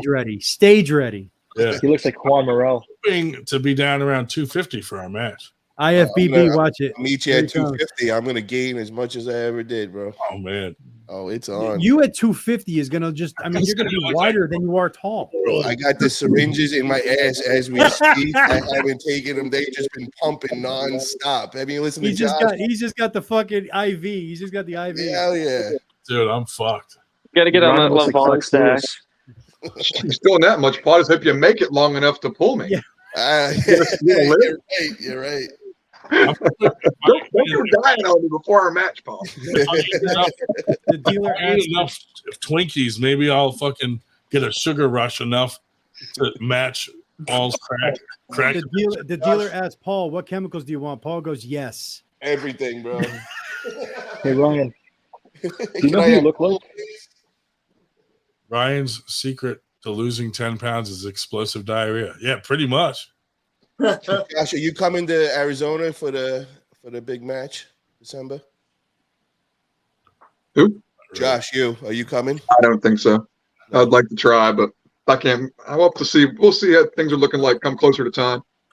Why don't you see if we can get a match going? Why don't you see if you get that Cam match maybe going there? That would be a good one. If Cam can swing it, I'd love to just be able to just jet set it out. I really do. I really would. That would be a great place to do it. I was already thinking about the Cam match. Like, man, if we get that to happen in the same place Grondin's at. So, West. All you have to do is throw in 2K. Do it down south near Cam. He's down in Louisiana, right?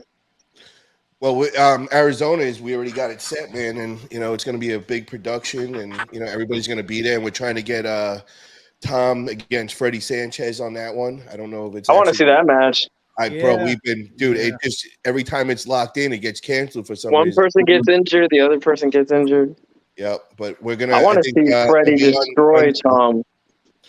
They're gonna be on Wednesday, and I'm gonna try get them to lock in for December 9th. Are you gonna actually be able to get a word in edgewise between those two? Oh yeah, right. And then you throw Greg Brown in there. His energy levels, holy shit. Yeah, Greg Brown's got that ADHD level, the energy. And he's Tom good, bro. and Freddie actually hate each other. I love the energy he brings. Actually, man. hate each other. Yeah. He's got that chaotic neutral energy. Yeah. Tom is fucking. I think Tom's a beast though on the table, man. I never pulled him. I was gonna say, that's what Bob Brown says. Everybody's saying about Freddie. Tom is no fucking joke. I gotta admit, bro, I was all Freddie, because I know he was 10 years in, and then when I seen Tom pulling Bob Brown, I was like, oh shit, all right. See Tom pulling Devin too? Yeah, I did see that. And I seen him pulling Larry Wheels too. Yeah. Tom is no joke. And he's a beast. And for Bob Brown to say you're a beast, Bob's straight but John Berzink also said that Freddie's a beast and he wants to pull him, so. Yeah, no, you're right. No, I'm telling you, bro, Freddie, I threw a bunch of events in Texas, and that he came on my radar. I mean, the dude and he's entertaining, bro. He holds people, he talks shit to them in the tournaments. Like, he's funny, bro. Yeah, when is he going to Monster Factory? Yeah, we should get him in that, man. That'd be a good one. I honestly think it's just going to be a coin flip, but I mean, I'm just saying, I don't think it's going to be one of those like one's going to blow out the other. I think it's going to be a war. Oh yeah, it'll definitely be a war. Yeah, I see a war, definitely. But I think that would be a good place to see you and Cam, man. That'd be a good one. Then you could corner Ryan and all that. That would be a good idea. I got James Reed in my corner, with the speaker. Hey, it's going to be in Arizona. Ryan should just call up John Berzink and get him the corner. For real. John's on my side now. I'm rolling with Bob Brown's crew. I went to the best. I was like, yo, I got a big match going against Ryan Grondin. I need you to break down, and we need to study. And Bob went, who? Rob's got the tapes out right now. He's studying Ryan up. I think Justin Green even commented today and said, I think he tagged you, Ryan. He said, wait till we train with Paul. He's going to be a different person when he leaves. Nice. I don't think I would notice the difference between where you are now and where you'll be then. Like when someone's a lot stronger than you, like you never know if they're one notch or 10 notches. Exactly. They seem so far away, but a lot of times, guys that are real close, they don't know if just a little more they would have had you, but they think they're 10 fucking levels under you. Yeah. Oh, your boy the Nightmare's in the chat. Oh shit! What's up? What's going on, Dan? He wants a rematch with you. Hey, that was a good war between him and Ice. It really was. It was a good that war. was pretty good. Hell yeah. He's got a big match, right? Against Steve. That guy, Steve. I don't know who Steve. I don't know much Steve about Duffel. Steve. Yeah, what's the deal with Steve? Who do we think is gonna win, guys? I got Steve Nightmare. Dussel's his right is pretty solid. It should be a good match. Does Dan have time to be in here, or is this not a priority? Yeah, Dan, get in here, man. He priority mailed this shirt to me, though. I want to give Dan props. He got this shirt to me from Manolo Sanchez at Poseo TV. So thank you very much. I appreciate that, Dan. Thank you to Manolo. Yes. Yeah, Thank you, Dan, for making that a priority. I do appreciate that. Schmo, who are you, man? You said I'll take Tom Stubberline for as much as Greg Brown can come up with. Who are you, Schmo? Who is that? Whoa. One of the Damn. one suspect. Yeah, you're talking about somebody who like throws $1,000 on an amateur super match, and you're wow, okay.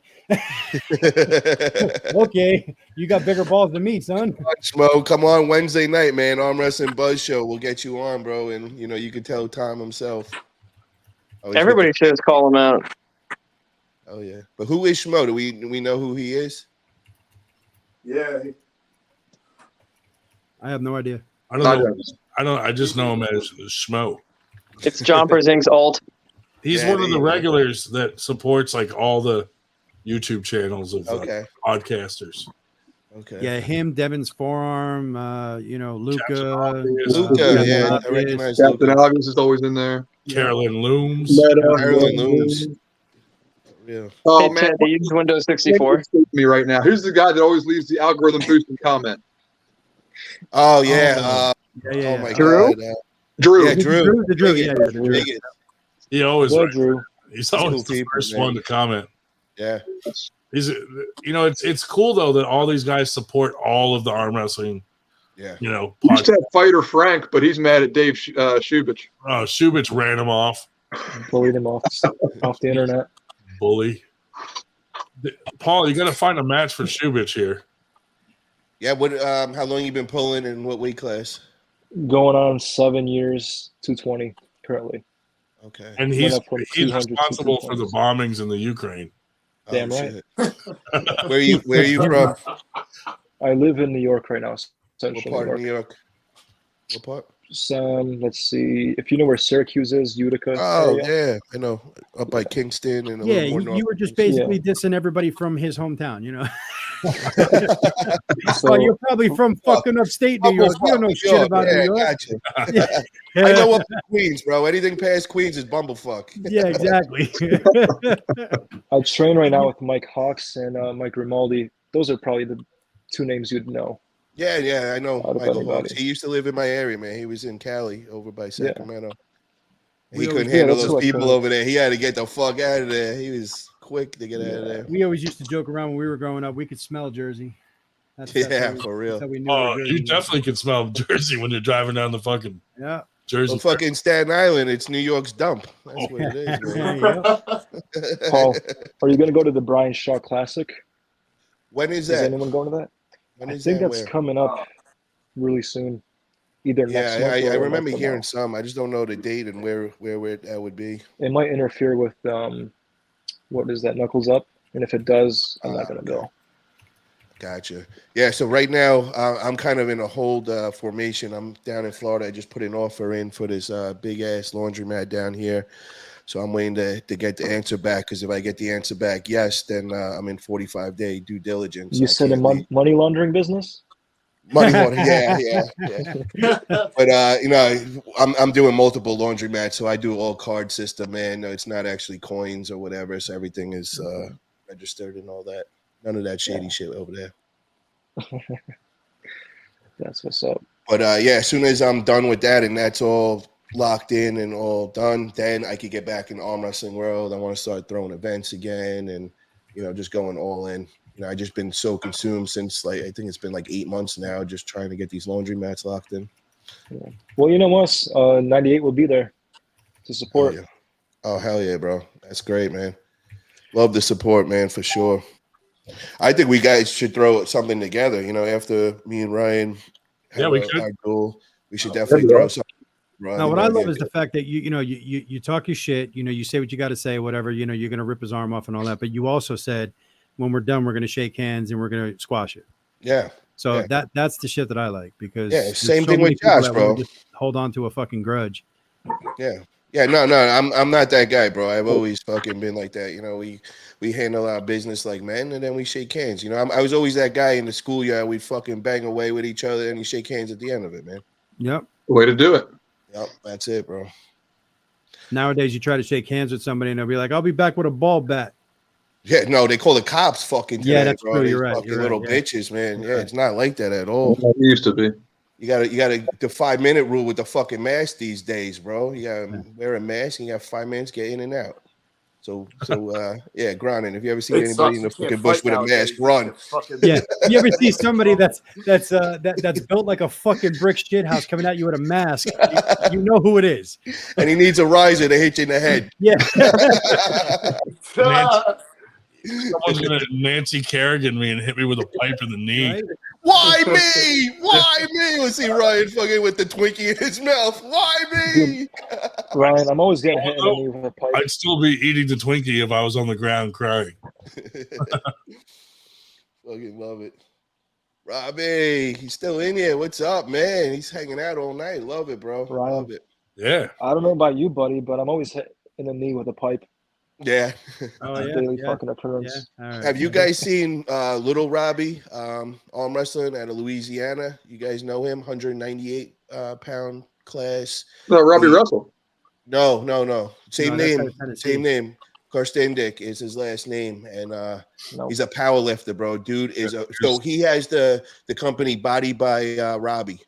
He was working with the toddler for a little while. No, I don't know that. Nanya, holy shit, bro. Fucker, Nanya, You look like what you're time fucking zone out are of you your in? mind right now. You look like the fucking Joker. comb Holy your hair. What time zone are you in, buddy? One flew over the cuckoo's nest and shit. He's just running through the woods. He's not playing. Wait, the That's woods like that are real still shit right daylight? there, bro. Camping? He's camping. Good night. I'm in Montana. Oh, Oh, nice. that's sick. Awesome. That looks fun. So what's up, Nanya? How you been, brother? I'm good. I was on here before. What's going on? I thought you guys were all getting along. Now everybody's fighting again? No, we're good. We just, we had a little Banter. quick altercation. Me and Josh had to get on it a little. I don't know about you guys, but personally, I've never seen Nanya and Devil in the same room. Oh, wow. Actually, I mean, it's on phone. I saw the pictures you guys pulling. Nanya, what happened with you and Evan, bro? Nothing ever came of that fight. Yeah, like I said, I was at Winter Blast, bro. You know, Paul, when like someone just avoids you and avoids eye contact and like doesn't really want to engage. He was like that. I mean, Ryan was there, other people were there. They kind of he didn't act in his character whatsoever. Who are we talking about? Evan. Evan Burgone. Evan at Winter Blast. Oh. I tried to engage with him and he avoided me. Evan, be gone. Yeah, he was in rare form and not in a good way at Winter Blast. He was just he was a little reclusive with everybody, it seemed. He spent a lot of time up in his hotel room. Yeah. It was a bit of a bummer, to be honest. I actually tried talking to him myself. He was not chatty. That day. Dude, I thought he'd be at the after. Paul, our after poll went till 5 a.m. in the morning. Holy shit, that's fucking all great. Fucking night, dude. It was crazy. Where did you do the after poll at the Evan's venue? behavior at Winter Blast is he's had his hernia and back issues. Like, was he maybe just in so much pain that he couldn't be comfortable? That's all I could think. Yeah, after the venue, we just stayed there and kept on fucking going all night. That's cool. I like that. They let us like tear down in the morning, so that was cool. Yeah, what we usually do at our events is we'll rent like an Airbnb, and usually we just bring everybody back to the Airbnb, and then we just party there for the night and all. That's cool. Hell yeah. We didn't even plan an after poll. It just fucking happened that way because you got it, bro. That's the best shit, bro. That's throw the party right after, man. Always do that. I agree. Yeah, I agree. After tournaments, what my wife and I usually like to do is try to find like some sort of steakhouse. And lately it's been Brazilian steakhouses. So we go to Brazilian steakhouse. Oh, get a little bit drunk. Now we're Get a talking. little bit drunk, and then do a bunch of after pulling, and then Lots of meat. Yep. That's nice. Oh yeah, Brazilian steakhouses are great. The first time we went, we had no idea how it worked. Yeah. So we just kind of kept our coins on green. Fuck And because they had green for yes, red for no. Yeah. Holy shit. I had meat sweats in 15 minutes. Like it was just like, yes, I take more. Yes, absolutely. I'll take more. Hey, now I gotta order a steak. Jesus Christ. Hold on. That's a great place to be. It was incredible. What happened to R. Kelly? Fucking just he in and out. He said it was like a phone call. You had to keep holding it up to his ear, and it got really annoying. Yeah. Hey, yo, does anybody know anybody from Montana to Colorado? I'm going to Colorado next that I could pull. Brian Shaw. What are you doing exactly? Are you just like going on like a hiking trip or something? Just different national parks. He's on the that's run. sick, dude. Yeah, That's pretty cool. He's on the lam. They got a warrant out for his arrest. What did you do? Burn another boat. He burned another boat down. Are you caught up in that Gilgo Beach shit, bro? Is that what you're doing, man? You're getting the fuck out of there?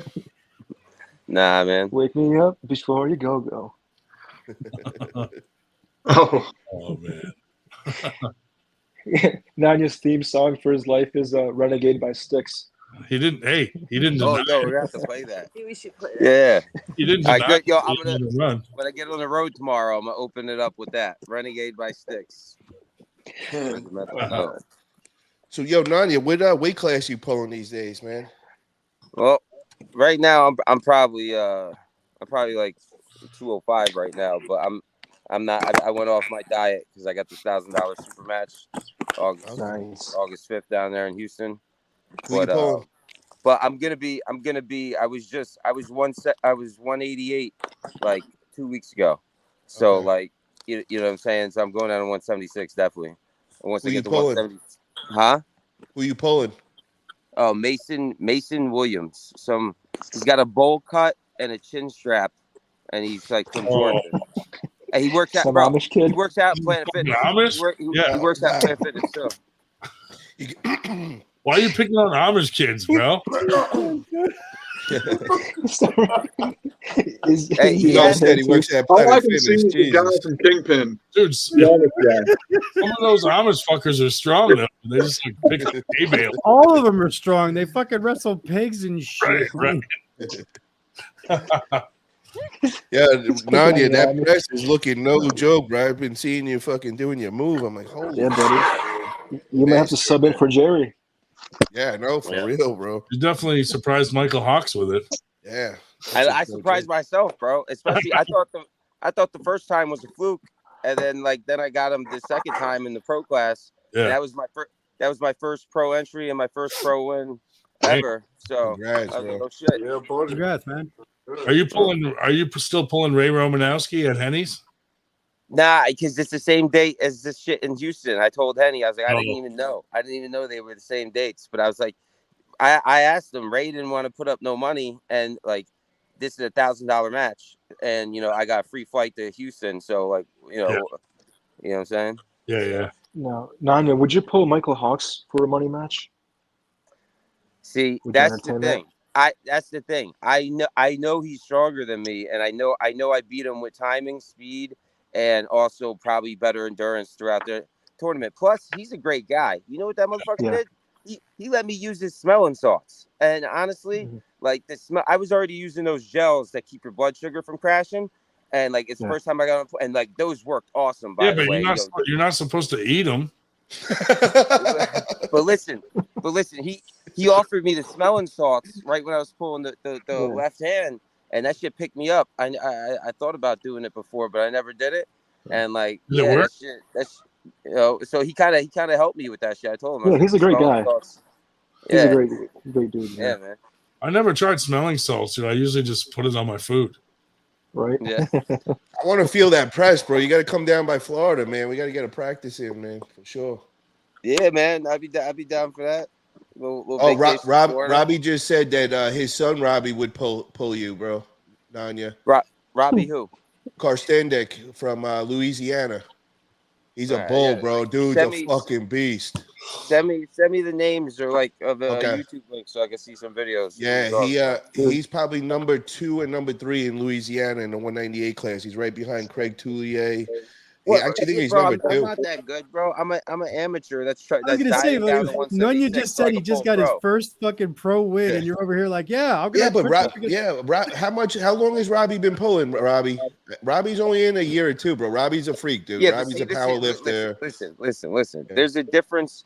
Somebody could be quasi in. If somebody dedicates everything and goes all in a year and a half, and and people are saying that, but they could have been training themselves up in different ways and then come in and say, "Oh, I'm a year and a half." Bro, he's a freak power lifter, dude. Like insane. I'm not saying strong. Robbie's this. I'm not saying Robbie's this at all. But I had a guy show up to my house last year. We did a practice, and I live streamed it right on Facebook. And I'm like, yeah, huge dude, like 6'6", fucking 250, 260, something like that. And we're pulling, and I can't budge this son of a bitch. And he's like, yeah, I've been pulling for 6 months. I'm like, what bullshit? Right? I went back on his Facebook. He's got fucking pictures of arm wrestling tables 20 years and ago, pulleys, like fucking 8, 9, 10 years ago. I'm like, it's embellishment. bro, what the it's fuck? it's the opposite embellishment. You know how many guys, and I'll say it right now because I know he's watching that little pipsqueak, like Michael Edwards. I know guys all the time like Michael Edwards. He's a good guy too, but they're always injured and they never train. They never work out. This way, when they win, they say, I'm just off the couch that good. Yeah. And when they lose, I'm injured and I don't train because I'm injured. So it's like it's a fail safe, and it's like, you know what I mean. Either way, like I don't. Look at Ryan Grondin, the worst arm wrestler in the world, bro. He takes pride in it, so he doesn't have to ever live up to anything. Nobody expects shit from him. That's I'm right. gonna rip his fucking arm off, so it don't matter. You can't let people down if you don't try. But yo, Robbie, Robbie just I said Nanya. Robbie just said that he would do 2-for-1 money match against you against his son. He's a power lifter. I'll send you the info, man. I'll send you his fucking video and shit. All right. I thought you were talking about his son. Sure. Would you believe it, Nanya? You went from burning down boats to burning down the fucking forest. Hey, it looks like it, bro. He's laying that place up right now. The dog over there. Nanya gets arrested for burning a state park down. Right? We'll have to see if there's a story in the paper today of campers being raped in Nanya's general vicinity. By the way, yo, he's gonna set up Yellowstone, California by Nanya. There's a wildfire going on when I was driving down here. We were driving by it, and the helicopters were picking up water from the lake and dumping it on it. It was pretty wild. Yep.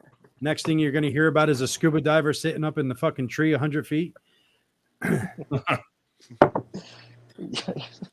Ed, what are you doing over there, man? You training right now? No, Am I training? I was just doing some Ed. content, nothing crazy. He was posing. Ed's always training. Ed trains in his sleep. Ed's just good off the couch. He has all of that gym equipment just for posing.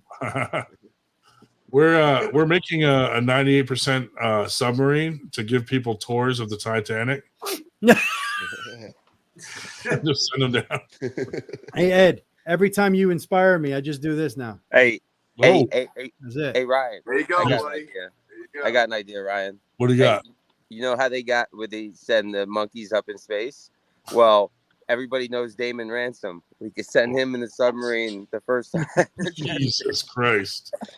Yo, Nanya, Schmo said it's Rob from Vitacell. Not sure if he was in Virginia, but you may have met him there.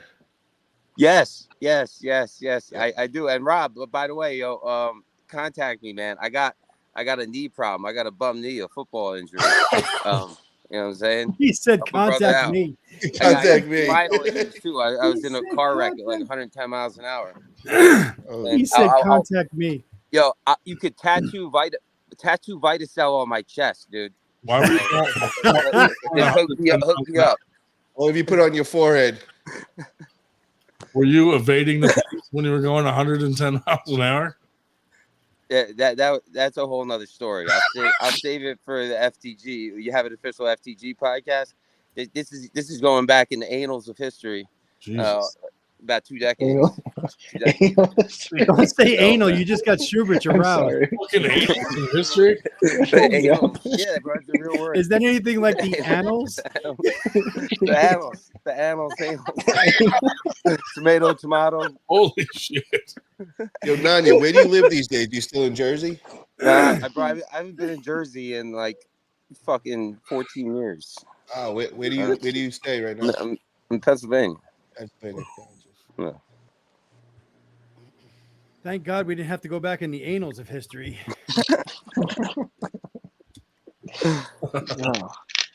All right, guys, I'm about to call it a night. All right, Great Paul. talking with everybody. Always a All right, pleasure. Paul. Good talking to you. Thanks for coming. Man. Brian, be ready December 9th. I'll be Josh, here. whenever you get up there and wait, bro, we're gonna do this. Yeah, And yes, sir. Nanya, come through to Florida, man. I definitely want to get a practice in with you, bro. I gotta feel that press, bro. That shit's impressive, man. All right, bro. Sounds good.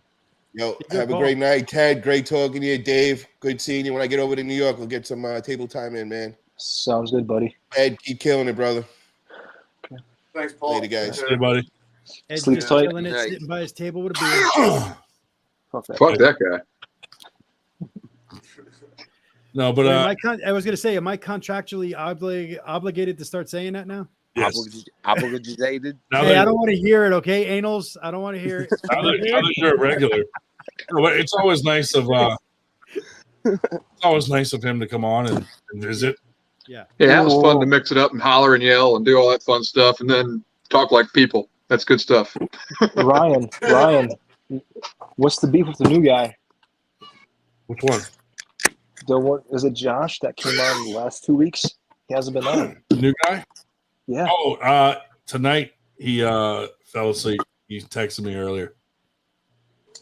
What's up with that? Fell asleep, but dude, he's gun ho. He went to Latimer's practice, right, for his first practice. Then he went to Steve Walker's. Then he went to Mike Mignonia's, and he's coming with me Sunday up to Predator.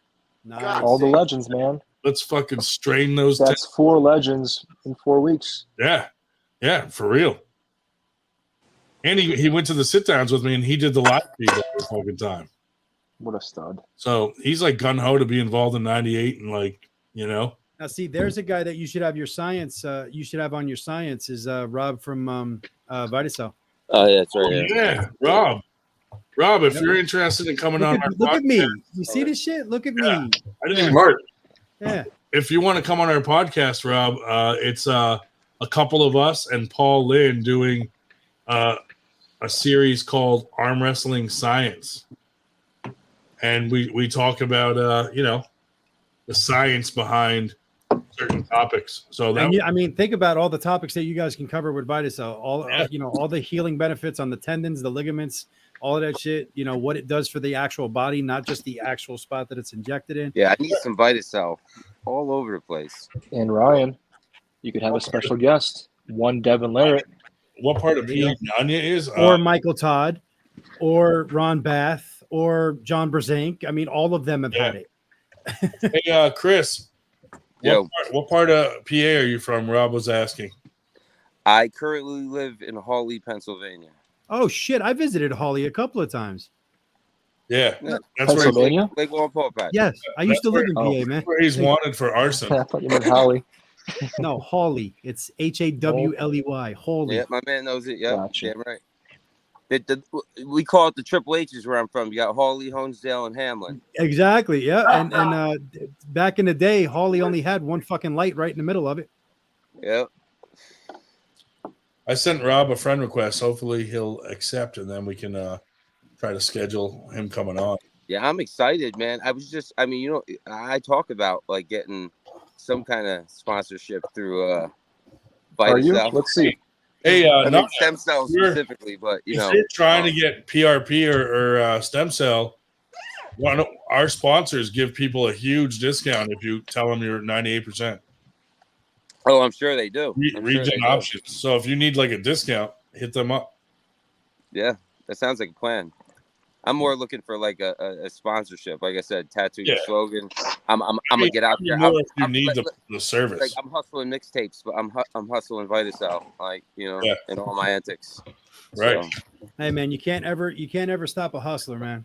yeah. Hey, and proof is in the pudding. I'll be like, hey. Nice. This is where I was 2 years ago. This is where I hard work got me before Viticel, and then 2 years from the transformation videos, like EDP Yoga does. Same 2 shit. years later, he's fucking just waxing Shubich on the table. Bam, bam. Yeah. Be healthy, everyone. Have a good night. You too, Dan. That's what everybody Health is a priority, They don't Dan. want to see someone that's already the man do a lot better. They want to see some up and comer that's kind of banged up and like, hey, look what we So did. slappy. Look what we did. Yep. Could you imagine that? He has a super match with you now, right, Shubich? He has a super match with you now. You just absolutely fucking cream him, which you better at this point. I mean, think about it, right? Of course. And then 2 years from now, just doing nothing but Vitacell and his normal exercise, and he comes up and just presses your ass 3 times. Bam, bam, bam. Oh yeah. I hold him center too. I hold him yeah. center. I talk to the camera. I hold him center and I shout out Vitacell, Rob, the whole crew. Yeah, that would be fucking. You get your hand off the peg. Yeah. Vitacell, baby. Vitacell, baby. Vitacell. With a Vitacell koozie. How do you do They'll give me the Bacho treatment. Make it happen. Just Bacho me a few times. Shubich, how do you do with Hawks? I beat them in tournaments. In practice, we let each other work. I'd say I'm the favorite, but we haven't pulled him in tournament. Do you think Nanya would be a good match with his press since he beat Michael Hawks against me? How much? He looks like he's like 225 right now. How much are you? I am 220. Yeah, I'm the same size as Winter Blast. I'm like 190, but like my natural weight right now is Which I still don't understand how he's 220. I don't get it. Lighting, man. Lighting is. I got my bucket of rice right here, man. Hey, I got mine right here. Oh, I always keep it near me. Yep. A lot of times I'm using it under. Wait. I got it right here. Hey. There you go. All Dude, right. Brian, how long did you cook it? Dude, it's so much easier to do those exercises in cooked rice. and then when you're done, you just fucking eat it, make a meal. Right. David Barr in the house. What's up, brother? What's up, David? What makes it challenging is not burning your hand. Yeah. Right. You know what's funny? My brother came over the other day and he had fucking dropped his phone in water and he threw it in my rice bucket. And 2 seconds later, it started up like it was never wet. I'm like, dude, don't get my rice wet, man. Yeah, no, you can't get that shit wet. No. My daughter tries to get in it, and I like that's why I got this one where I can like lock the cover because I can just imagine fucking rice being all over my. Oh, mine too. That's why I got the lock cover on mine. Mine too. She comes in. I don't know if you guys saw. I upload videos all the damn time, but she comes in all the time and does workout videos with me.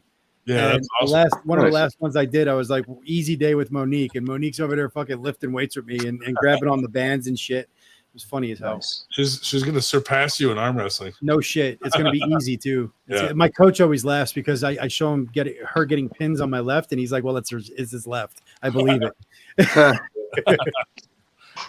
Legit pins. Yeah, I believe it. It's his left. What's next for David Marr?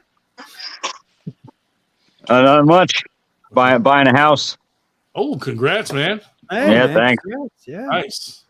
Yeah. Ropey loads. He's like, not much, just making the biggest financial commitment of my entire life. Exactly. Welcome to being poor. Yeah. Thank you, Schmo. I appreciate you, brother. Thank you.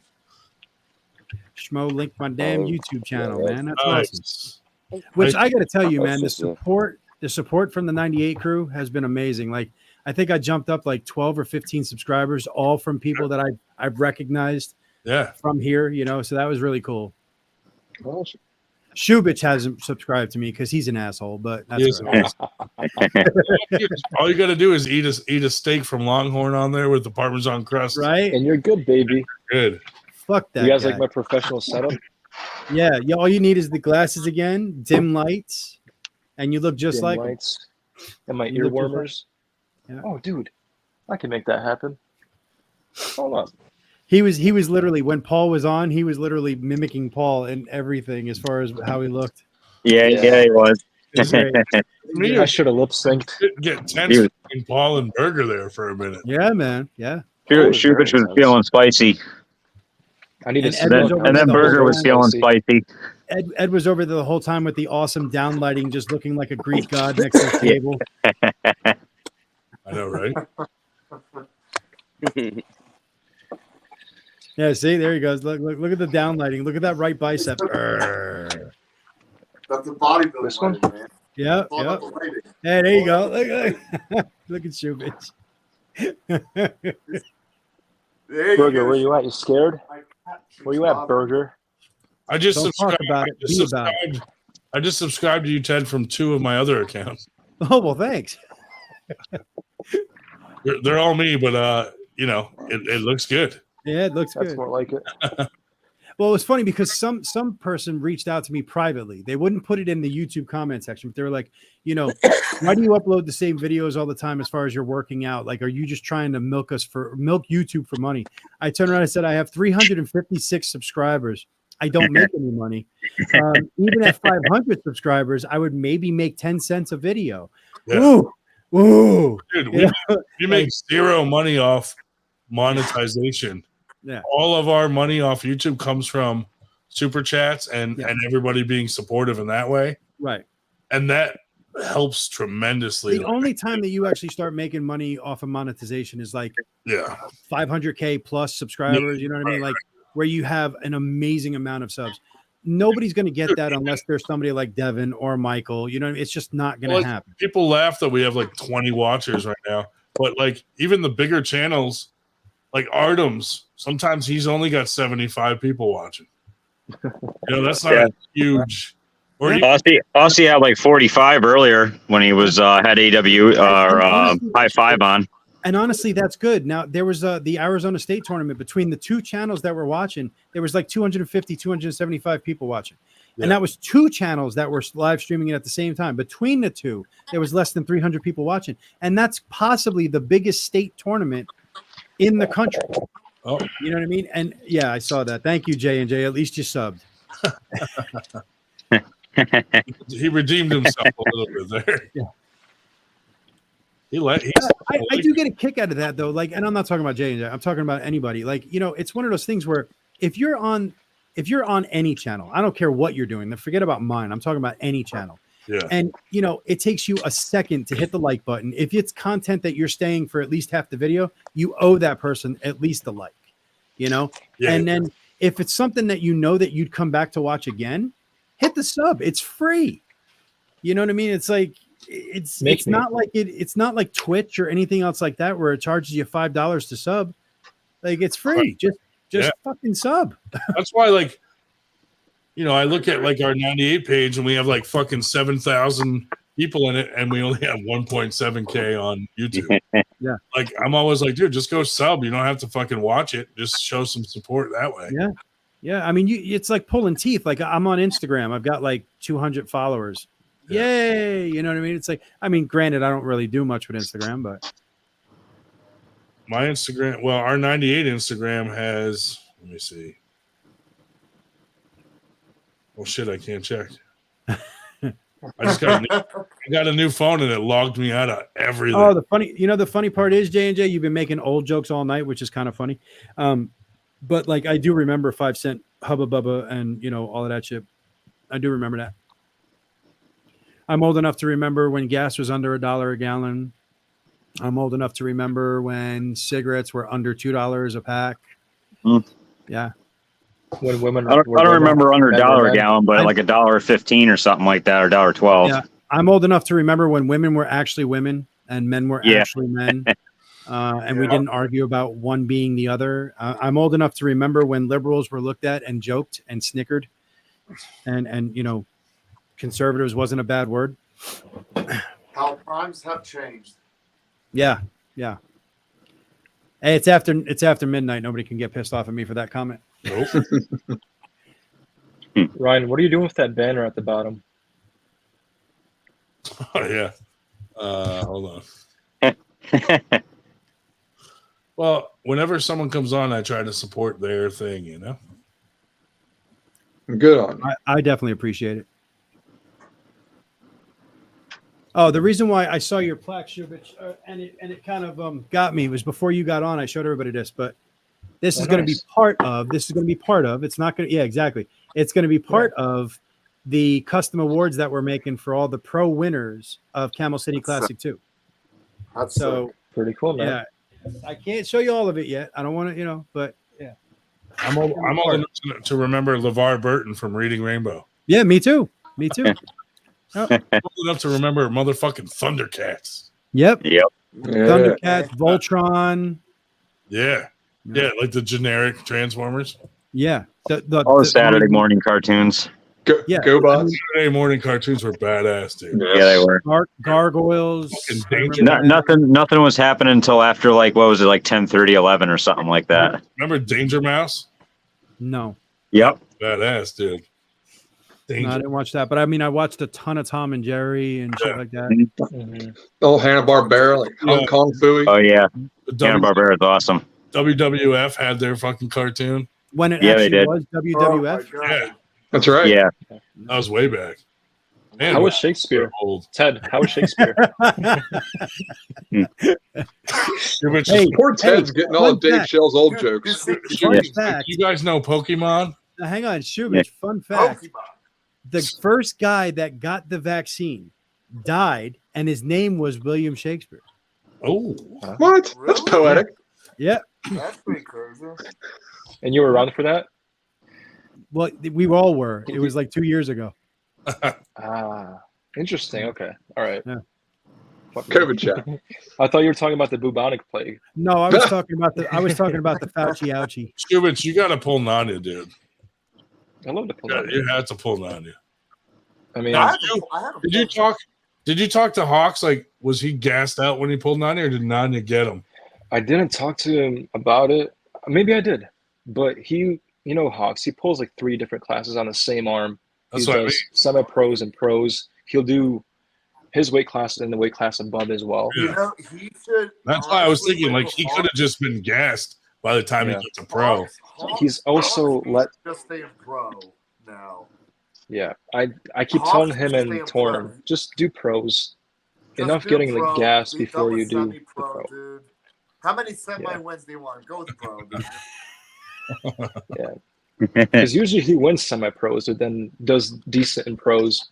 And if he was not gassed, he would do so much better. Also, he's not Right. as technically He's strong enough savvy. to go to the pros. Just jump to the Did pros. we ever bro. decide what Paul Lynn does for work? Oh God. Oh, here we go. Now if you start doing that shit, then you can't share it on Facebook. International Transporter. True. Yeah.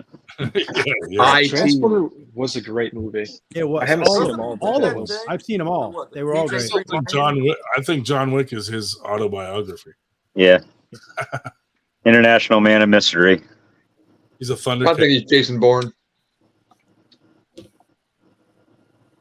I need more water. I'll be back. All right, babe. No, that's it. He's about to go to sleep. Yep. We'll never see him again. Yep. All right, arm wrestling. Dude, what do we got? What kind of camera does Paul Italia have? That shit was crisp. Yeah, it was good. It was good. Yeah, I'm sure he's got all that studio stuff set up. Yeah, all the good stuff. I'm on a Rich $50 webcam and $50 mic, but it is what it is. I'm I on got my like cell that phone. Same with all that money talk. What do I have? Logitech 930 or whatever, something like that.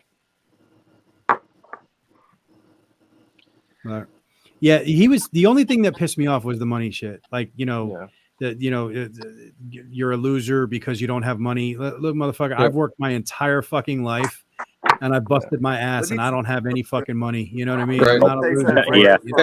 And to his point where he's because that's why I just wanted to stop. I'm glad we did stop that part of the conversation because it got into, oh, you don't want to work hard for it. Well, that's true because if I have to work hard for $2,000 extra bucks for this tournament, that's time away from my family.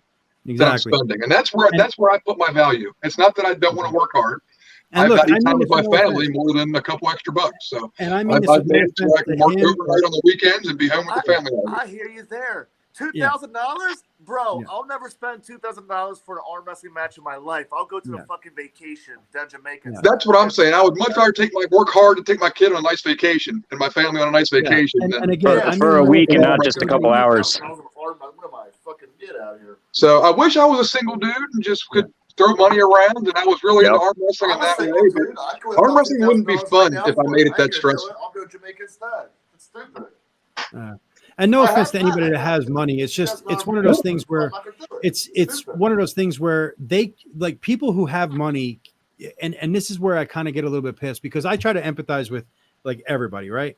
But like people that have money seem to not be able to understand the people who have really worked super hard with their hands and their backs and everything else and don't have the money. And again, no offense to the people who do have money. Okay. It's whatever. Good And job. whatever they did for it, great for them. Fantastic. Honestly. But like we have different priorities. Like I'm 43 going on 44. Like 40 hours a week is where I cut it off. Like I tell my job, like I tell potential jobs, I'm not working over 40 hours a week. I will not. I don't give a fuck about overtime. I don't give a fuck about any of that. My family means more to me than my job does. If you don't like it, I'll walk away from this one and I'll find another one. That's the way it works. I don't give a shit anymore. And that's because in my 20s and my 30s, I spent so much time away from my kids and, you know, and the people that I was with at the time. I learned my lessons. I'm not doing it anymore. I used to be the guy that worked 12, 18 hours a day. I'm not doing it anymore. And they can't understand that mentality. It's, oh, just go work harder. Fuck you. I've worked harder. I'm not going to do it anymore. You know? Right. So even if I don't like where that makes you a man or makes you chicken if you don't want to put that money on the line where no, I'm putting my elbow on the line. I've put my time into training. That's what I'm putting on the line. You know, that's not about I don't need to blur the line between business and pleasure. Yeah, and I mean, even there's a separation point then, like, because look, right now I'm unemployed. I mean, you know, I'm trying to get the UAP customs things going, but I mean, I'm basically unemployed, right? And I've noticed a huge difference in how much I can train. What, you know, I've actually had to back myself off of it because I was training so fucking hard because I could, you know what I mean? That I was wearing myself out.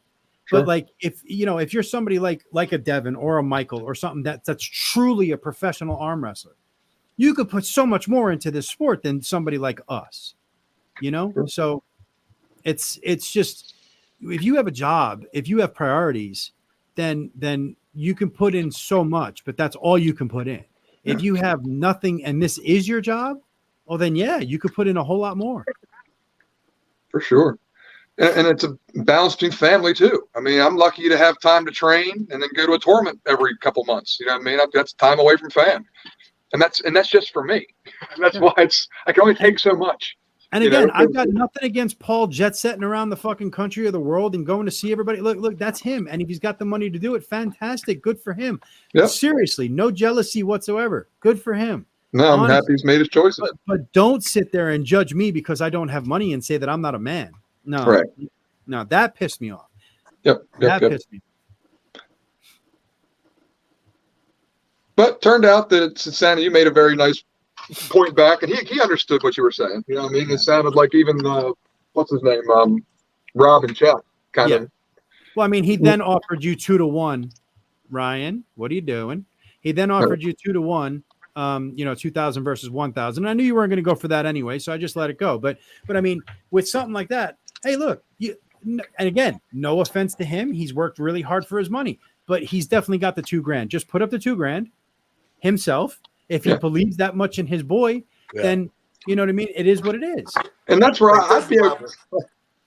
Because I've put the time in. Like I said, I've been ranked. I've put my effort in. I'm fun to watch, pull, whatever. I don't think I'm the greatest arm wrestler, but I'm good enough.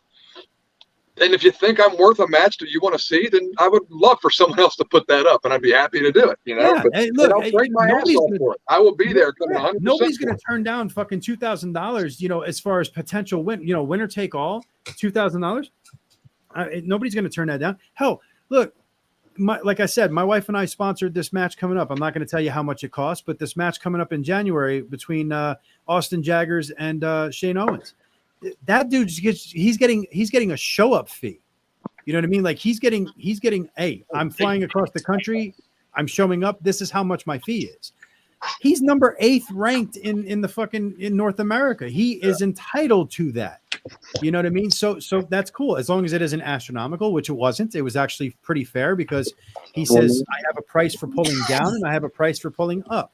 Yeah. And he is pulling down. Shane's not a nationally ranked guy. So he's pulling down. He has a price for that. And bam, we paid him his price. Yeah. It was locked in. Done. Yep. You know what I mean? But so who's going to turn that down? What? Shane's going to turn around and say, no, I'm not going to pull? No, of course not.'s going to pull, you know? So we got Big B in the house, the president of the Canadian Ethics Committee. What's up, man? What's up, man? What's up, man? How you been, dude? Still here. How's Evan doing, dude? He seems down lately. He's all right. I talked to him on WhatsApp. He seemed kind of He was like kind of down in the dumps a little. He must have caught him in between beers. Yeah, probably. Yeah. Yeah, must have been like before you, like in the sweet spot of him running out of booze and getting more booze. Right. Yeah. Yeah, if that guy doesn't have any beers, he's not a happy guy. What do you got going on up in Canada other than all this crazy fucking shit with Devin and SB? Oh fuck! Up in Canada, holy fuck! Obviously, this is part of the air quality problem down here right now. Yeah. All the airs for dog shit. It's like, oh, let's see how the air quality is today. Let's see if I can breathe outside. Yeah. Is it bad up there? Thanks for fucking up. Bro, I'm not even kidding you, bro. Like, it was so foggy, you couldn't even see you couldn't see the sky. Yeah. The entire East Coast of the United States thanks you. Yeah. Yeah. We get it from time to time down here. It's just B smoking weed up in Canada. It's coming down. Yeah. At least that was my only immunity, is that I smoke trees like every day in abundance. So like, Yeah. I was outside. I was pretty much. I'd welcome it. Dude, Big B's got an industrial-sized fan out of his window, and it's just smoking us out. Oh yeah, exactly. It's the winds, the northern winds are blowing. Shubich has So become. right, I see you're having a bit of a super match here coming up. Oh Jesus! Yeah. You're getting back on the horse, eh? How do you feel about that? I don't know, man. I mean, look, believe it or not, like as shit as everyone wants to think you are, I've seen glimpses of power in there. You know what I mean? Like just small glimpses. You know, like all that shit footage. You know what I mean? Yeah. So like, I mean, it could be a good match. I mean, Paul obviously is in shape, and you're a fucking fat piece of shit, but. You know, hopefully you're just stronger than him. You know what I mean? I love this guy. You know what helps my cause is the podcast. Him saying how much steroids he's fucking taking. For sure he is. He's going. How can he lose to the world's worst arm wrestler? He's got to pack it in. That's why it's like a win-win for me either way. You know? Yeah, exactly. Always. You're good. Like I have nothing to lose, really. I mean, if he loses, that's embarrassing as fuck with all the shit he's been talking. Yeah. That's why you don't see me saying I'm gonna crush him. He said he's got like all the needles stuck in his ass. Like, are you guys both going to be wearing some like crazy platform shoes during this match, or? I'm gonna dress as him. I don't know why he said he injects his steroids in his ass, like in the hole. That's a new technique, absorption, man. You gotta absorb it. That's so fucked up. I know. Triple X needle. Yeah. Right dirty. She's dirty. Protein right from the tap. Yeah, like, and the needle is also in the shape of a dildo. Yeah, and it's also big and black. Yeah, exactly. It doesn't have to be, but you know, Paul with his demands. He just woke up one day out of nowhere and just was like, "I'm going to challenge Ryan." I was like, "What the fuck?" Feeling spicy. It seems like you guys are, for the most part, getting along these days. It doesn't seem like no. It doesn't seem like he wants to murder you before the super match, so that's a good sign. Besides the fact that he said he's going to rip his arm off and hang it on his fucking wall. Yeah, sure, yeah. But that's just arm wrestler talk. So. That's different. I have a feeling, hopefully, that he's going to underestimate me a little bit. I try not to talk. He for sure is. I'm going to say he maybe for sure is on that one. Yeah. I try not to fucking talk about what I'm doing. Yeah. Just leave it like, hey, I'll see you there, buddy. The he's gonna do that riled up crackhead mode shit to you. Fuck. The world's gonna be a good time. The few matches I've seen him, he starts like really opened up. So that tells you what I'm doing. The only time I've seen Paul pull, it's kind of like amateur. Like I've seen him pull like some amateur stuff where he looks like he's doing good, but he's obviously like he's pulling a lower caliber of people. You know what I mean? So it's easy to look good against a bunch of fucking tomato cans. he's training with all these top level pros, and I'm like, bro, they would not let you start opened up like that. They'd be like, bro, get tight. You know what I mean? Get up and get tight. What are you doing? I'm hoping that will be my advantage. Where, if he starts opened up like that, fucking, we'll see. And which event is this going down at?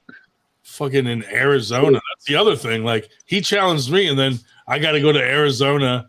On my dime, and the promoter is like his buddy. Well, see, that's what I was going to say something about that, Ryan, but then he clarified. Now, I don't know if he's telling the truth or not, but he said that was the first time that he met that guy. So it's not his friend. You know what I mean? It was just something. That, but dude, they were on the podcast. They were acting like he was like, that's my boy. And like I got what you're saying, but I mean, you know how Paul is too. Like he calls everybody brother, and that. Blah, blah. I mean, he said that was the first time that he really met him or anything like that. Because I was going to say something about it, and I was like, wait a second, these guys actually know each other.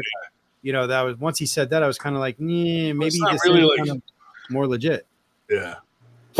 I mean, I don't care either way. That I'll show up. Fucking, I don't.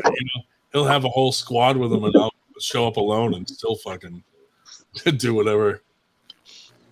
Yeah. If he has a squad in Arizona, I don't know.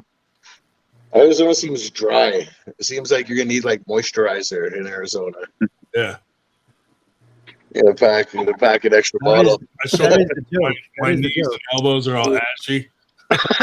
Exactly. I gotta use Dave Shell's Gold Bond cream. Oh, that guy's got life figured out. I tell you what. He figured some stuff out. I mean, is Winter Blast? Do you guys have a date for Winter Blast set? March 23rd. March, okay. Like coming I'm down. gonna go out there, and I'm just gonna do everyone a favor and just murder Nanya. Bro, you should. That would be lovely. Frame him for arson. The drama is real. I think maybe we could just maybe we can like drug him and then dump like 3 tons of like cow shit on him or something. Oh, yeah. Damn. That'd be, I know you guys in Pennsylvania like to do some weird stuff like that. I don't know what you call that, but you got typical Monday. You got pull up there in Canada. Tell him he started the wildfires in Canada. Yeah. He's already known for burning boats. Are you kidding me? All the liberals up in Canada would fucking murder him because fucking dirty little bastards been skipping across the border and starting fucking fires. Exactly. He looks like he hasn't washed his hair in fucking 10 years. Yeah. See how greasy his hair. He was looking extra disheveled. Yeah. Oh no. To answer you, Schmo, I don't need a confirmation on the deal. What I was saying is I'm not going to sit there on the internet and talk about something that I don't know firsthand. I mean, Big B, if he's somebody that would murder Gabi, great. Devin obviously does not like Gabi. Gabi can get thrown on that list too. That fucking dirty little fucking cunt. Yeah. Earlier we were talking about it, and Paul had asked, were the rumors true that he was kind of inappropriate with kids? It's 100% true. I'll reconfirm that right now. He's a fucking pedo. Well, I turned around and said those are the rumors, but I said I'm not going to sit there and call him a pedo because I don't know shit about it. You know what I mean? Dude, I'm going to go on my 15-year-old girl profile and try to catfish him. Fishing. But I mean, honestly, if he really is a pedo, then he should do the world a favor and take a long walk off a short pier with a rope around his neck. Dude, we used to pretend to be 15 when I was like a kid, and we'd get pedos to show up and fucking paintball the fuck out of them, or just be legit. Like, this is a real story. They can't call the cops. Just fucking BB guns and all. Light them up. Yeah. Schubert, I thought you were dead. Like I honestly thought you were dead. You didn't move for like fucking a minute, like at all. That was good. Hypnotized, man. He was just like. He's texting Nanya. Hey, earlier, Ryan, it was funny. He's on. I can't deal with Mr. Rapeface. I had to make a deal with Evan. I'm like, if me and him run the show, and if I start getting turned up, I'm like, just kick him off. I'm like, I can't with that motherfucker. He looks like you ever see The Mask with fucking Jim Carrey? Yeah. The bad guy. The bad guy. Comes The Mask. He looks like Yeah. Oh, it's so true. It's good. It's Me and good. Burger made a little meme of that at some point. The guy looks absolutely fucking horrifying. The guy's the most hideous fucking chud I've ever seen in my fucking life, man. Like I said, like his face needs to be on every can of like extra strength rape spray in the like North America. Like no cap. Bro. There's like a Nanya line of rape whistles. Yeah, exactly. Yeah. Oh. That would have been a nice addition to the ones you guys had last. Dude, those were a hit. The rape whistles. I know they were. I mean, I think I might have been on when we were talking about it as a win, and it came to fruition. Yeah, made it happen. I mean, you can fucking Alibaba fucking 200 rape whistles for fucking 14 cents. That's exactly what I did. Exactly. And I don't fuck around, dude. You mentioned rape whistles. I had that shit ordered that night. Yeah, especially when you had a bit of a budge there, because it was well within the budge. Yeah.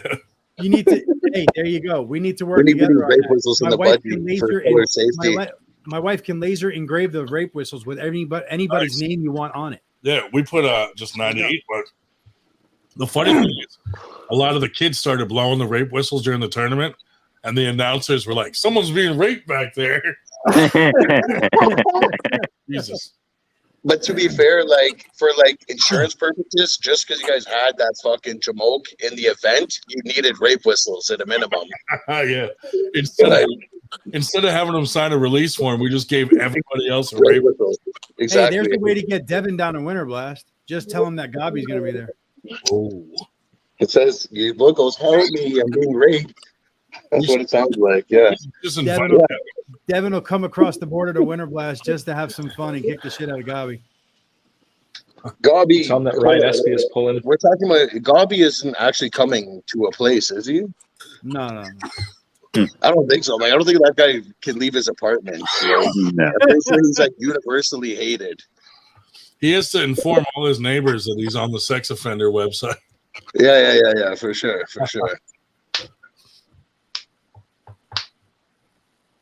So what do you guys think about Brandon Alcester and his shake weight? That was funny. Oh man, You must have missed it. Fuck man, he's another guy with a face on him. That dude, I don't even know He's how got he a mug to him, huh? Like, how does that dude make weight?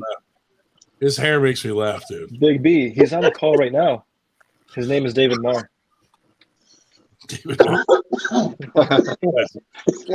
Alias. Alcester when he cuts weight. His pen name. Yeah. Alcester, I don't know. I'd have to meet him in person to like get a good gauge on him. He seems like a shifty kind of guy. I don't know. Whenever he has to make weight, he just shaves his body hair. As long as you buy his cheesecake. I don't know how the fuck he even makes weight. Like, he looks like he's at like 4% body fat when he makes weight. He threatens It's crazy. he threatens registration people. He's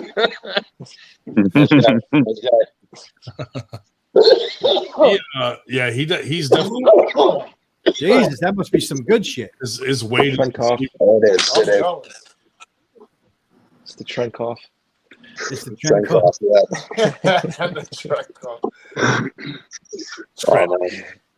That's a real thing, bro. That's if that trend hits the bloodstream, watch out, boy. I don't want to. All sorts of fuckery. You're gonna taste metal. You're gonna feel like you can't breathe. You're just coughing. Freaking. When you accidentally hit a vein Yeah. Not fun. Not nice. Good stuff. Sounds like really good stuff to put in you. I should do the opposite, dude. Like, I'll start taking estrogen and then pull Paul. Oh man! No, see how big your boobs can get. Fucking tits will be out Oh there. man! And you beat him as a female. You come in identifying as a female, also. Bro, should I enter that fucking match as a female? I don't see why you wouldn't. Like, get like a blonde Karen wig and have some tude. I was gonna say, dude, get a wig. And then be like, oh, he beat a woman. Big Yeah. You know, get all like necky. Yeah. Get some fake boobs too. Somebody's in his. Hey, Big, you got somebody in your room obviously with you, but she's loving it. Like I can Oh hear yeah, it. yeah, oh yeah. You should see what she's trying to do to me right now. But I don't all want right, to get you guys kicked off the, you know. Hey. Flip the camera real quick. Start learning how to pull. Flip the camera. You gotta start learning how to pull in high heels, bro. Oh That's yeah. your riser. you said High heels, bro. platforms. That's your You're riser. just high heels. Be like, yo, Paul, check these out. Yeah. What now? Paul says he's not using a riser anymore.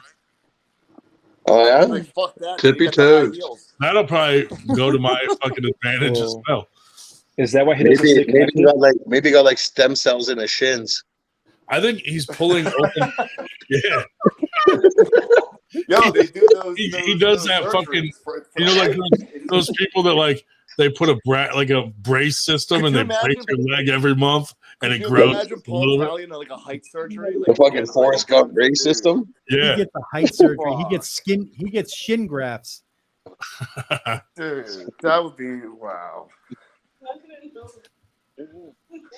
Yeah, I already know. I see freaking. Oh, what's that head doing down and up? And what's going on there? Listen, he should have no shame. One of my best friends, dude.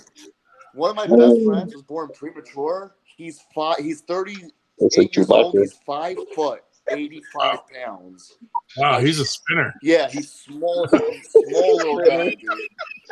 That's a small fucking guy.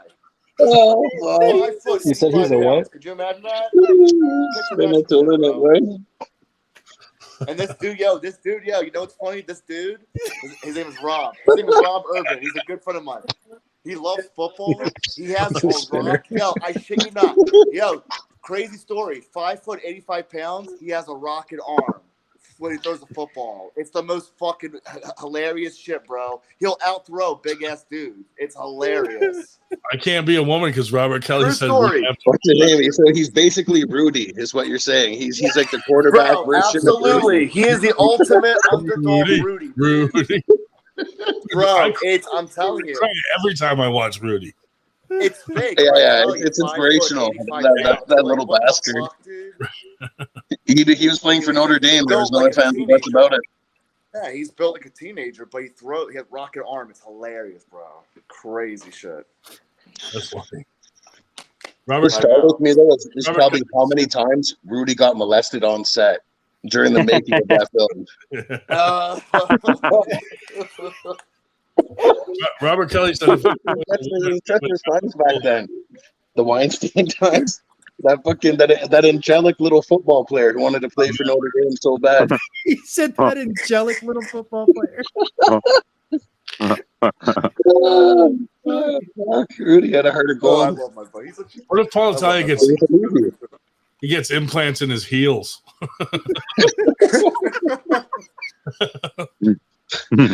No. Was it? Have you seen that? Have you seen the second Boondock Saints? With that little assassin guy when he gets those shoes? Yeah. Oh my god. Hey, wait, hang on. I'm scrolling through Facebook and I'm like, I look over and Matt Craig. You guys all know who he is, right? Oh, yeah. Matt Craig. Okay. Oh yeah. Michelle Obama will be the next president of the United States. She has a massive following, and any attack on her will be twisted into misogyny and racism. The first comment, Michael Hawks, it has a penis. The next one is Mike Wells. It is ma'am.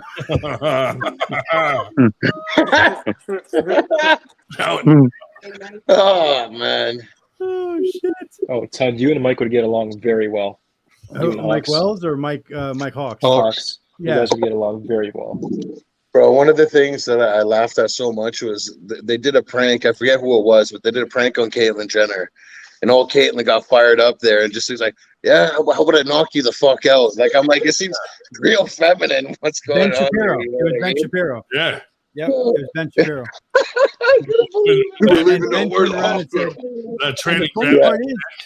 The funny part is Ben acted like, he acted like a complete, like, that would be so manly, and he took it so passively. Ben can fight. Like, Ben could actually fight. He probably would have fucked him up. That would have been hilarious. Yeah. I mean, it would suck to get beat up by a man in a dress. You know what I mean? Like that badly. Like just beats the brakes off of you publicly. Yeah. You gotta fight extra hard when someone's like that. Oh yeah, because your holes on the line too, baby. Ma'am. I mean, it's a lot. Hey, it's a lot harder when that man in a dress, that man in a dress is 230 and built like a linebacker. You got to sucker punch that bitch. Doesn't even matter. right in the non-existent testes. Yeah. Like, Kick her in a dick. Why does Sarah have a bigger Adam's apple than I do? Don't. I saw somebody sit there on Facebook and ask her how many roids she takes. Holy shit. The fucking book that she wrote back, blasting this dude. Oh. Who was this? Backman. Oh. Yeah. Look, she's either the most genetically, naturally gifted female. She is not natural. Get that out of your head. She was fat before, wasn't she?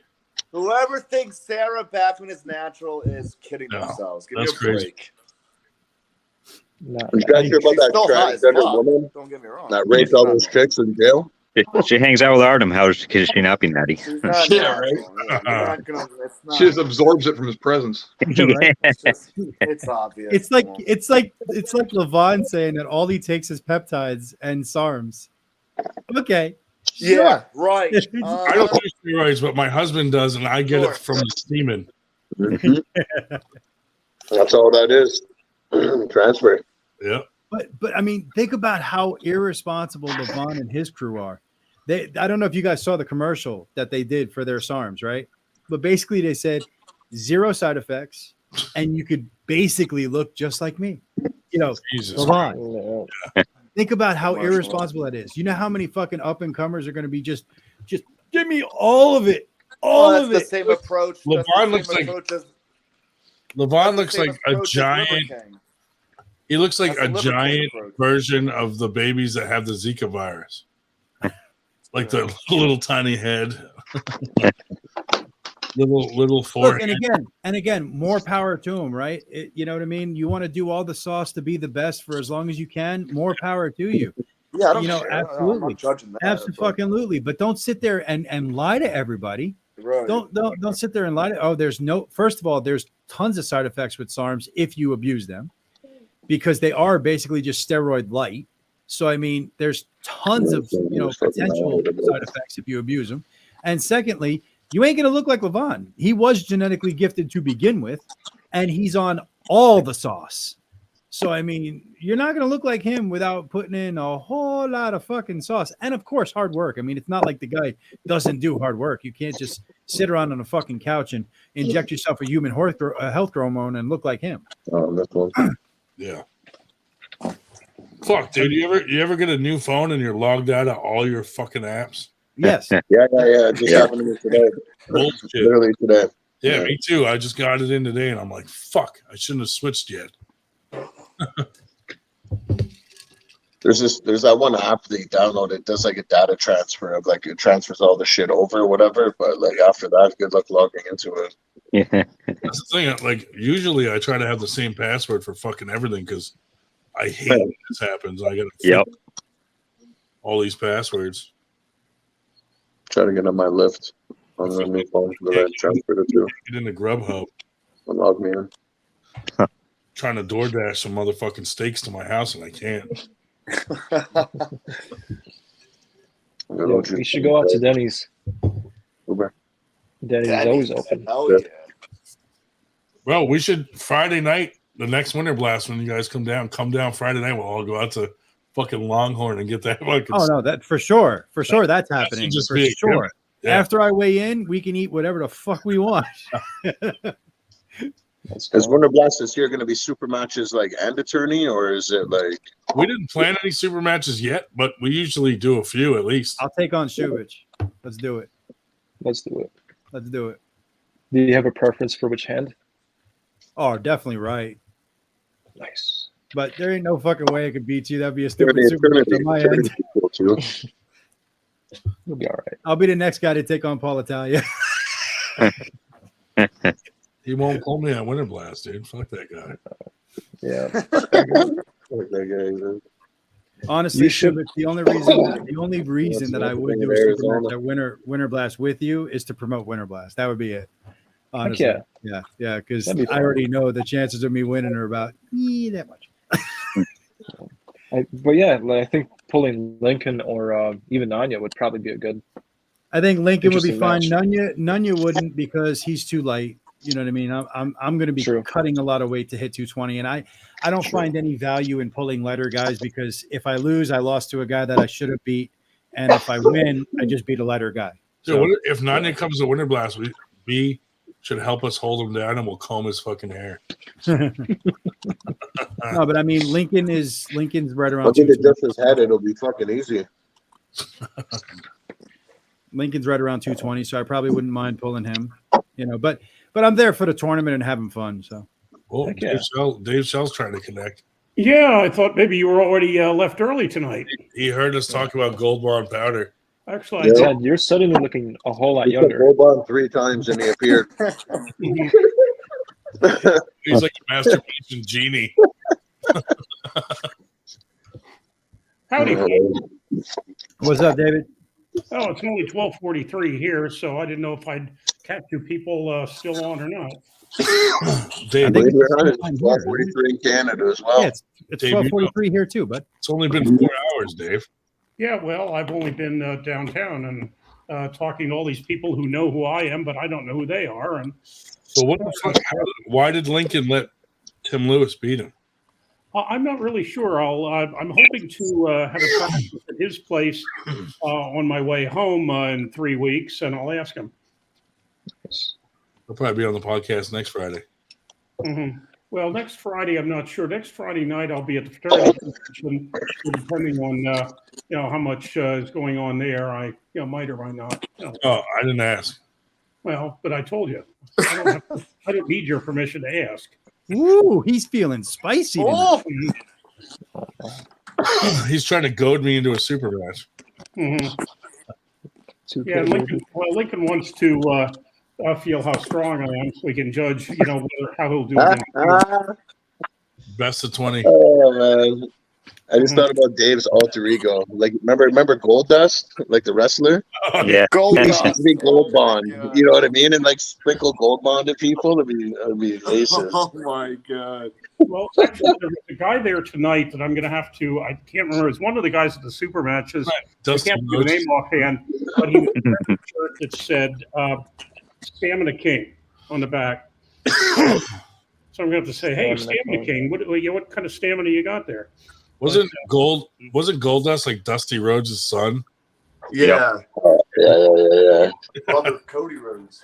Shell, I just want you to know you're my hero. I want you to know that. Oh, that's nice. You're my hero.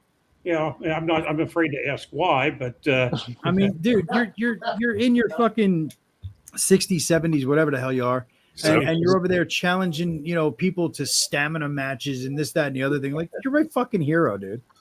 While in AFib. Probably. Yeah, probably. In fact, I didn't bring the blood pressure thing in, but I do have, somewhere here I do have the finger thing for the pulse. But, Shubis, you see this? My fan is still in the chat. My one fan. He said, I'm still not young. I'm still not young. He's taking quite the liking to you. He has.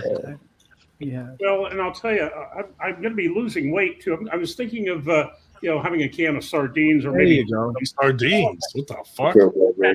I've had today. Random. I got up this morning and I had a Wendy's chili and a Wendy's. It was random. And then in the afternoon on the way over here in the 6-hour drive, I had a plum and a pear. And that's all I've had all day. What are you fucking? How did you hold down the Wendy's chili and like plums and stuff and the 6-hour drive?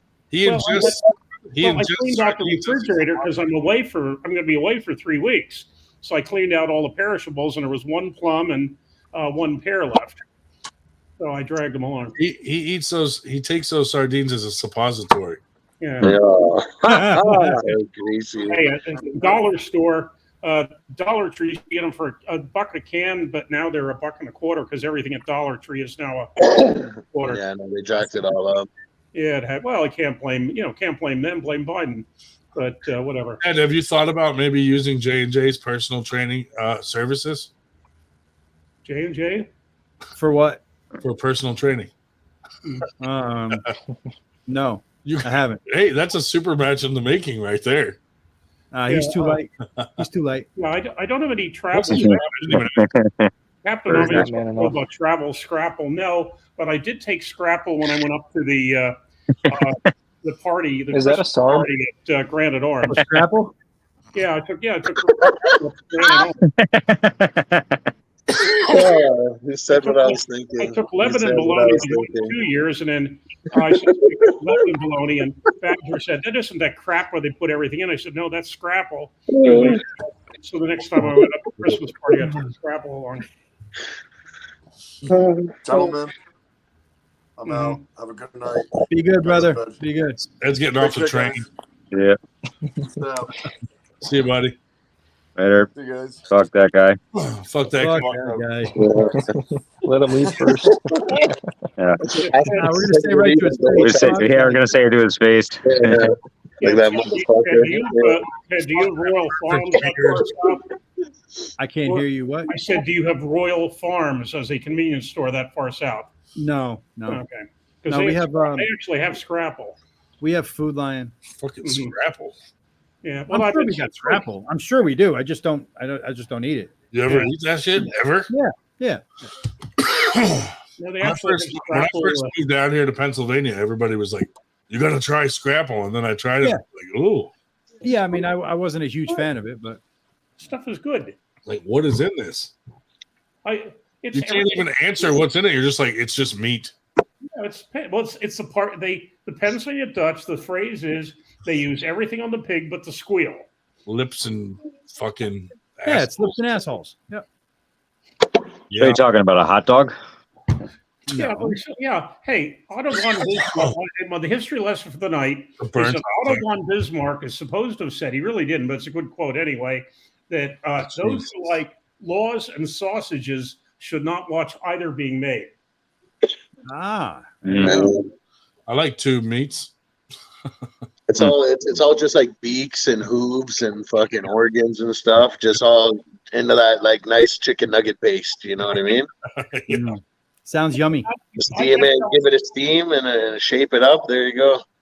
Well, I kept telling Predator I was going to bring some pig stomach, and they were like, "Ooh, Dude, I said, that'll clean you out. It's like fiber. It's all like fingernails and shit. Yeah, Oh, Taylor. yeah. A lot of beaks, a lot of beaks. I will say this: at least the schmo knows it's called pork roll. He has it right. Those clowns in North Jersey call it Taylor ham. They suck. North Jersey call it Taylor ham. South Jersey call it pork roll. But I'm sorry. I call it diarrhea. Thanks, Dave. I was sitting here wondering all day. Hey, you know what though? It's good to have a history guy on here. You know. Yeah. Fucking right, dude. Dave lived through the fucking depression, everything. They know stuff. They definitely know stuff. I've been busy grounding up practices. I have one or two open dates yet that I haven't found anybody for, but something daily. We're going to see. So, after hanging out with Tim Lewis, did it hone your predator skills? Yep. Tim Lewis? Oh my God, man! I think every arm wrestling fucking pedophile should be on Team Predator. Okay, so let me ask you a question. What's this ongoing joke about Tim Lewis with kids? Like, what is this Takes joke? a lot of pictures with shirtless 21-year-olds. Tim Lewis. And he goes to a lot of practices with like younger fellas. I've seen some footage of him, but like, did you watch him and Roger? What's his name there? Fucking. The cabbage. Where's The cabbage. Roger from? My short-term memory there. The fucking the tall string bean from fucking Michigan. There, he's Cunningham. Cunningham. Yeah. When Roger pulls Brandon at Tim's event, and like Tim just all of a sudden just started out of nowhere trying to like clown on Roger, you know what I mean? I'm like, yo, this guy's so cheese, it's fucking bad. Oh, and then I got a little more into his backstory. I'm like, oh, he's sus. He's a sus guy. He sets himself up to a degree because is rough. Well, he sets himself up to a degree because he had that video about I'm too sexy for a shirt, where all those guys, those guys that younger guys from the gym. So he sets himself up. In fact, I asked him where that wasn't his video. That we made that video. And then he works. Actually, he works out. His, but the fucking out at the college. Burgers doing. He works out at Slippery Rock. He lives in Slippery Rock. Works out with the college kids. Something slippery. Yeah, he's just always around like young, like that 21-year-old range of people. You said Yeah, slippery. Yeah. He's probably not a pedophile. He just likes to watch them shirtless. All right. All right. So that makes that's fine then. Yeah, and in all fairness, no, there's like Josh Berger just Is said. he like a coach? Is he like coaching these young men, or he just you look at his Facebook page, and his profile picture is some young guy, shirtless, spotting. Is he shirtless as well? Like a math teacher and like a coach for something in school, and yeah. I think he got in trouble for like telling them where to get steroids and shit. Yeah, he taught calculus. He's no dummy. Yeah, he probably told them they're at his house and they can have a couple of drinks and take some pictures with their shirts off. No, he taught math, including calculus, at a school in the Pottstown area, and whatever. But no, and actually the other thing he's very good at. He does very well at cards at casinos. It's like Rain Man. Yeah, like who? Yeah, I don't know. He's very good at that. Yeah, interesting. Sorry, you can count cards. Thanks, Zubich. Appreciate it. Thanks. Zubich just commented on my video for today. It's nice to see they colorized this archived footage. Probably. It's all been remastered.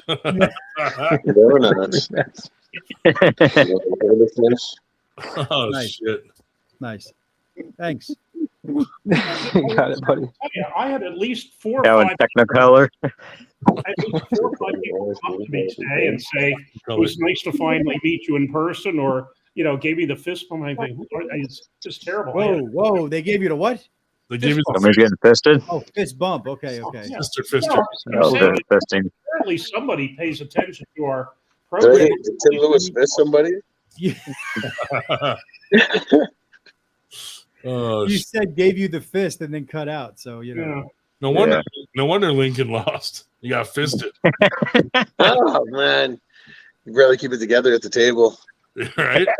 You got to keep your composure no matter what's going on. The last one of the night, Brett Baker just basically just crushed his opponent.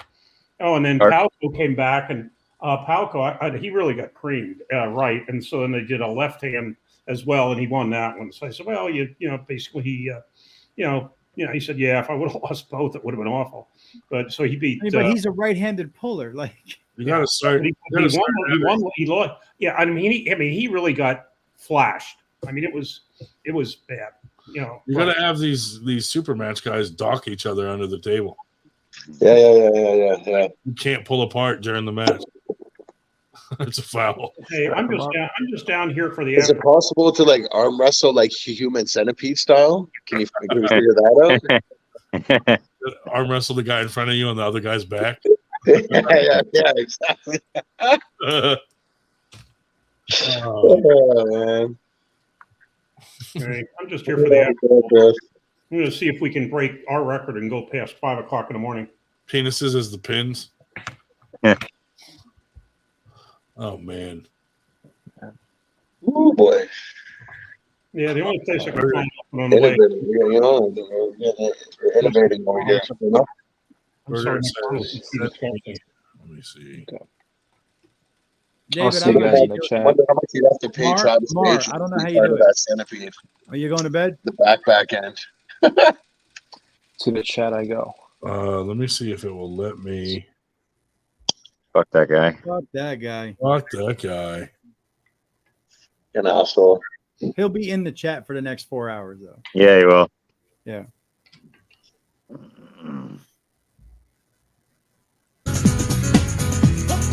Uh-oh. Is Tim Lewis about to come on and start fucking dancing with his shirt off? Josh Berger just told you in chat that he sent you the accidental gay video. I know. Yeah, I'm assuming that's what it is. I'm trying to get it on here. I don't know if it will let me. Let's see. Yep. I'm saving all my fucking energy for tomorrow. We got the Arm Gods qualifier over in fucking Snake River, Forester Falls. Oh yeah, that's awesome.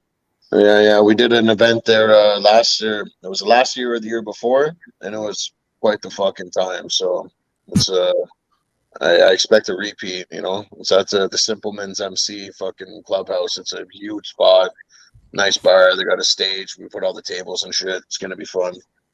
That's awesome. That's awesome that your MCs up there get involved in that. Oh yeah. Well, even at with the Valley guys, their practice is at another MC's clubhouse. Same kind of deal out in the Valley. Yeah, ours don't seem to do that too often around here. Yeah.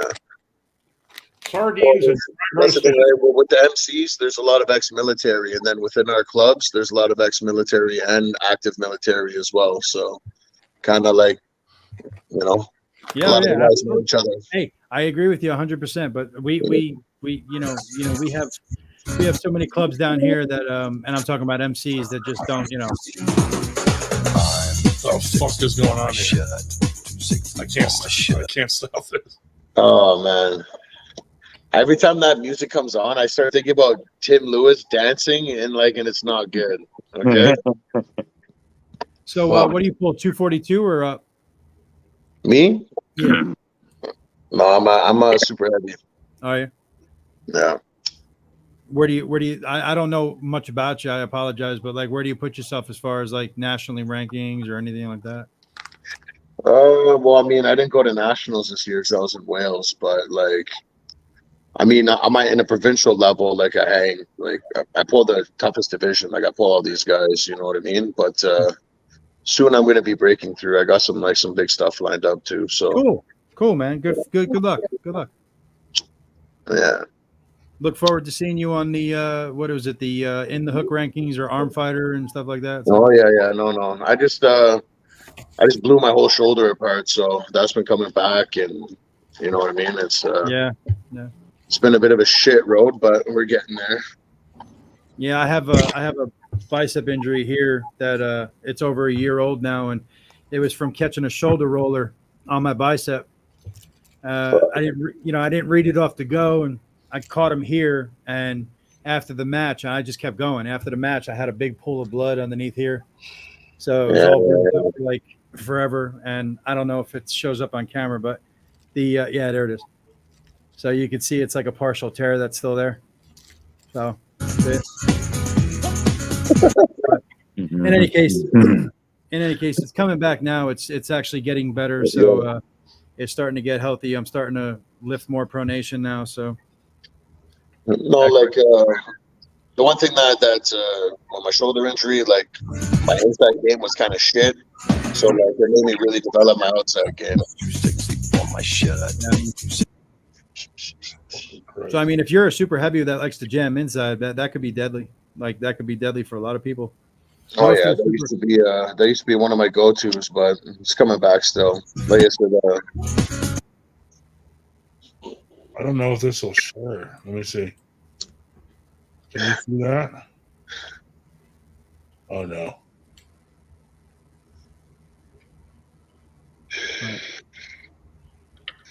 Oh well, let me share it. Bloody hell.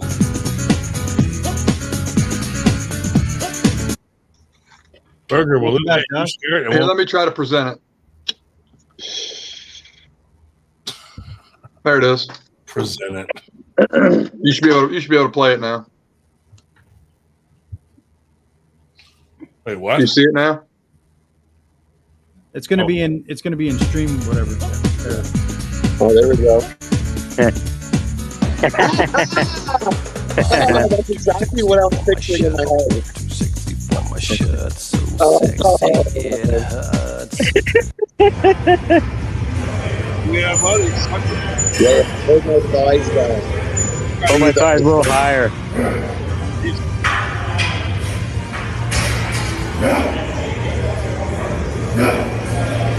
This is all the. I mean, the dude can bench like 500 fucking pounds like it's nothing. Yeah, no, he's definitely strong as shit. Yeah. Yeah. It's funny. And what weight? That's is awesome. What Around 200, isn't it? 220. Yes. Jesus. They agreed to 205. Short. He's short though. Yeah, he's like 5'8" at very best. Who's taller, in Tim Lewis or Paul Italia? Tim Lewis. Yeah. No, they agreed on 205 today, and I think he said he came in at 204.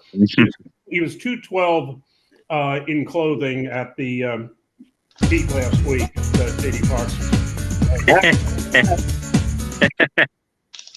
Oh.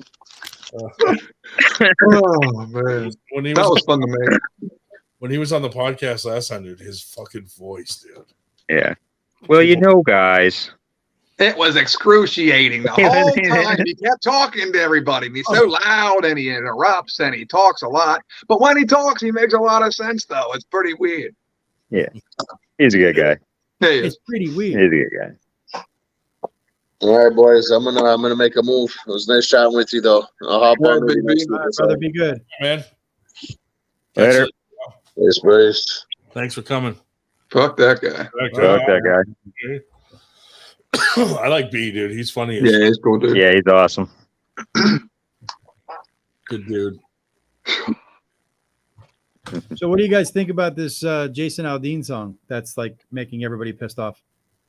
I don't know if it's heard it. Yeah.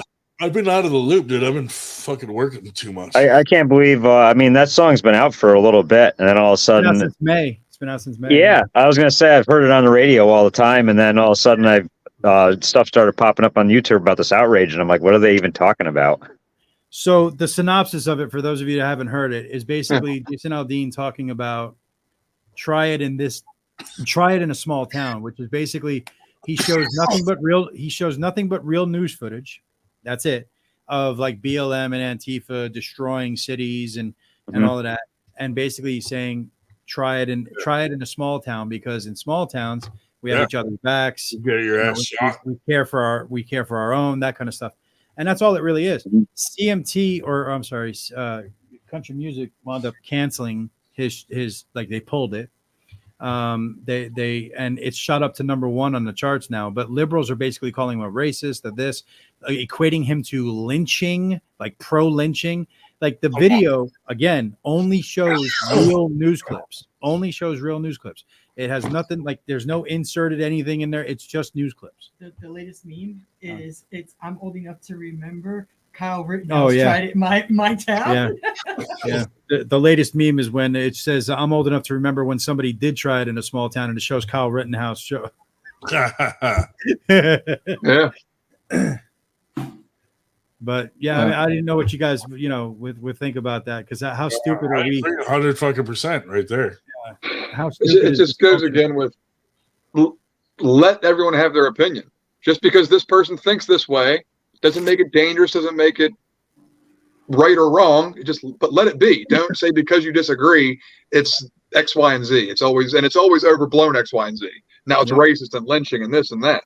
No, it's just some small town pride where we don't let that shit go down. Yeah.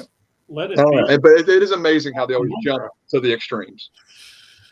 And I'll be honest, I'll say they, and I mean any radical, anybody that's pissed off or sensitive about it. Okay, right there. You see that? Like, there is nothing that you have said that ever makes me believe that you're a racist. But this culture has us so pre-programmed that when you say they or those people, oh, that's it. We have to quantify what we just said.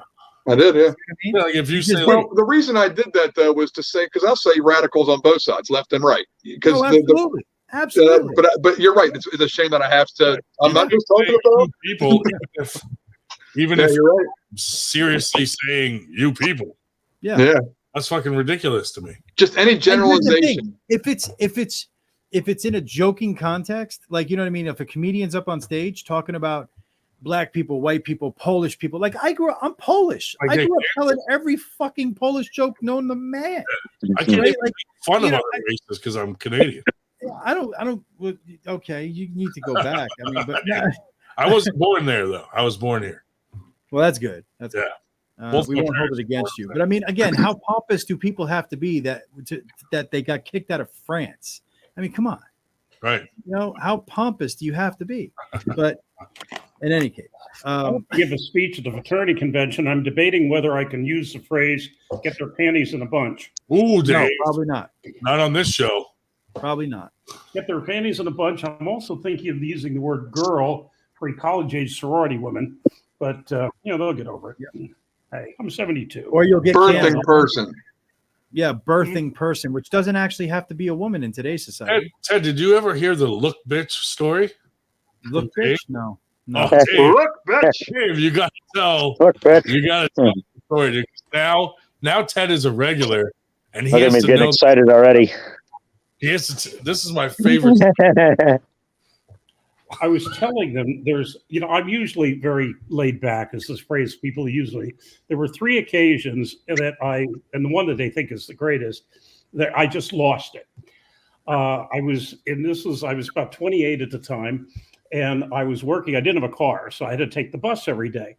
And I'm getting on the bus down at the the transfer station, and waiting for pull out, and some ditzy blonde comes bouncing down the aisle and says, "I think I'm going to have a smoke." And I said, That's all I said. She goes, she turns to the person next to her and she says, "What does he mean? And I said, "What I mean is smoking is against the law on the bus." She said, "The bus driver gave me permission." And I said, "What does the sign up there say? Does it say no smoking or no smoking unless the bus driver gives you permission?" So anyways, she stifles herself for a while and off we go. Well, we're coming into my stop, and I basically pull the ripcord to get the bus to stop. I'm walking up the aisle, and this ditzy broad says, "Oh, shut up." And I snapped. I spun around. I was still thin enough to spin then. Spun around in the center aisle of the bus, pointed at her, and said in a rather loud tone, "Look, bitch." And of course, and the bus got instantly silent. But I said, I've been brought up to be so polite that as soon as I said it, I saw there were these 2 little old ladies sitting next to me. I had walked up next to her seat. I said, "Pardon me, ladies." And before I went on and said, "Look, you want to smoke? You go ahead and smoke. I don't care. I'm getting off the bus, but it's against the law." And I was so mad. I went stomping out the bus. I was shaking. Look, bitch. Of course, the next day I had to apologize to the bus driver. He said, "No, that's okay." But whatever. But yeah, that's and these days we just have people trying to shoot bus drivers because they made them fucking try to pay the fare. Yeah. No, I just the other 2 times about the same. I must have been going through an angry phase then, because the other 2 were I was at scout camp and we had this really turd that he was a slug. He just didn't do his fair share. And we were cleaning up after scout camp, but at the end of the year where you have to move the tent platforms, and said, "Come on, pick up, whatever. You go enough." And I just dropped the damn platform. I said, "Yeah, I have enough of you." And I started yelling at him with, I don't remember all what I said. I'm told it included 80 proof breath, because he used to go off the camp property and come back smelling like 4 roses and whatever. But that was that. And the other time, 4 roses is good rock gut. And when some student got fresh with me and referred to me, I believe his actual words were "fat fucking faggot." And basically I reamed him into one, but whatever. Did you say "look, bitch"? Same thing. Right? Dave left out that he said, "Look, bitch, get to the back of the bus." Oh God. I even used the N-word once a semester in class. Oh. Like the N-word? Yes. Neighbor? With the hard R? Well, actually, it was in the verb form of the hard R, yes. Again, how stupid is that? In high school, verb form? In high school, I used to go, you had the corner cliques, right? On each corner of the hallway or whatever. And I'll never forget. There's like, I don't know. There was like 5 or 6 dudes standing there, and each one of them are calling each other the N-word, right? And I just stopped and I said, "Now, how would you like it if somebody as white as me would say that?" And they were like, yeah, but you can't, Cracker. And I was like, oh, but it's okay for you to call me Cracker, you know? And honestly, I wasn't pissed. I was just like, I'm always that guy that likes to, you know, like, you know, and I'm sitting there like, it makes no damn sense. And I said, maybe if y'all would stop calling yourselves it, maybe nobody else would. Right. Well, and they were like, just get the fuck out of here. And literally, it was the first time in real life, because I've heard my father talk about like in the 70s and 60s how they would call us honkies and stuff like that. But it was the first time in real life that I ever heard it like in person. And it was a high school kid. He was 16 years old. He goes, get out of here, honky. And I was like, honky? From Peckerwood. Does your grandfather know that you're fucking using his slang? Like, well, I'm at the age where we used to finish up the poem with "Eaty meaty miny mo" when we'd pick sides, and it was Dave, that's bad. It was not catch a tiger, let me tell you. That's not good, Dave. No, what about like old ladies? What I do is I tell them. I in class, once a semester, and I say, okay, brace yourself. But I make the point that we are so afraid of, the word that I read this once that George Wallace was actually a fairly progressive person, but he's also a very ambitious politician, and he realized that he had to be a racist to get elected in Alabama in the pre-civil rights era. And he made the comment, I guess one of his first elections, he lost to a rabid segregationist. And so he made a comment about this. And it was quoted in this book as, I won't be out-segged again. Well, that is not what he said. That is absolutely not what he said. He said, I will not be out Niggered again. And I'm just trying to keep us from getting thrown off when So what you're saying is that he was a Democrat, is what you're saying. Well, they all were back then. What you're saying is you're burning a cross in your front yard right now. Yeah, right. Well, I'm not in my front yard right now. But if you were, you would be. Actually, the clientele of this particular Motel 6 in St. Louis is rather on the dark side. But not that I care. Do you have separate drinking fountains there? On the dark side, I am not referring to Anakin Skywalker. So you don't shop at Foreman Mills then? I've never been to the Foreman Mills. Of course, I've never been in a Target either. But oh my God, Schubert, see what I mean? Look at Schubert. He's the most active fucking user in the chat right now. Well, actually, Schubert, my address is 665, and I tell people the Satan's live across the street is 666, which gets my Christian friends excited. Dude, I wouldn't put your address out there after being this racist. Yeah. My God. We still have 14 to 15 people people watching. 43 years. It will not take a St. Bernard to find me. Hotel is on the dark side. What? It will not take a St. Bernard to find me. It's the same location with an. You can't say that word with a hard awe. Dude, it's like those little old ladies, like they have those bags of mixed nuts, and the brown one, they'd call them N-word toes. Yeah. Like, would you like a? I've honestly never heard that. Licorice pieces. And they think that they can just call it that, like it's okay. But I'll tell you, no. What I was.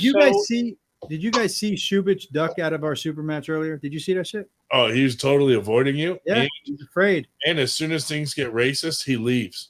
Yeah. And then he jumps in the chat so he can anonymously. Exactly. And now he's probably going to be saying some stupid shit like, he accepted or whatever. I mean, it was only for 2K. It was only for 2K. I mean, what the fuck? Those Russians hate gays. Hey, I'll tell you, when I was a senior, I worked for the local newspaper stuffing inserts. There was this old guy, old racist character, and he told this story, and I had to have it explained to me because I did not understand the joke. But he said, if Martin Luther King moved to the Lehigh Valley, where would he live? And the answer was Coonsville, because we have this KUHNSVILLE. What the fuck are you doing tonight, dude? I had some bug juice. Ryan's like, oh shit, we're fucking permanently canceled. That's it. It's done. It's done. Yeah, I don't know what happened. No, it's fucking Dave logs on. We just go off the rail. Town right outside of Allentown. Wait till Black Ice hears this fucking. I know, right? Yeah. I mean, Dave logs on and just goes off the fucking Dave. rails. Now he's Hey, Ted, you used to show up in Lily Valley. You know that there's a Coonsville there. I do. Yes. See? Right? Fucking Stupid says you still call black pencils colored pencils.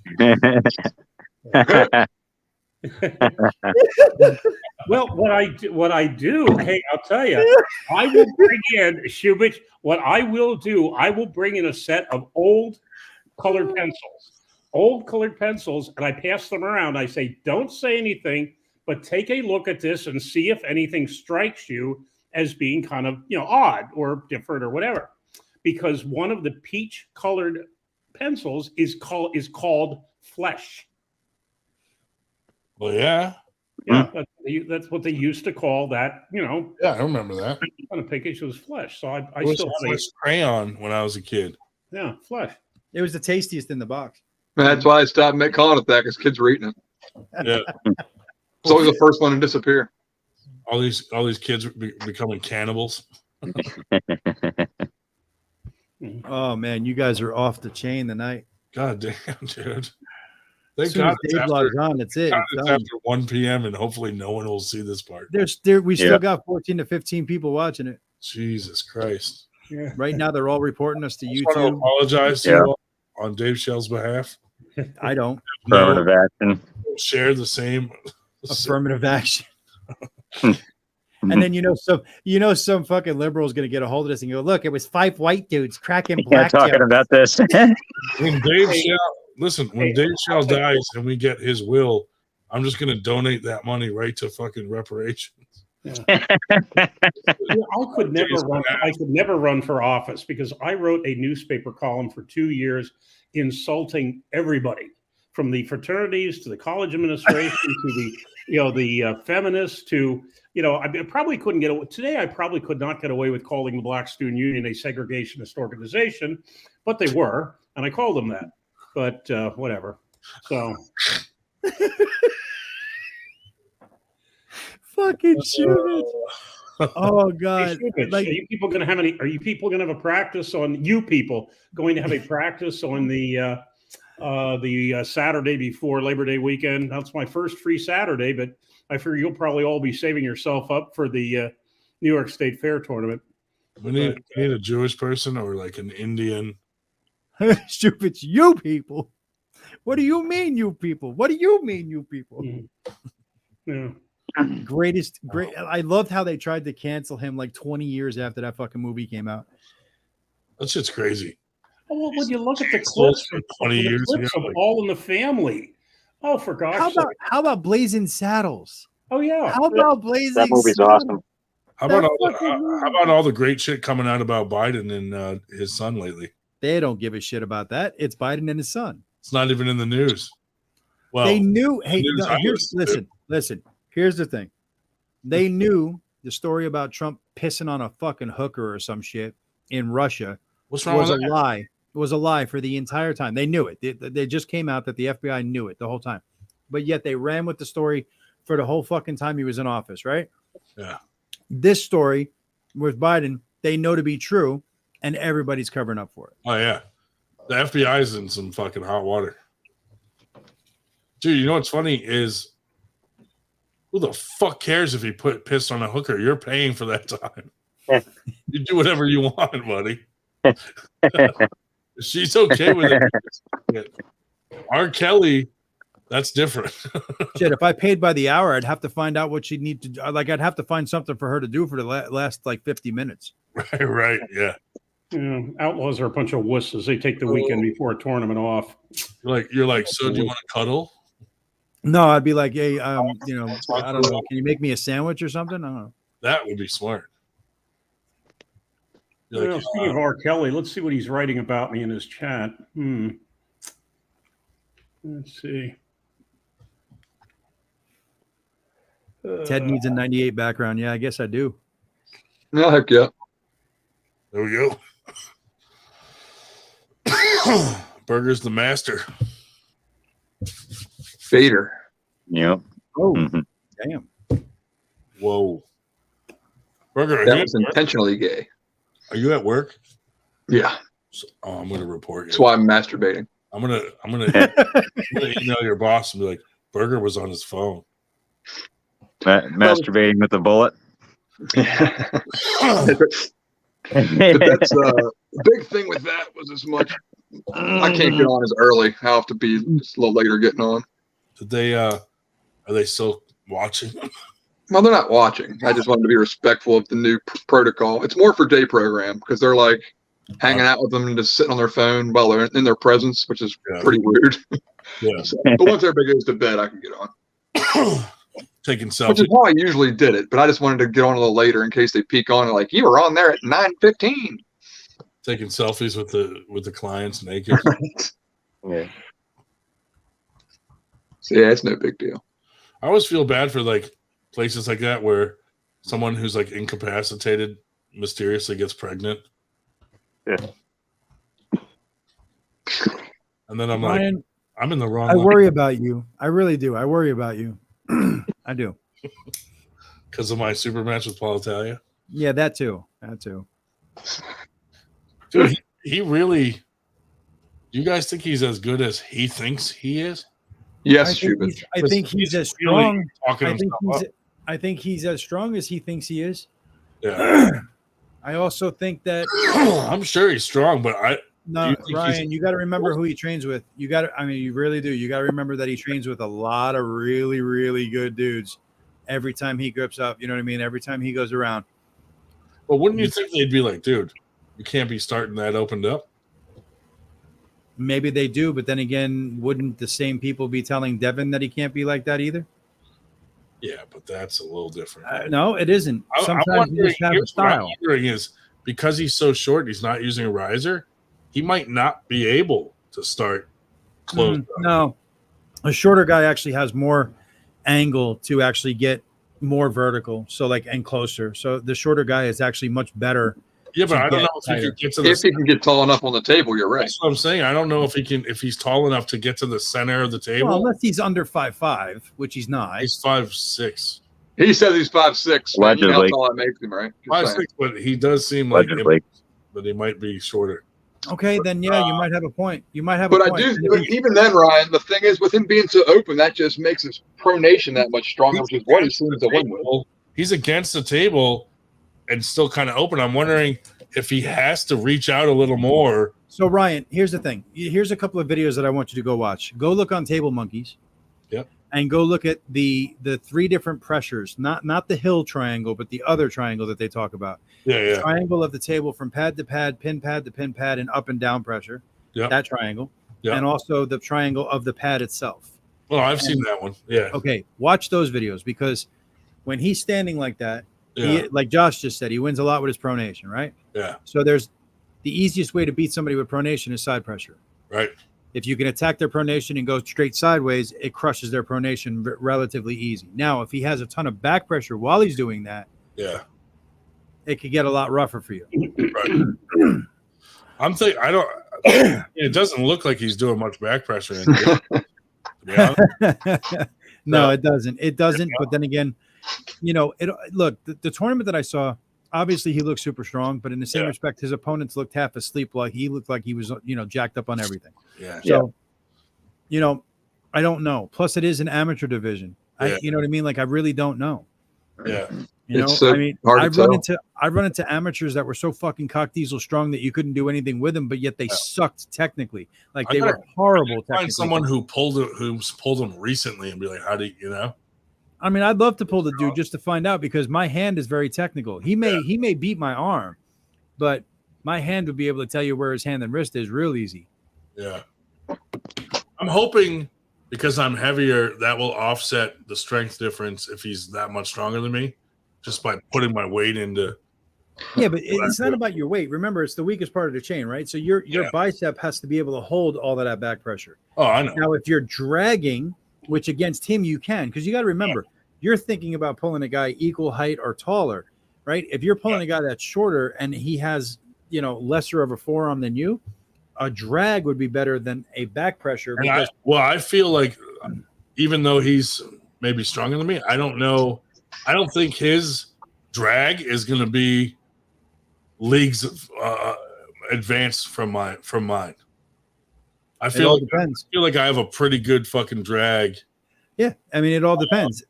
And I mean, if he's going straight sideways, again, back pressure beats side pressure. So, you know, it all kind of works in a circle.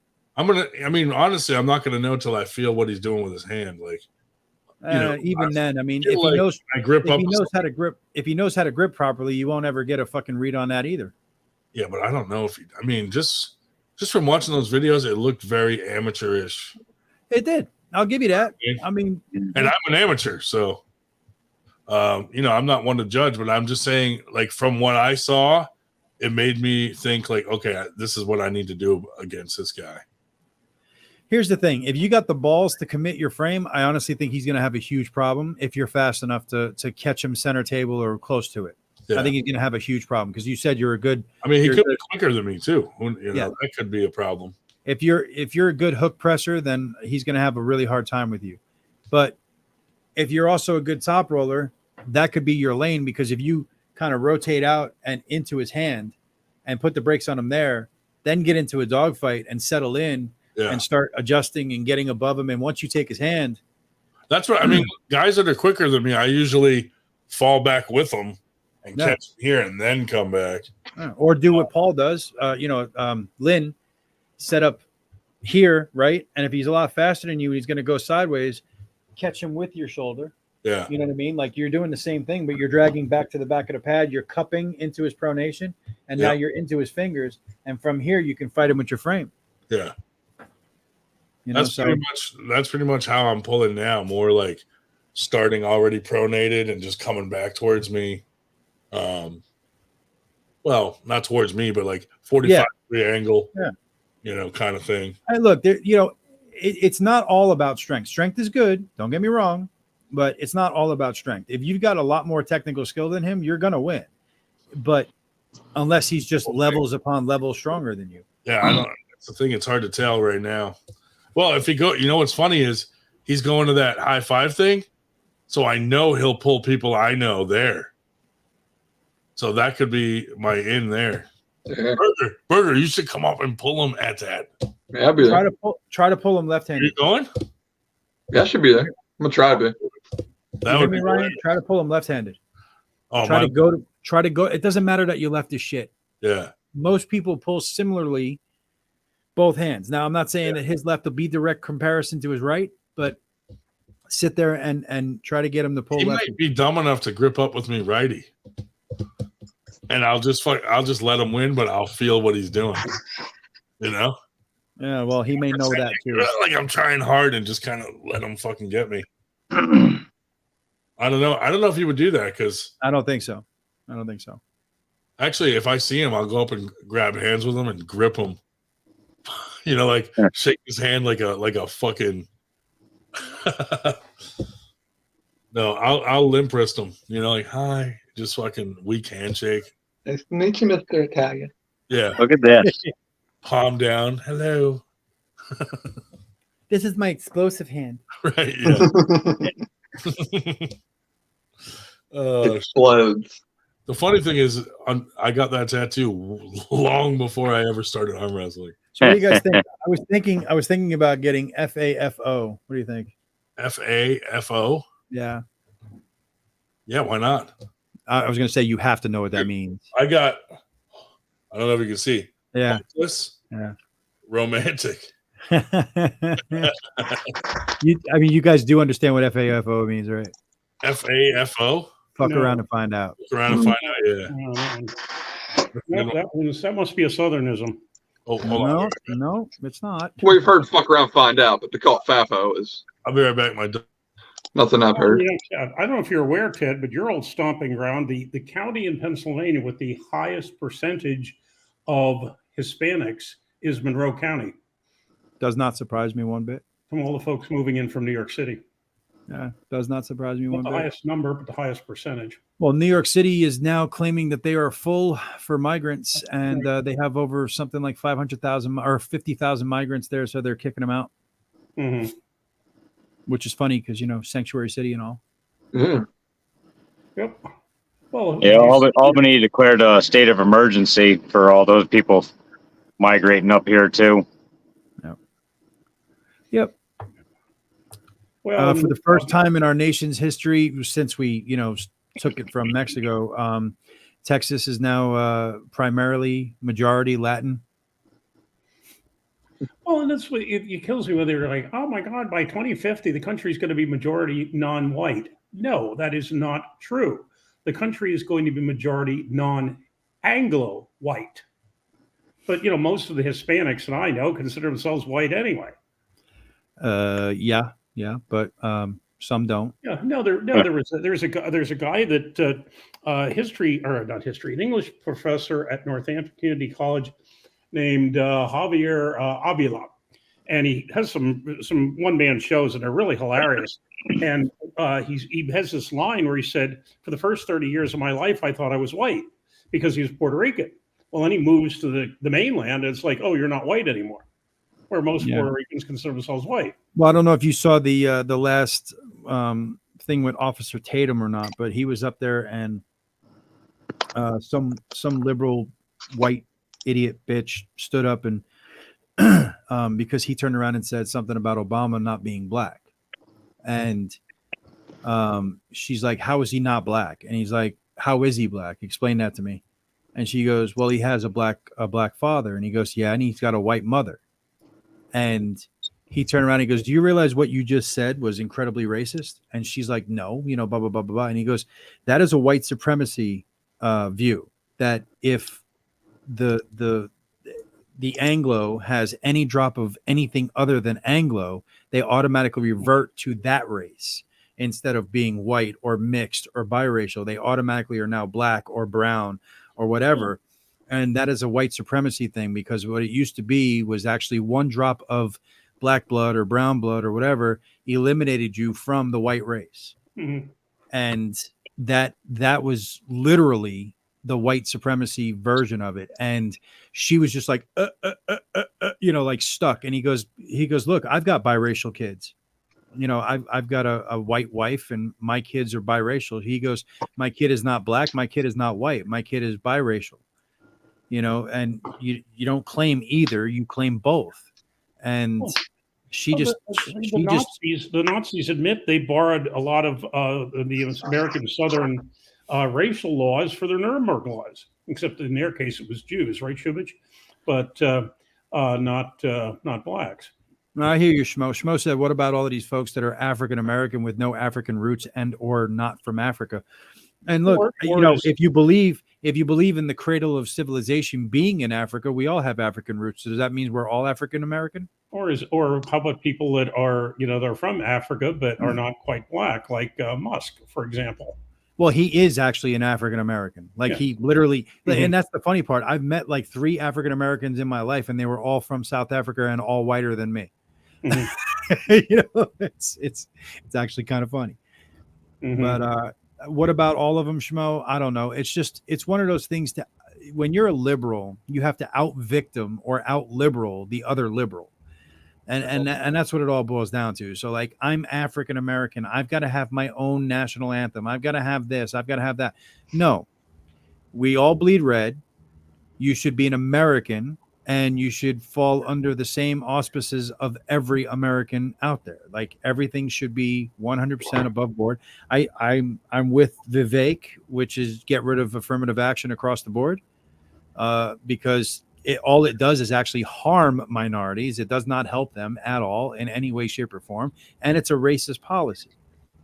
But try telling that to an entire 2 or 3 generations that have been given what they consider to be free shit from the government, when actually it's not. You have to pay for it some way, shape, or form, but they don't know that because they think it's free shit from the government. So yep. Hey, I'll tell you what, you're starting to sound like me. I was not your typical history professor, as you can probably imagine. Well, it was funny. I have this the first time I met this guy.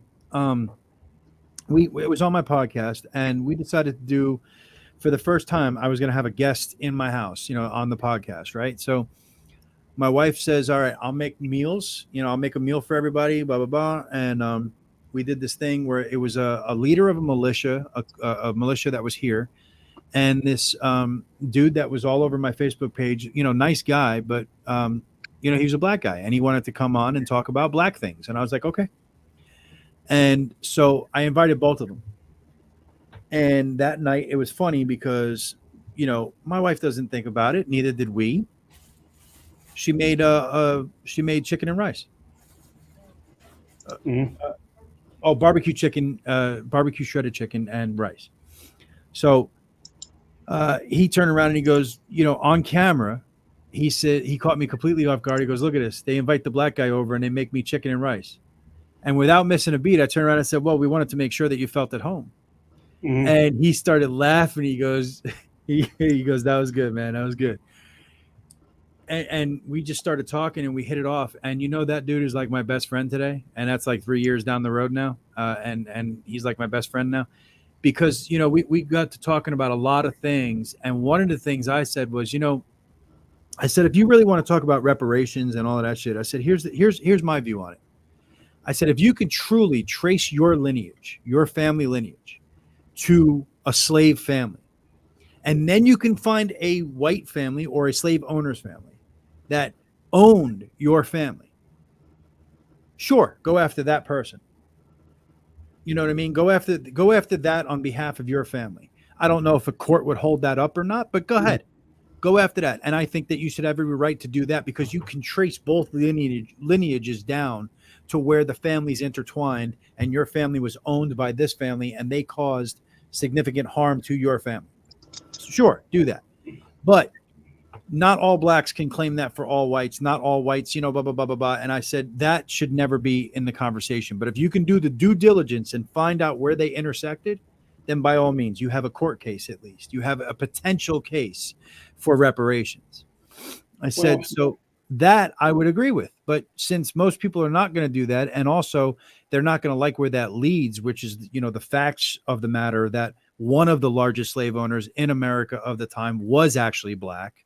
He owned one of the largest plantations in the South. And again, he was black. And most of the slave traders were black. Yeah, you don't think those white guys went into the interior of Africa for God's sakes? It was too dangerous. They just showed up at the coast and bought them off the other blacks. So yeah, it's one of those things where the other blacks. Well, if you want, since we're pulling out all the stops and trying to get ourselves closed down tonight, I'll tell you this: when Nitro comes to a party, he always donates a watermelon. He showed up at this party, and Ice brought the watermelon in. So of course everybody's handing Ice all this baloney, whatever. And so I actually have a picture where Bill Runkle went into his house, ripped some eye holes in a bed sheet, and came out. I have a picture of Bill Runkle pulling Ice. So we will not show that one on the show tonight. Thank you, but I actually do have that. But I mean, the point is that we had a great open discussion, and he actually wanted me to speak in front of like a bunch of black friends because the fact that I was unlike any white dude he's ever really met, and since then he's been on a bunch of shows of mine, and we've talked, and one of his views is that he's pro-black, and I said that's fine. I said, I have no problem with that. He says, but I'm not anti-white. I said, and that's why I have no problem with it. Like his theory was if two stores opened up right next to each other and they both sold exactly the same thing, and one was owned by blacks, one was owned by whites, he would support the black store. I said, why wouldn't you? You know what I mean? I get that. I said, now here's the thing that most blacks don't understand about whites is that I don't give a fuck which store I go into, whichever one has the shorter line, whichever one has the better service, whichever one has the better prices, whatever. I don't care who owns it. I just want the best possible experience. You know what I mean? So I don't really care. I said, but I get where you're coming from. You're going to support, the black store and all of that, but you're not being anti-white. And he said, exactly. So, we talked, it was great. Like I said, we had a fantastic time. And since then, we've become really good friends. So, it's one of those things where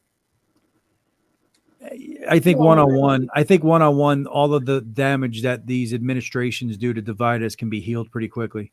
Well, if you want to get the pro-choice people really upset, point out that actually the people that should be subsidizing Planned Parenthood is the Klan.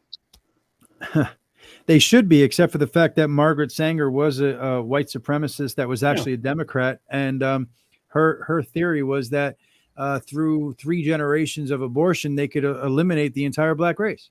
Yeah, it really is a shame. It really is percentage of minorities being aborted.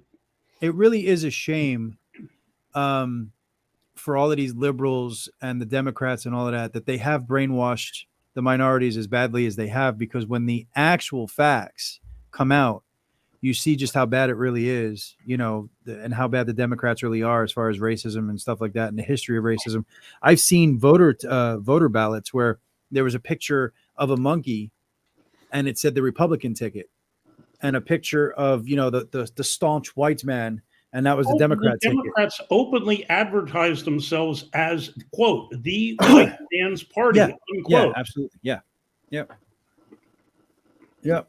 So I love how Shubitz is trying to stir the pot here, but he won't get back on camera and actually have a conversation. I love it. Mm-hmm. You're starting to sound like J&J. Mm-hmm.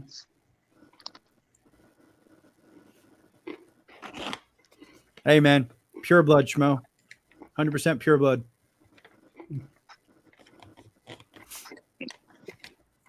I've never taken the jab, and I never will.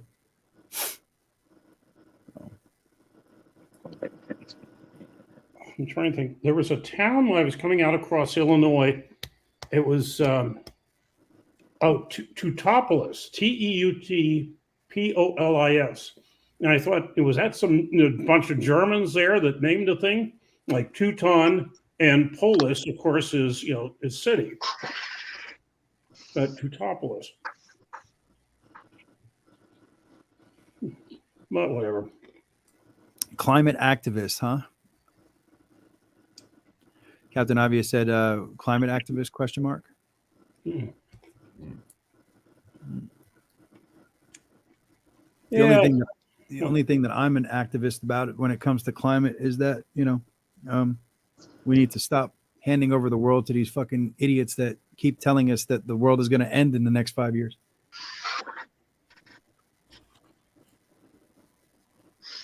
It's been ending for the past 50 years, huh? Yeah. Is Dave eating nuts? Actually, no. Dave is eating dry roasted edamame with sea salt from Sea Point Farms. Oh, very nice. Source of protein, heart healthy, whatever. And if Ryan was here, I just want you to know Ryan would have said so is sperm. But anyway, I'm on my way out. Yeah, it's about that time. You guys have a good one. Sperm. Yeah, see, so is sperm. You guys have a good one. Good night. Night. Later, Ted. Later, Ted. Nah. Fuck that guy. Yeah, well, I'm not even gone yet. Not even gone yet. Yeah, fuck that guy. Fuck that guy. Ted, thank you for contributing to the most racist episode we've ever had.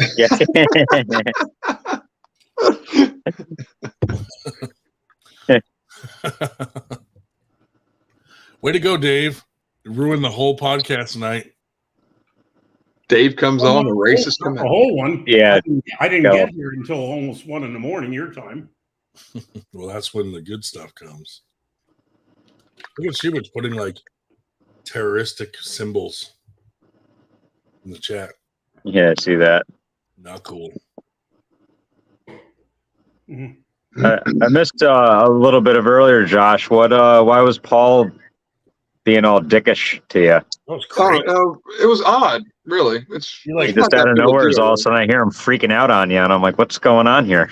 Yeah, because I was confused mainly because Dan, one of our old guys, got razzing him up about the match, talking about Ryan's going to break his arm and stuff like that. So Paul got defensive, and Dan does this. He got in his DM and started talking to Paul like in private, and so Paul made a post about Dan, like how he's, whatever, a hater and all that. Yeah, is that like the 3-paragraph long thing or whatever? Yeah, so you saw that.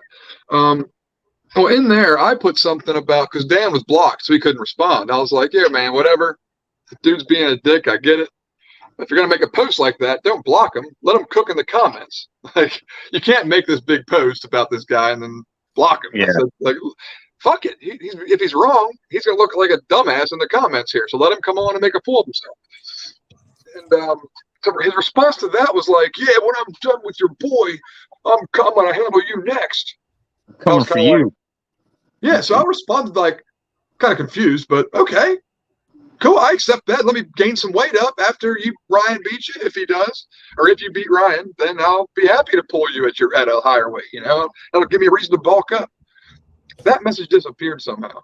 And then he kind of kept. Then he put something about a victim post, and then he posted my video which was 8 months ago, where I talked about when he called me up and threatened me and all that shit.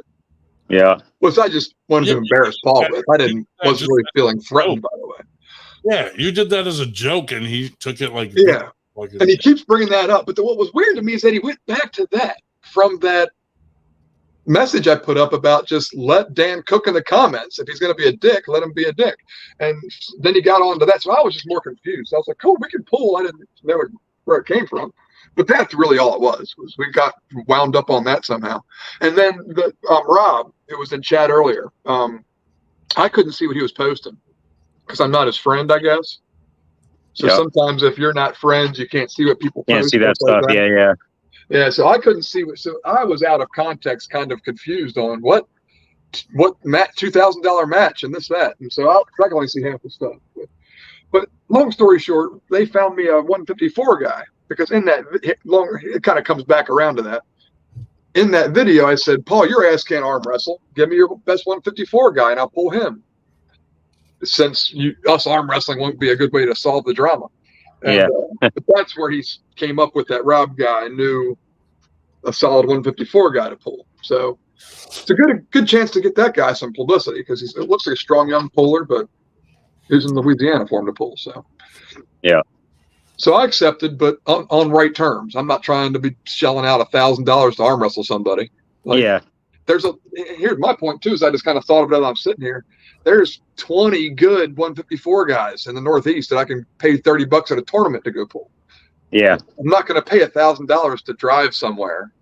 I don't know. That's just, it's something I'm interested in, But somebody says, "Hey, we'd love to see you pull this guy because of X, Y, and Z." I'd be happy to go somewhere and take a little vacay, but I'm not coming out of pocket to do it. That's just too much for me. Not that far. No. Yeah. Not $1,000 out. That's crazy. Dave Shellis. That was a lot of money. Yeah, I could maybe swing like 5 and like not get crucified by the old lady if I save up a little bit. You know what I mean? Yeah. But coming off of the G's a nice vacation. I ain't doing that. Yeah. That's just too selfish for me as a family man. I can't do it. I got to mow a lot of lawns to make $1,000. Yeah. And more I figure I could probably make it and save it, but it's gonna put me out. Family time, family things, whatever it is. It cost me $1,000 to go to Arizona and get a hotel, and then if I don't win, I'm out even more. Right, and that's why Arizona sounds fun. But now, if I'm going to go, I'm going to have to bring the wife and kid. Yeah, I can't just take off to Arizona for a weekend and leave them at home. Like, fuck you guys, I'm going to go have some fun. Y'all chill. And it's right about then.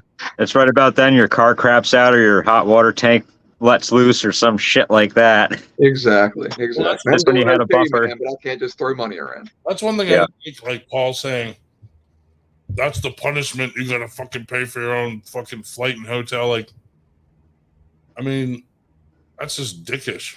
Yeah, and who is he to punish anyone? I just don't get that. Or freaking out on you saying, "Be a man."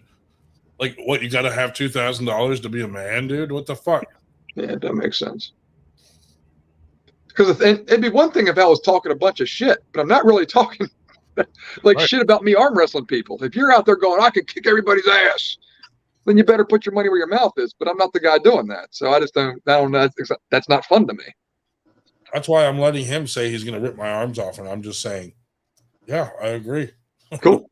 Yeah, he's talking about buying multiple laundromats. I'm talking about buying one house. My right. Good on him. That's so cool that he can do that shit, and he's got his business. It is, yeah, that is pretty cool. I wish I could do that. I don't have that bone in my body to be. I got in the wrong industry.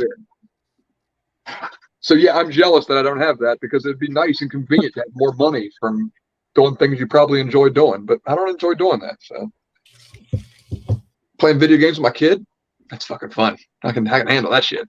Yep. You know? Yeah, except that he beats your ass. Oh, he kills me most of it. Like there's obby things on Roblox and stuff. He just cruises through that shit. My son would kill me on a lot of the newer games, but if I broke out like the Nintendo, he doesn't even know what's going on with that one. Some Street Fighter. Yeah. You got to do the cheats where you just like, whatever, hold them down in the corner and can't get out of there. Yeah, I'll tell you, we had one tonight, not mention any names, but one of the super matches where the guy basically did the old, he held him and did the old snarl, like, "Go on, do something," he couldn't hear what he said. It was that look on his face, like, "Okay, come on, do it," and he lost, and it just did my heart warm. I love that, dude. It warmed my heart when it happens. Yeah. When somebody gets shitty like that, with his opponent, and then I and he agree. loses. But fuck those guys. Yep.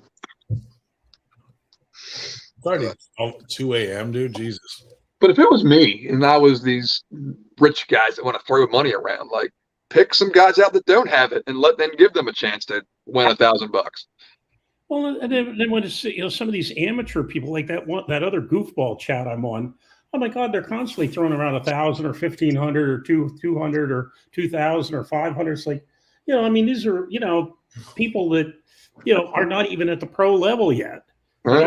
It's like, oh, for God's sakes, people. It's like pay to win video games. Just pay money and you get to be on the stage and pull and look important. Did you find it odd that Dan Schwartz was able to make it's a priority? And I know that was he was able to focus long enough to come in. That was impressive.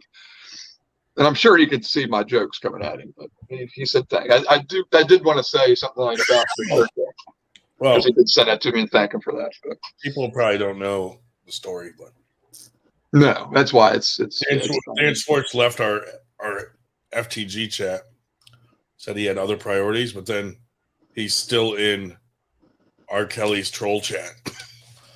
You can focus on that chat, but not the FTG chat. So FTG. Shit, David Marr, are you? Oh, you're not even on Facebook. Yeah, he's not on Facebook, so can't get in there. Oh, smart man. I'm only in there for arm wrestling for sure. Yeah. But if I need to find anything on Facebook, I just have the old lady or the kid look it up. There you go. Oh, smart. I stay incognito. You don't want anyone to see off the grid. Yep. Training habits. I don't order off of Amazon either. I'm that kind of guy. I still go to the store. What? Yeah, I do too. I prefer the store, but I can't say that I don't order off Amazon now and then. I mean, it's hard to beat that. I mean, they make it impossible with how much they sell their stuff at. Right. That you're crazy not to. Yeah. You just but I know if I need something today, I can go to the store and get it today and not wait. And possibly get my card hacked too on their fucking website. The funny thing is, I've ordered from Amazon before where the fucking thing was at my house an hour after I ordered it. I'm like, what the fuck? Yeah, they've been getting really quick with it. I've been pretty blown away how quick stuff has come to the house that she orders. It's crazy. Well, what kills me is the people that go all virtuous about, oh, I don't check myself out at Walmart because I'm taking a job away from whatever. And I'm like, okay, do you go to Sheetz or Wawa where you punch the screen to get your thing? Do you use the ATM? Do you order from Amazon? Do you we're going to draw the line here. I'm sorry, I'm not going to feel virtuous about, oh, gee, I don't want to take their job. Fine. Hey, let's go back to banks when you had to be there before 3:00 in the afternoon, except Thursdays when they were open till 6, or whatever. Or when all the stores were clean. Oh, sure, we had lots more people working and as tellers, but whatever. So how virtuous are you willing to be? Do you go to Subway instead of Wawa Sheetz because it's Subway? Somebody actually takes your order by listens to you instead of punching it on a stupid computer. Yeah, I'm good at man. Yeah, Lucha. Yeah, the couple Chick-fil-A's just opened up in our area, and I heard they were pretty swamped. Not bad. Yeah. I don't get it. I do not get it. They used to they have one. Yeah, I don't get it either. I would never wait for any food in a long line, but they have one in Albany Airport. And what people used to do is like people would pool their money together, get the cheapest plane ticket, just so they could go in the place, and then buy a bunch of Chick-fil-A and then come out for a group of people. That's crazy. Yeah, that's craziness to do. Well, But 45 minutes for some chicken? Fuck that. Yeah. Or you get those New York people who just love it every time they come down to Pennsylvania because they have to go to the Waffle House. Oh, for God's Yeah, I like a Waffle House. We don't have them up here. Waffle. I'm sad about it. We got IHOP. Not too big of a fan of IHOP. Yeah, Waffle House is shit, especially drunk. Yeah, Waffle House is a shit. Waffle House, and what's the other one that they come down that they just swear by? Krispy Kreme donuts. I'm sorry, I know 6 donut shops in Allentown. I have better donuts than Krispy Kreme, thank you.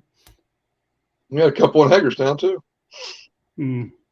Yeah, they opened up a Krispy Kreme up here for a little bit, and I think it ended up closing down and didn't do that well.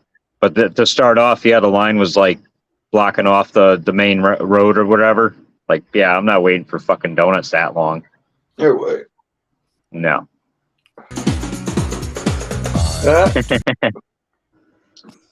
We have a little shop in town. They bake their shit at like 3 in the morning. There'd be a line around the block at like 2:30 in the morning for donuts. No shit. Yeah, little local spot, Crumpies. Donuts and heroin. That's the shop, dude. If you Kensington, man, that's Kensington Donuts. You open up a donut shop in Kensington, dude, and give out heroin with every donut. Holy shit, you'd be a millionaire. Do you clean needles with every donut hole? You put the needle through the donut and just hand it to them. Yeah, there you go. We should run like a corn on the cob joint, and instead of like the things where you stick the little corn things, you put syringes in the ends of the corn to roll it in their butter. yeah, exactly. Yeah, so you don't get your fingers burnt or hot or buttery. Yeah, just use a syringe. It's like dusted with. And you can actually like inject butter into the cob. Yeah. I don't know that. Butter and fentanyl. Just take the needle and throw the donut away because none of those fuckers eat. You know, you have like the argument between butter and margarine. You could have like the argument between heroin and fentanyl. Which do you prefer? Which do you prefer? Like the real stuff or the fake stuff? You know, do a blind taste test. One's heroin, one's fentanyl. Outside the shop is just littered with. You can't tell how much you should load up your syringe. Outside the shop is just littered with donuts because they don't want them. You can't even walk inside without stepping on donuts. I'll have 6 Narcan nuggets. Okay. Narcan tea. Yeah. Every fucking donut comes with free Narcan tea. It's like the coffee creamer flavor Narcan. No one dies on our watch. Hey, a double shot of espresso and Narcan, please. Yeah. Immune booster and a shot of Narcan.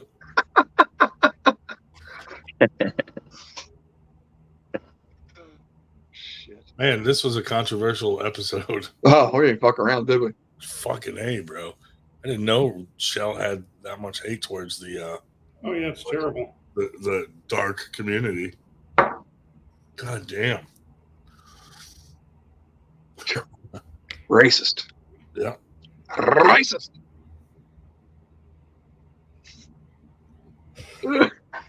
Oh. I really hope we don't get famous enough that somebody goes back and cuts all this shit up. Oh my god. Because we're fucked. Go for a job interview. We gotta stay out of the limelight. Like, if any of us make it famous, like, we're getting canceled immediately. Yeah. Oh, like it's like the same thing I said with mine. I have a 2-year history. Well, actually, about 3 years. And I was writing editorials and columns and pissing off everybody. I've made the point, and I think this is true, that I was probably the best known non-athlete at Clarion when I was here. Now, note, I did not say the best liked.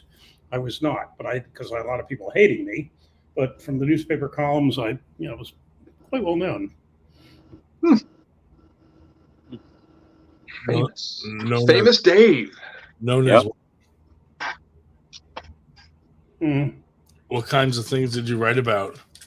Well, anything from what the college administration was up to like I say, feminists, to the Black Student Union, to the fraternities, to one time I didn't have anything local going on, so I wrote a column about how Story County, Nevada, at that time had 1/5 of the county budget was from taxes on the local whorehouse, but which is a true story, but which caused people to think I wasn't getting enough. But whatever. Did you write anything that you're an expert in, like virginity? No, I can't say I did. Celibacy. No. Masturbation. So that's like the original getting around with the professor. Yeah, my first time I ever got drunk was at a float burning party with the Young Republicans. Jeez. But and then the second time was at a cross burning with some young liberals. That public lynching. Yeah. With the old Republicans. Yeah. Moonshine and hangings. Mm-hmm. Oh, what the heck is this stupid thing? There's pizza vending machines in Canada. Fuck, I gotta move. That's crazy. Yeah, I always wondered where they were. I seen them on How It's Made, and I was like, no shit, they actually, they made them, but I was like, I've never seen one. Are they like frozen? And then how do they work? I forget. I think it's a lot of fresh ingredients. Huh. Interesting. That's crazy. It just throws it all in. It's done in like 5 minutes. Some shit like that. Refrigerated instead of frozen to be that It's fast. all touch screened. What your toppings and all that stuff, and it drops it all on and slides down this like conveyor belt and shit. Weird. That's amazing. That's cool. That's what I was blown away. Love that show, How It's Made.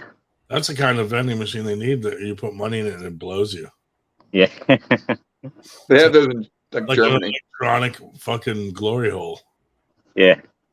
Dude, I mean, I don't see why they couldn't do it. Like, you just have like a flashlight and a little door opens and you just fucking stick it in and the vending machine controls the flashlight. It's like a vending machine glory hole. Yeah. Yeah. Exactly. They got them. They're at the bookstores. They're at rest stops. You just go into the booth and who knows what's on the other side. Stick it between. So would you have to put I guess you just wear like a rubber to screw the vending machine, huh? That's self-cleaning. Self-cleaning. Sanitizes itself between every customer. That's impressive in itself. If we made the first vending machine like that, I'd It's kill. a flashlight vending machine. Yeah. The flesh heavy.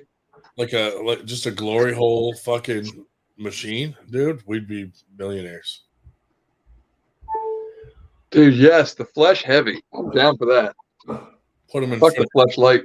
Put them in front of every daycare in America. I mean preschool.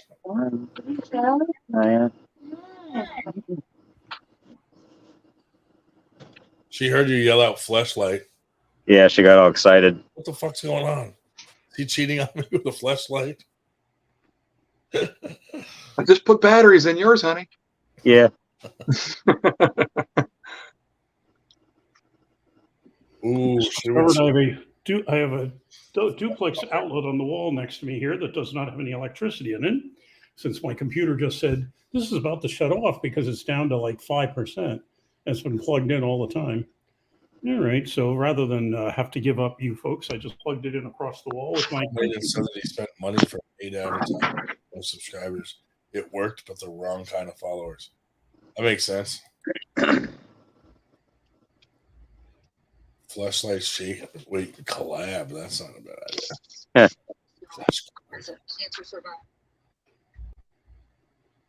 Shake weight. Yeah. Hey, you see the post by Elsesser using his shake weight thing to get pronation up or something, whatever he was using it for.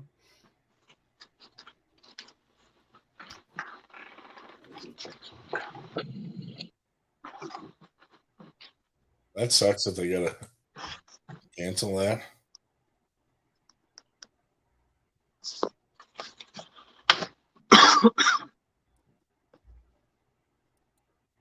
That's not gay at all. Shubich needs a bedtime story. You already missed Dave's story about the bus. Look, bitch. Oh, it's so good. Oh, this fucking dog. I'll be back.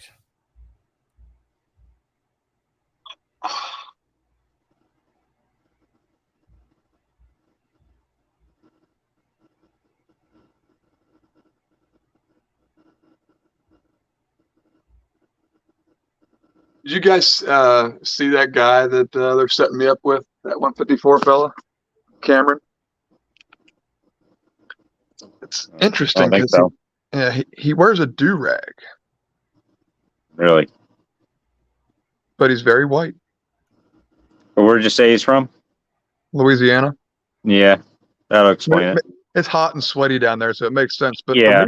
for us to see that up here, it's like that's odd to see a guy wearing that. Yeah, do-rag. Yeah. Yeah. So maybe it's a southern thing, but I called him Slim Shady from Jump Street just for giggles. Yeah. But I've worn a do-rag before, but I was also in a certain company. Word. But I thought that was fun. Back in '96. Right.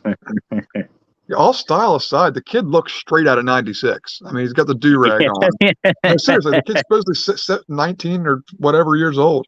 He's got this tribal tattoo on his arm, a do-rag. He looks like he's like from the past. Like him and Doc got in the DeLorean, and they're here. And Like there's they no way brought him back. there's no way this kid's from 2023. There's no fucking way.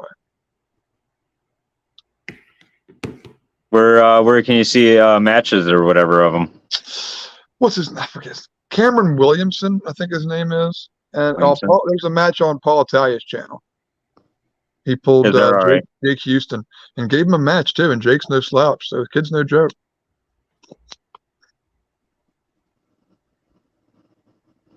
Yeah, Jake Houston did very well tonight. He beat Palco, huh? Motherfuckers. Yep. Well, the right arm, and then they lost. They did left as well. But yeah, convincingly. I mean, he basically slammed him. Was it at 54?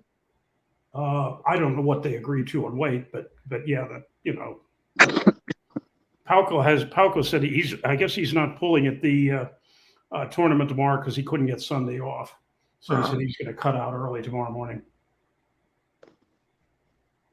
Because I said, yeah, I saw that they used to have their practices at 3:00 Sunday afternoons, and they moved them to Saturdays. He said, yeah, it's that they changed his work schedule. Rich Calero was from their group, was at the practice at East Ohio. He's a beast. He was there last night when I was at East Ohio. So Rich is the one that Manolo talks about from time to time. Gotcha. Puerto Rico.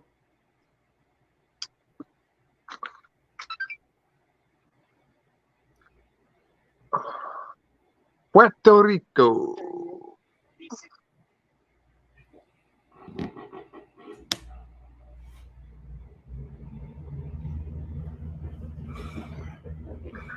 So what did I miss before I got here? Anything exciting? Oh, Paul Italia was on, which was exciting. He was well behaved too. We got into it early, but ended up having a pleasant chat and hung out for a little while. Who else was in here? You asked me too fast. I'm trying to think. Yeah, because I wasn't on for the first half of the night. I was kind of just tuning in and out while I was at work. Ted, of course, was on all night. And Nightmare.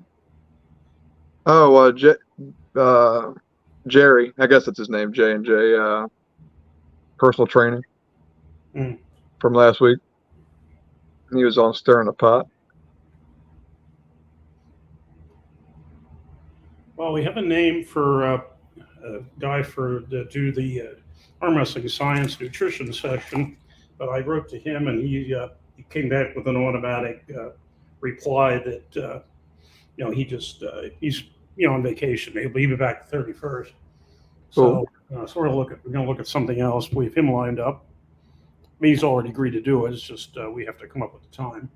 Gotcha. And I asked Paul when he was available, and he's leaving for Turkey for a week next Tuesday. So we'll have to get that. Is he pulling? I was trying to think if I'd heard about that. I don't know. All I know is he said he was going to Turkey from Tuesday to the following Monday, and then the next time in Turkey is not till I think he said the end of August. Yeah, because he's not going to Turkey. He's not going to Istanbul. He's going on another international transporter mission.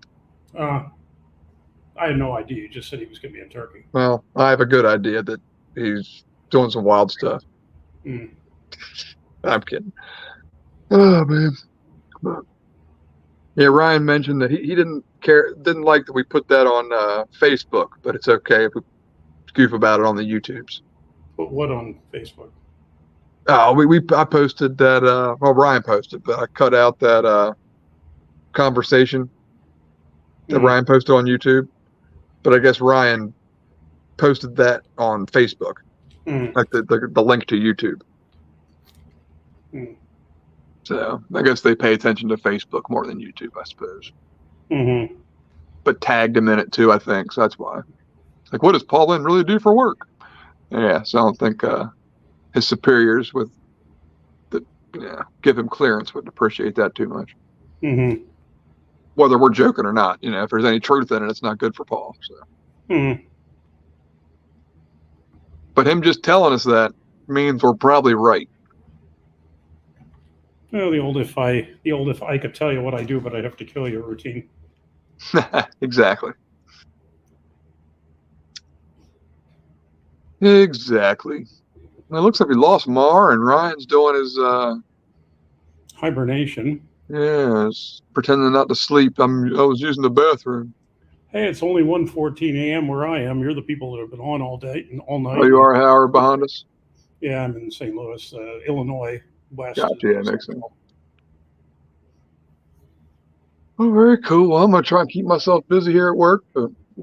well, and it helped today because I left Columbus like at 11:30, and it was like, I wanted to get here tonight because they had the pre-reg. Well, we were already registered. All the registration for this is online, so I was already registered. But it was a case of checking in, and I didn't know if we insist on weighing supers anyway.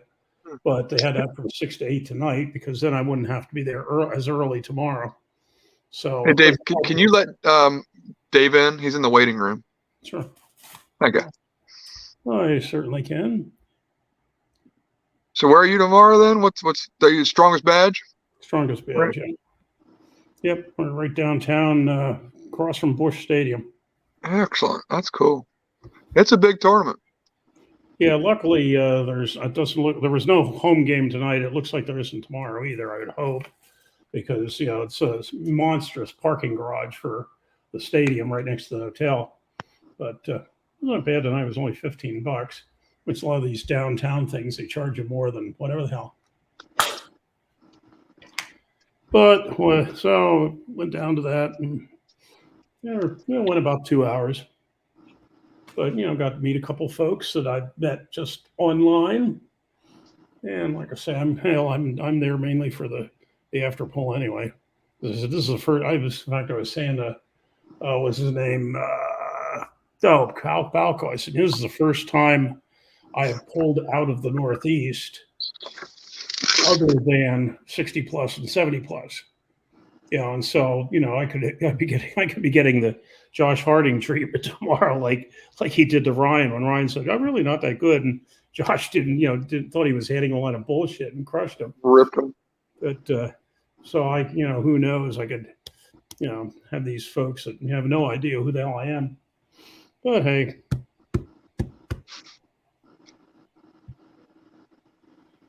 So they do have the approximate times up when they're, when you can expect to start. I'm just pulling amateur. If I pulled masters, they're starting with the kids first, but then women, masters, and amateur first before all the pros. And it's like actually, if I would have pulled masters, they would have been almost against each other on two different tables at the same time. But but I figure it might be makes sense because after all, how many amateur masters do they have? Really, right? It's a relatively rare phenomenon. So, but but masters here are the what you called are 40 plus. And Luca, no, I don't think I'm going to be at the High Five event on the 29th. Not absolutely certain yet, but I'm leaning against it. I mean, I'll certainly support them with the live stream, but I'm not sure if I'm going to go. Are you going to battle at the beach? No, because two reasons. Number one, you know who's running it. Yeah. Number two, even if he wasn't running it, no, I'm still going to be in Missouri then. So this is a 3-week jaunt. Yeah. And actually, and even if I wasn't going to Missouri, I was supposed to have a super match with Dave Abramson in May at Henny's thing, and when it was scheduled for May 27th, then Henny moved it to the 5th of August, and I said right away, we're going to have to come up with some other day for me and you because I'm still going to be out in the Midwest. But when so then of course Reed plopped the battle at the beach on the same day as Henny's thing. No. But nope. I will. I have to come. I'm coming back on the 10th. I have to be back to run brackets for our thing on the 12th. But so I have to be back for that. But other than that, I'm going for 3 weeks. Quite the journey. Yep. Yeah, and actually, I'll tell you, there's people out here I'd like to see that I'm trying to, get to as many as I can. But, I said to, what was his name tonight? I said, one of the guys from the group that practices near Cuba, Missouri. His name's slipping me. But I said, I really wanted, I was going to come with our other practices last year when I landed in the hospital, but I said, they're Thursday nights, and I just don't have an open Thursday at the moment. Actually, they have a really big practice in Texas on the 5th, August, but I'm already going to be up 8 hours north in Kansas City. But that would have been an interesting one to get to. But I'll get to a couple others. I was going to just come charging back Interstate 70, and Lincoln said, why don't you come back my way in Kentucky? So, well, if you can get people together on Wednesday the 9th, I'll be there. So that's what we're going to do.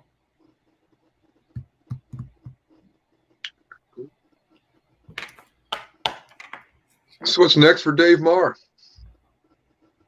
Probably the battle at the beach there. It's a shame it's so close to you.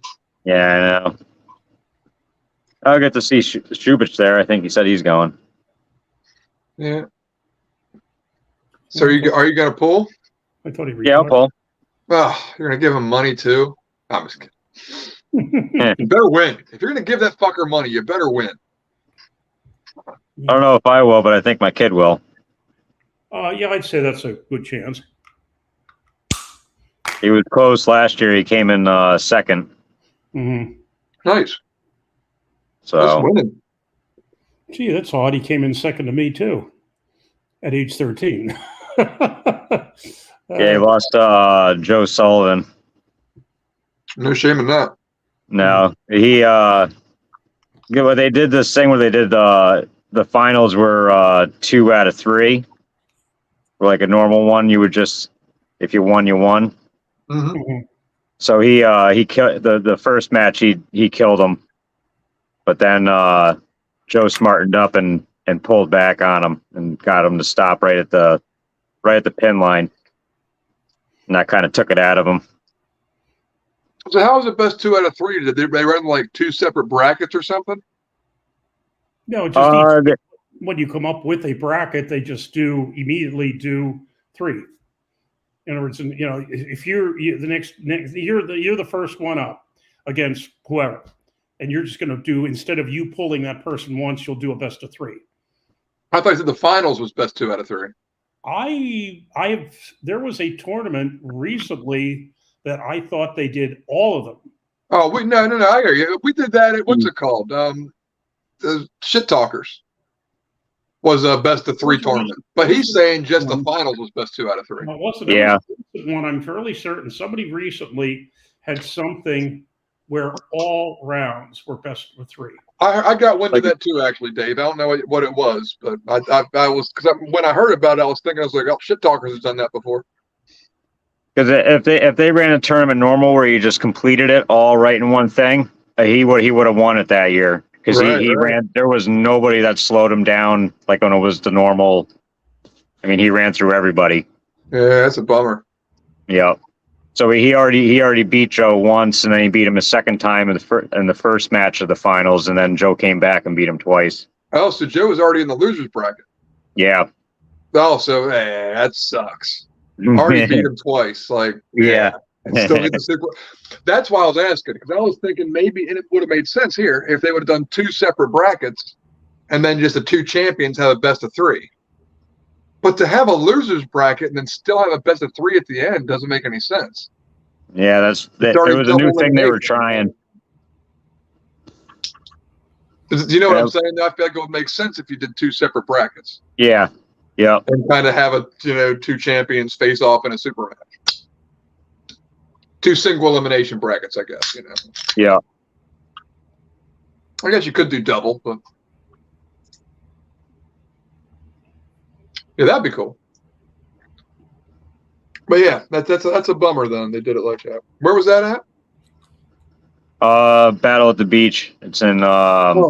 James Reed tried something kitschy and weird, and it was stupid. Surprise. Fucking asshole. I'm sorry. We're not supposed to talk shit about them. My bad. I forgot. I rescind that comment.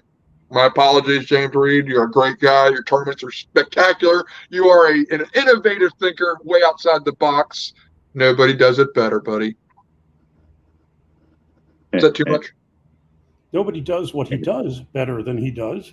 Huh? Of course, we won't say what he does. Yeah.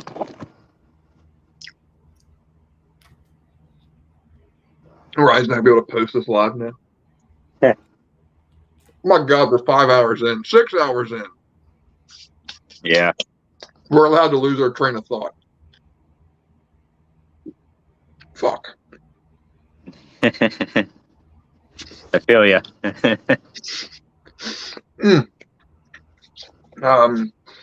There is a good, what's it called?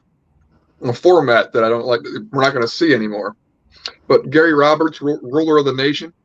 Oh yeah, yeah. Oh, I like that so much. I must have done it at practice. Yeah, I was hoping to experience that one of these times, but yeah, they haven't done it. And Gary's been out of the loop, so I guess no one's going to do it but him. But it was kind of his thing. I don't know if anybody else did it before him or not, but it seemed like that was Gary's baby. Yeah. That's a cool format. Yeah, it is.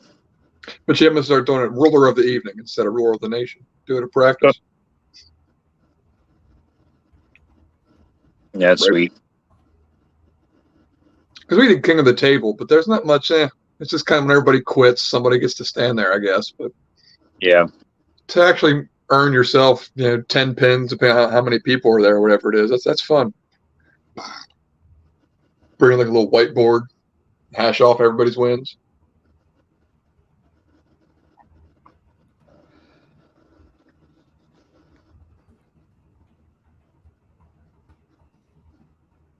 So, Dave, you travel an awful lot. Do you notice a difference in where you are and how people practice, like not necessarily say north versus south or east versus west, but I mean just like different states. Do they have a different feel at each practice, or are most practices kind of the same ethics and vibe? No, I would say most are probably the same.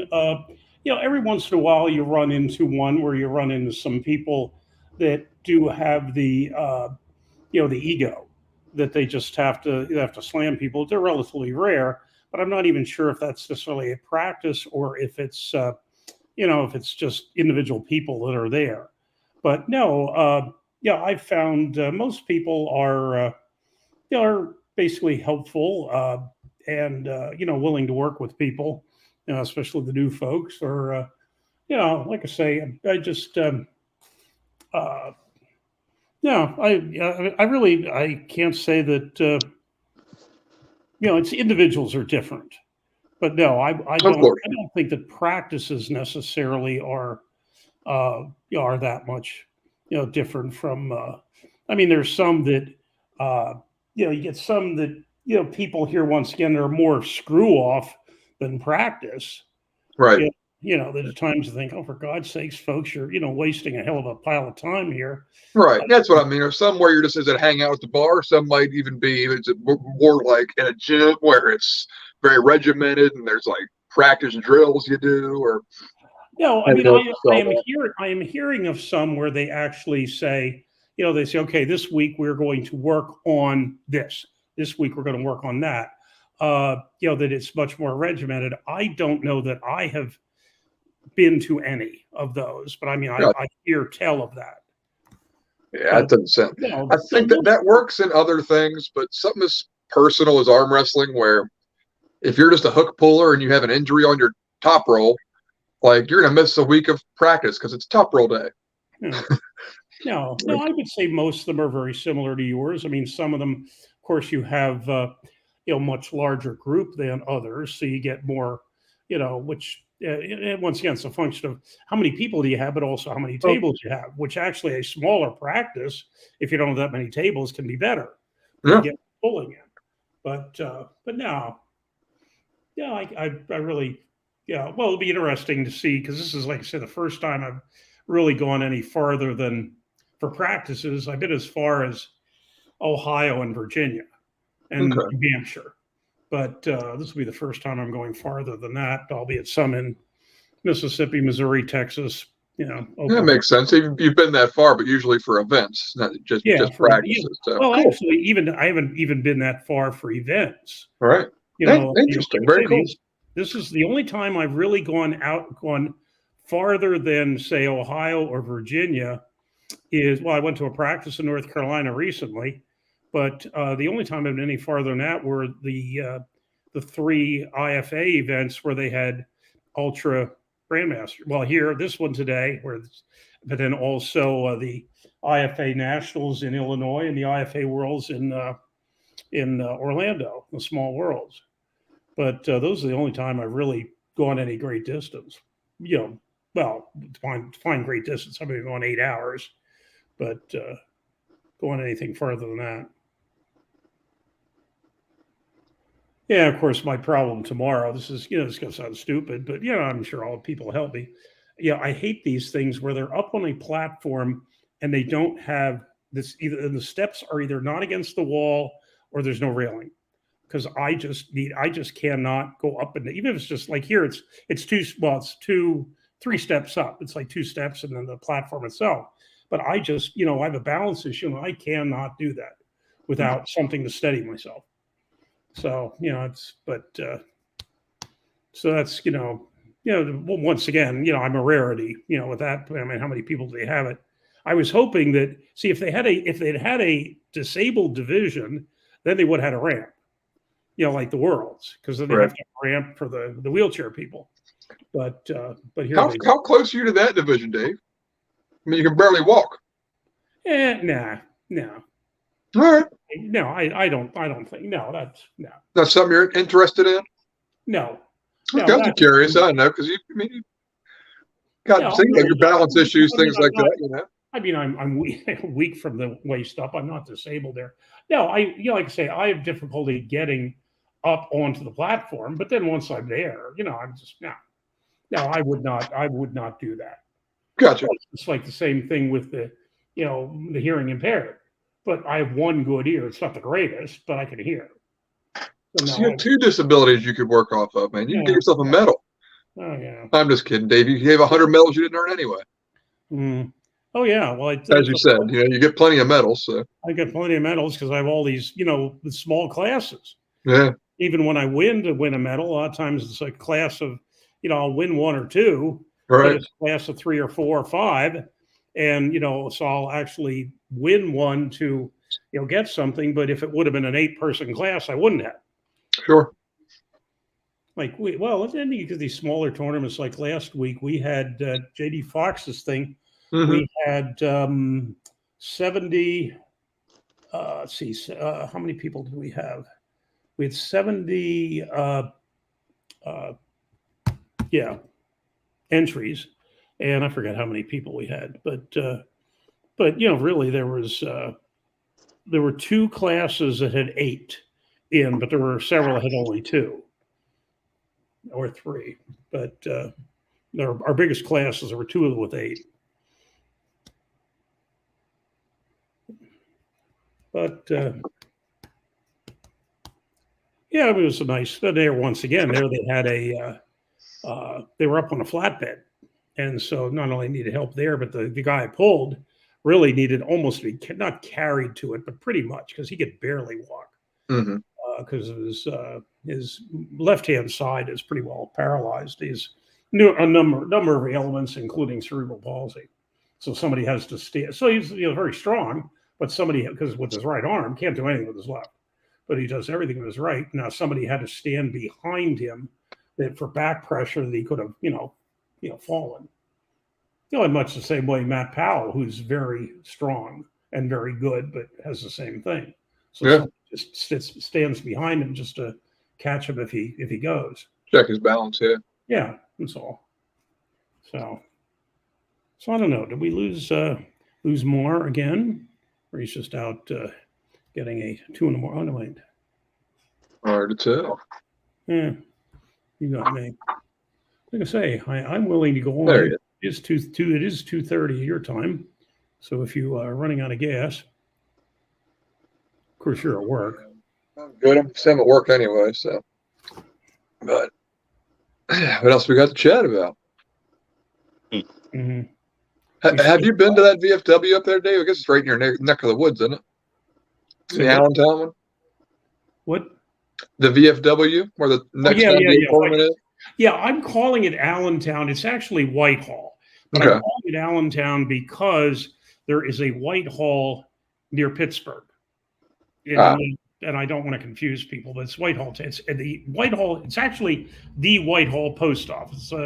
It's the name of the post office in the township, but I just rather than confuse people, who the hell knows where Whitehall is anyway. The correct address obviously will be posted, but I'm not putting Whitehall on the advertising because people know where Allentown is more than Gotcha. But yes, Spermies, Assy Creamy, yes, we are still alive, as a matter of fact.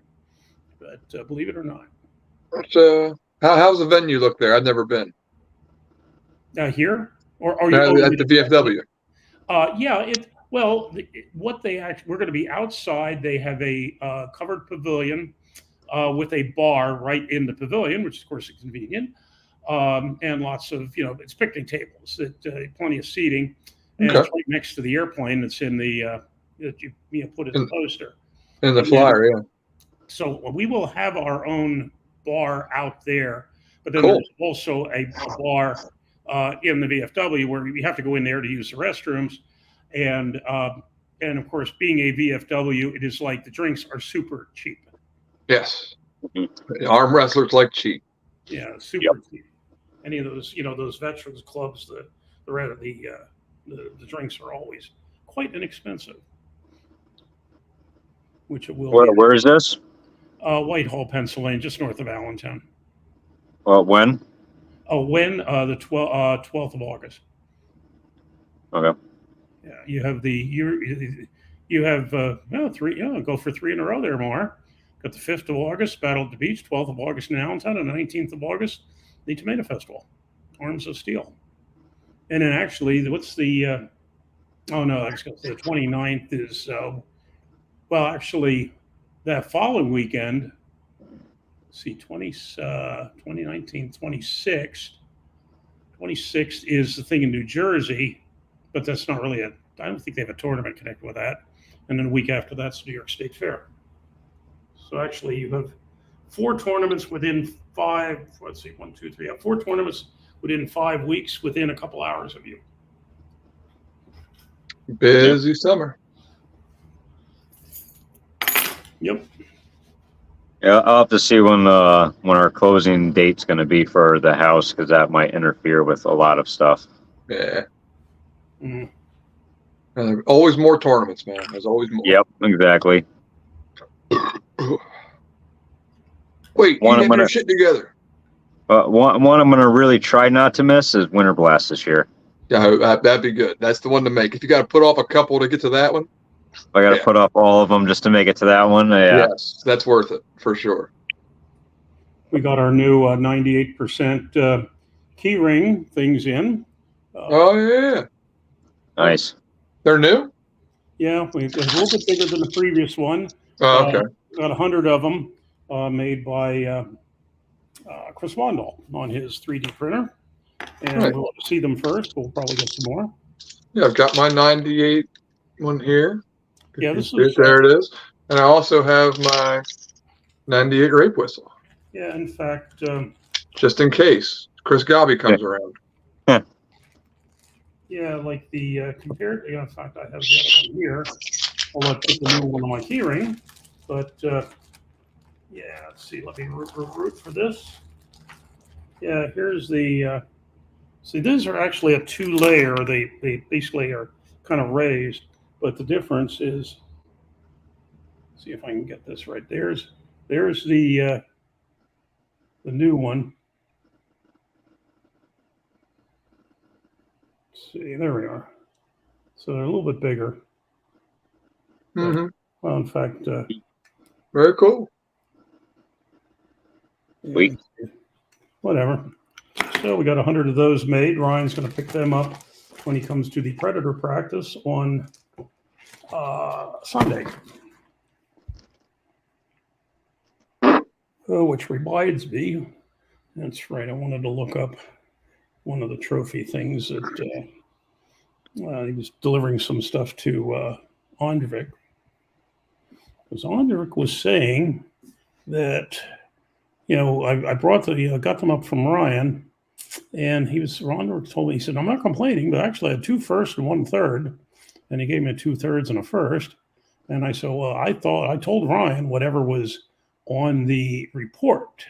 So I wanted to look that up to see what did Andrvik actually win at Antietam on my report. See if Andrvik is having some memory problems here. Let's see, tournaments and 2023 and Battle at Antietam.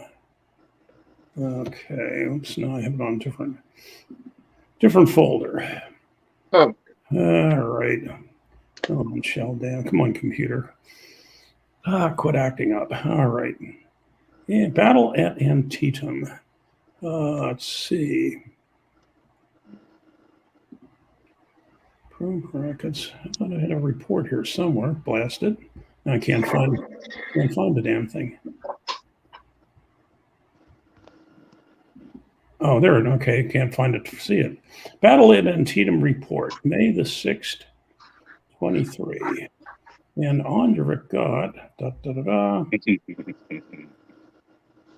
Okay, let's go, computer. Quit farting around.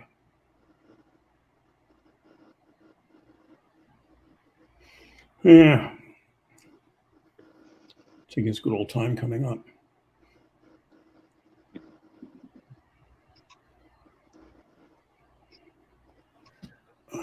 Okay, what do we have here?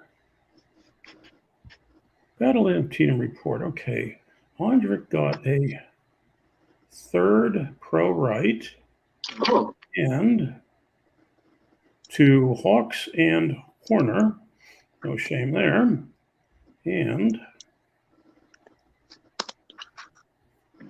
third pro right and Masters.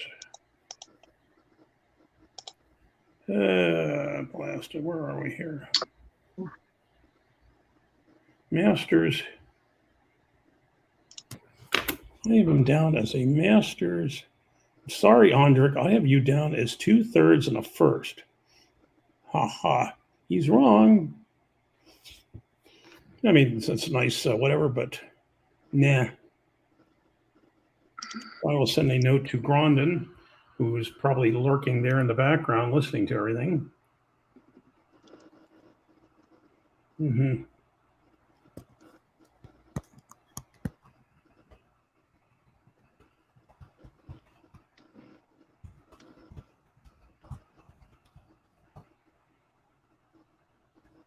Yeah, Luch is in there talking about Daniel Urich. He was on earlier tonight for a change. Yeah, he was. I was surprised to see him. That's right. That's somebody I haven't seen in a while, Dave.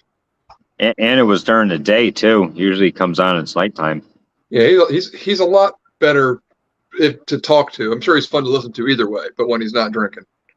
Yeah. He's prone to interrupting when he's drinking, and we all do. I mean, there's 10 people talking at once. We're all going to interrupt each other at some point, but he's pretty bad at it when he's got the booze going.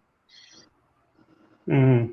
And I feel like he waits till the really interesting people are on to start doing it. Like Paul Lynn or Devin Larratt comes on. He's like, oh, yeah, fucking Bud Light drinker, motherfucker, man. Yeah, he starts talking a lot of nonsense too. Yeah. Entertaining, though. He's a fun guy. Yeah. It Yeah, sounds he's cool, like he's not pulling a whole lot now. He's doing a lot of timber work.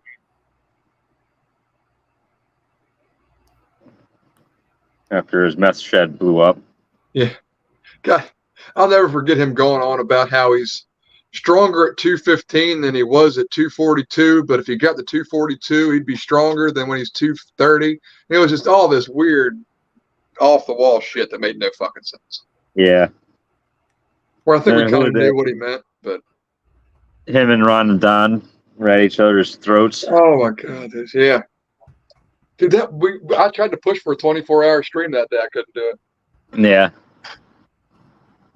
But they had me up for shit all night long.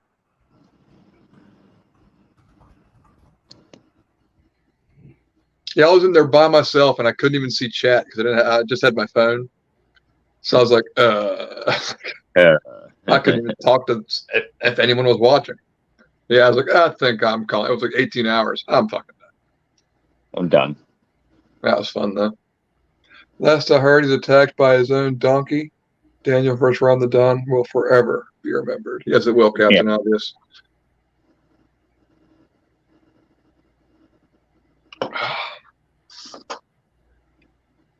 Yeah, fuck those guys. Yeah, Ron's not been around. I think he's been in chat here and there, but he hasn't been around as much either. Nope. Oh, it ebbs and flows. That's the thing. You can't be into this shit 100% year round. Yeah. People come and go, usually come back. That's the hardest thing with keeping practice going. It's just keeping the same guys coming back. So you're gonna have somebody gets life happens or whatever it is. It takes a couple weeks off. That happens to two guys at once. You don't get to practice for a couple weeks. You know? Yeah.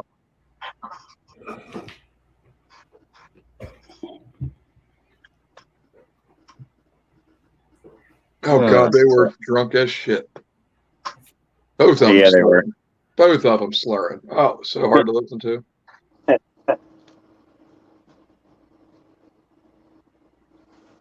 That was fun though.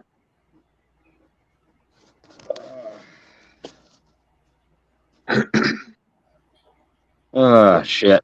There's a whole swatch of guys that were around before we started going live. Fun to get some of them back. Dan Bound was one of them. He gets wound up. He's funny.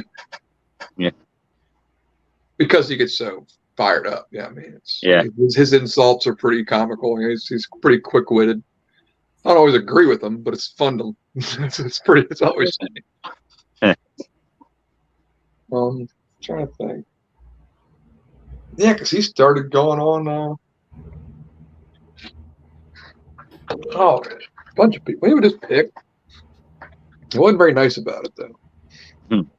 Him and Jimmy G used to get into it a little bit. That came up in that thread. Hell, Jimmy G. Jimmy G. You know Jimmy G? Yeah, I seen him. He was at the East vs. West qualifier. Okay. As a camera guy running around. Yeah. Oh man, he does it too. Zipping. No, yeah, he's sweating his dick off. Yeah. Chicken with his head cut off, man. He's everywhere. He does a good job. I think once he gets his editing calmed down a bit, he has some good vision. I think he's decent with the camera. He does some cool angles. He's not that bad. Just needs to chill in the editing a little bit, and then he'll be like, and get consistent. Just be there all the time and put a video out in decent time, and you'll be good. That's all you really got to do. It's not much to being a camera guy. At the Church of Arm Wrestling? Yeah. Yeah. Yep. He's got potential. I'd like to see him actually pull for a while because he's got some muscles on him, but I don't know if he sticks to it practice-wise long enough to maintain anything.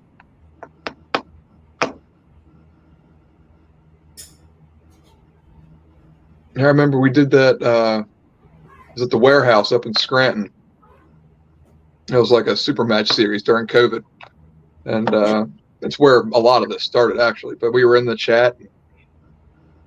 He was listing all the people who had matches. Like, fuck it, I'll pull somebody. And Ice didn't have a match right-handed yet. And, so I pulled. I was like, I'll pull you, Ice. Jimmy G was in there looking for a match. He was looking for a left-handed match. And I was like, hey, man, I'm free left. Exactly. Was like, whoa. Jimmy G's just starting. But I didn't know anybody was. That's how new I was. I didn't know the community or who was good or who was strong or who wasn't. I assumed every one of those guys in the chat was a killer. Yeah. That's just what I thought. Everybody in here is like, wow, that's just fucking badass wall style arm wrestlers. But now I found out that maybe one or two was. Yeah. Found out that nobody was. You don't know until you know. Yeah. You can't look at an arm wrestler and tell, you know? No, you can't. You really can't. Like Devin Larratt, you can kind of tell. Levon, probably. Yeah. Paul Lynn, yeah, he can arm wrestle. Yeah. Like Roger Cunningham, not a bad-looking, like unathletic, scrawny fella, but he's not the prototype arm wrestler. He's like 6'6", 200 pounds. Yeah, like Nicholas Nanestad. Yeah, yep. Very similar. Very similar, yeah. Well, yeah, I had a friend that I brought to one of Andrew Hiller's tournaments, and he said that there was that, what's his name, Tyler Van Epps, who's like 18 years old and, very good, very strong, but, a small guy and, lightweight. And my friend said, I thought everybody looked like him, pointing to Tim Lewis, who was also there. I said, no, right. All sizes. Yeah, that's for sure.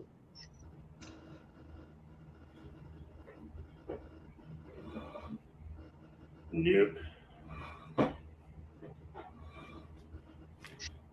Yeah, buddy. All right. Well, set it automatically, but I have to reset the alarm clock manually since we are now on Central Daylight. All right. When I got Dave back, I don't know if you guys are going to keep it going, but I'm going to cut out of here. I'm whooped.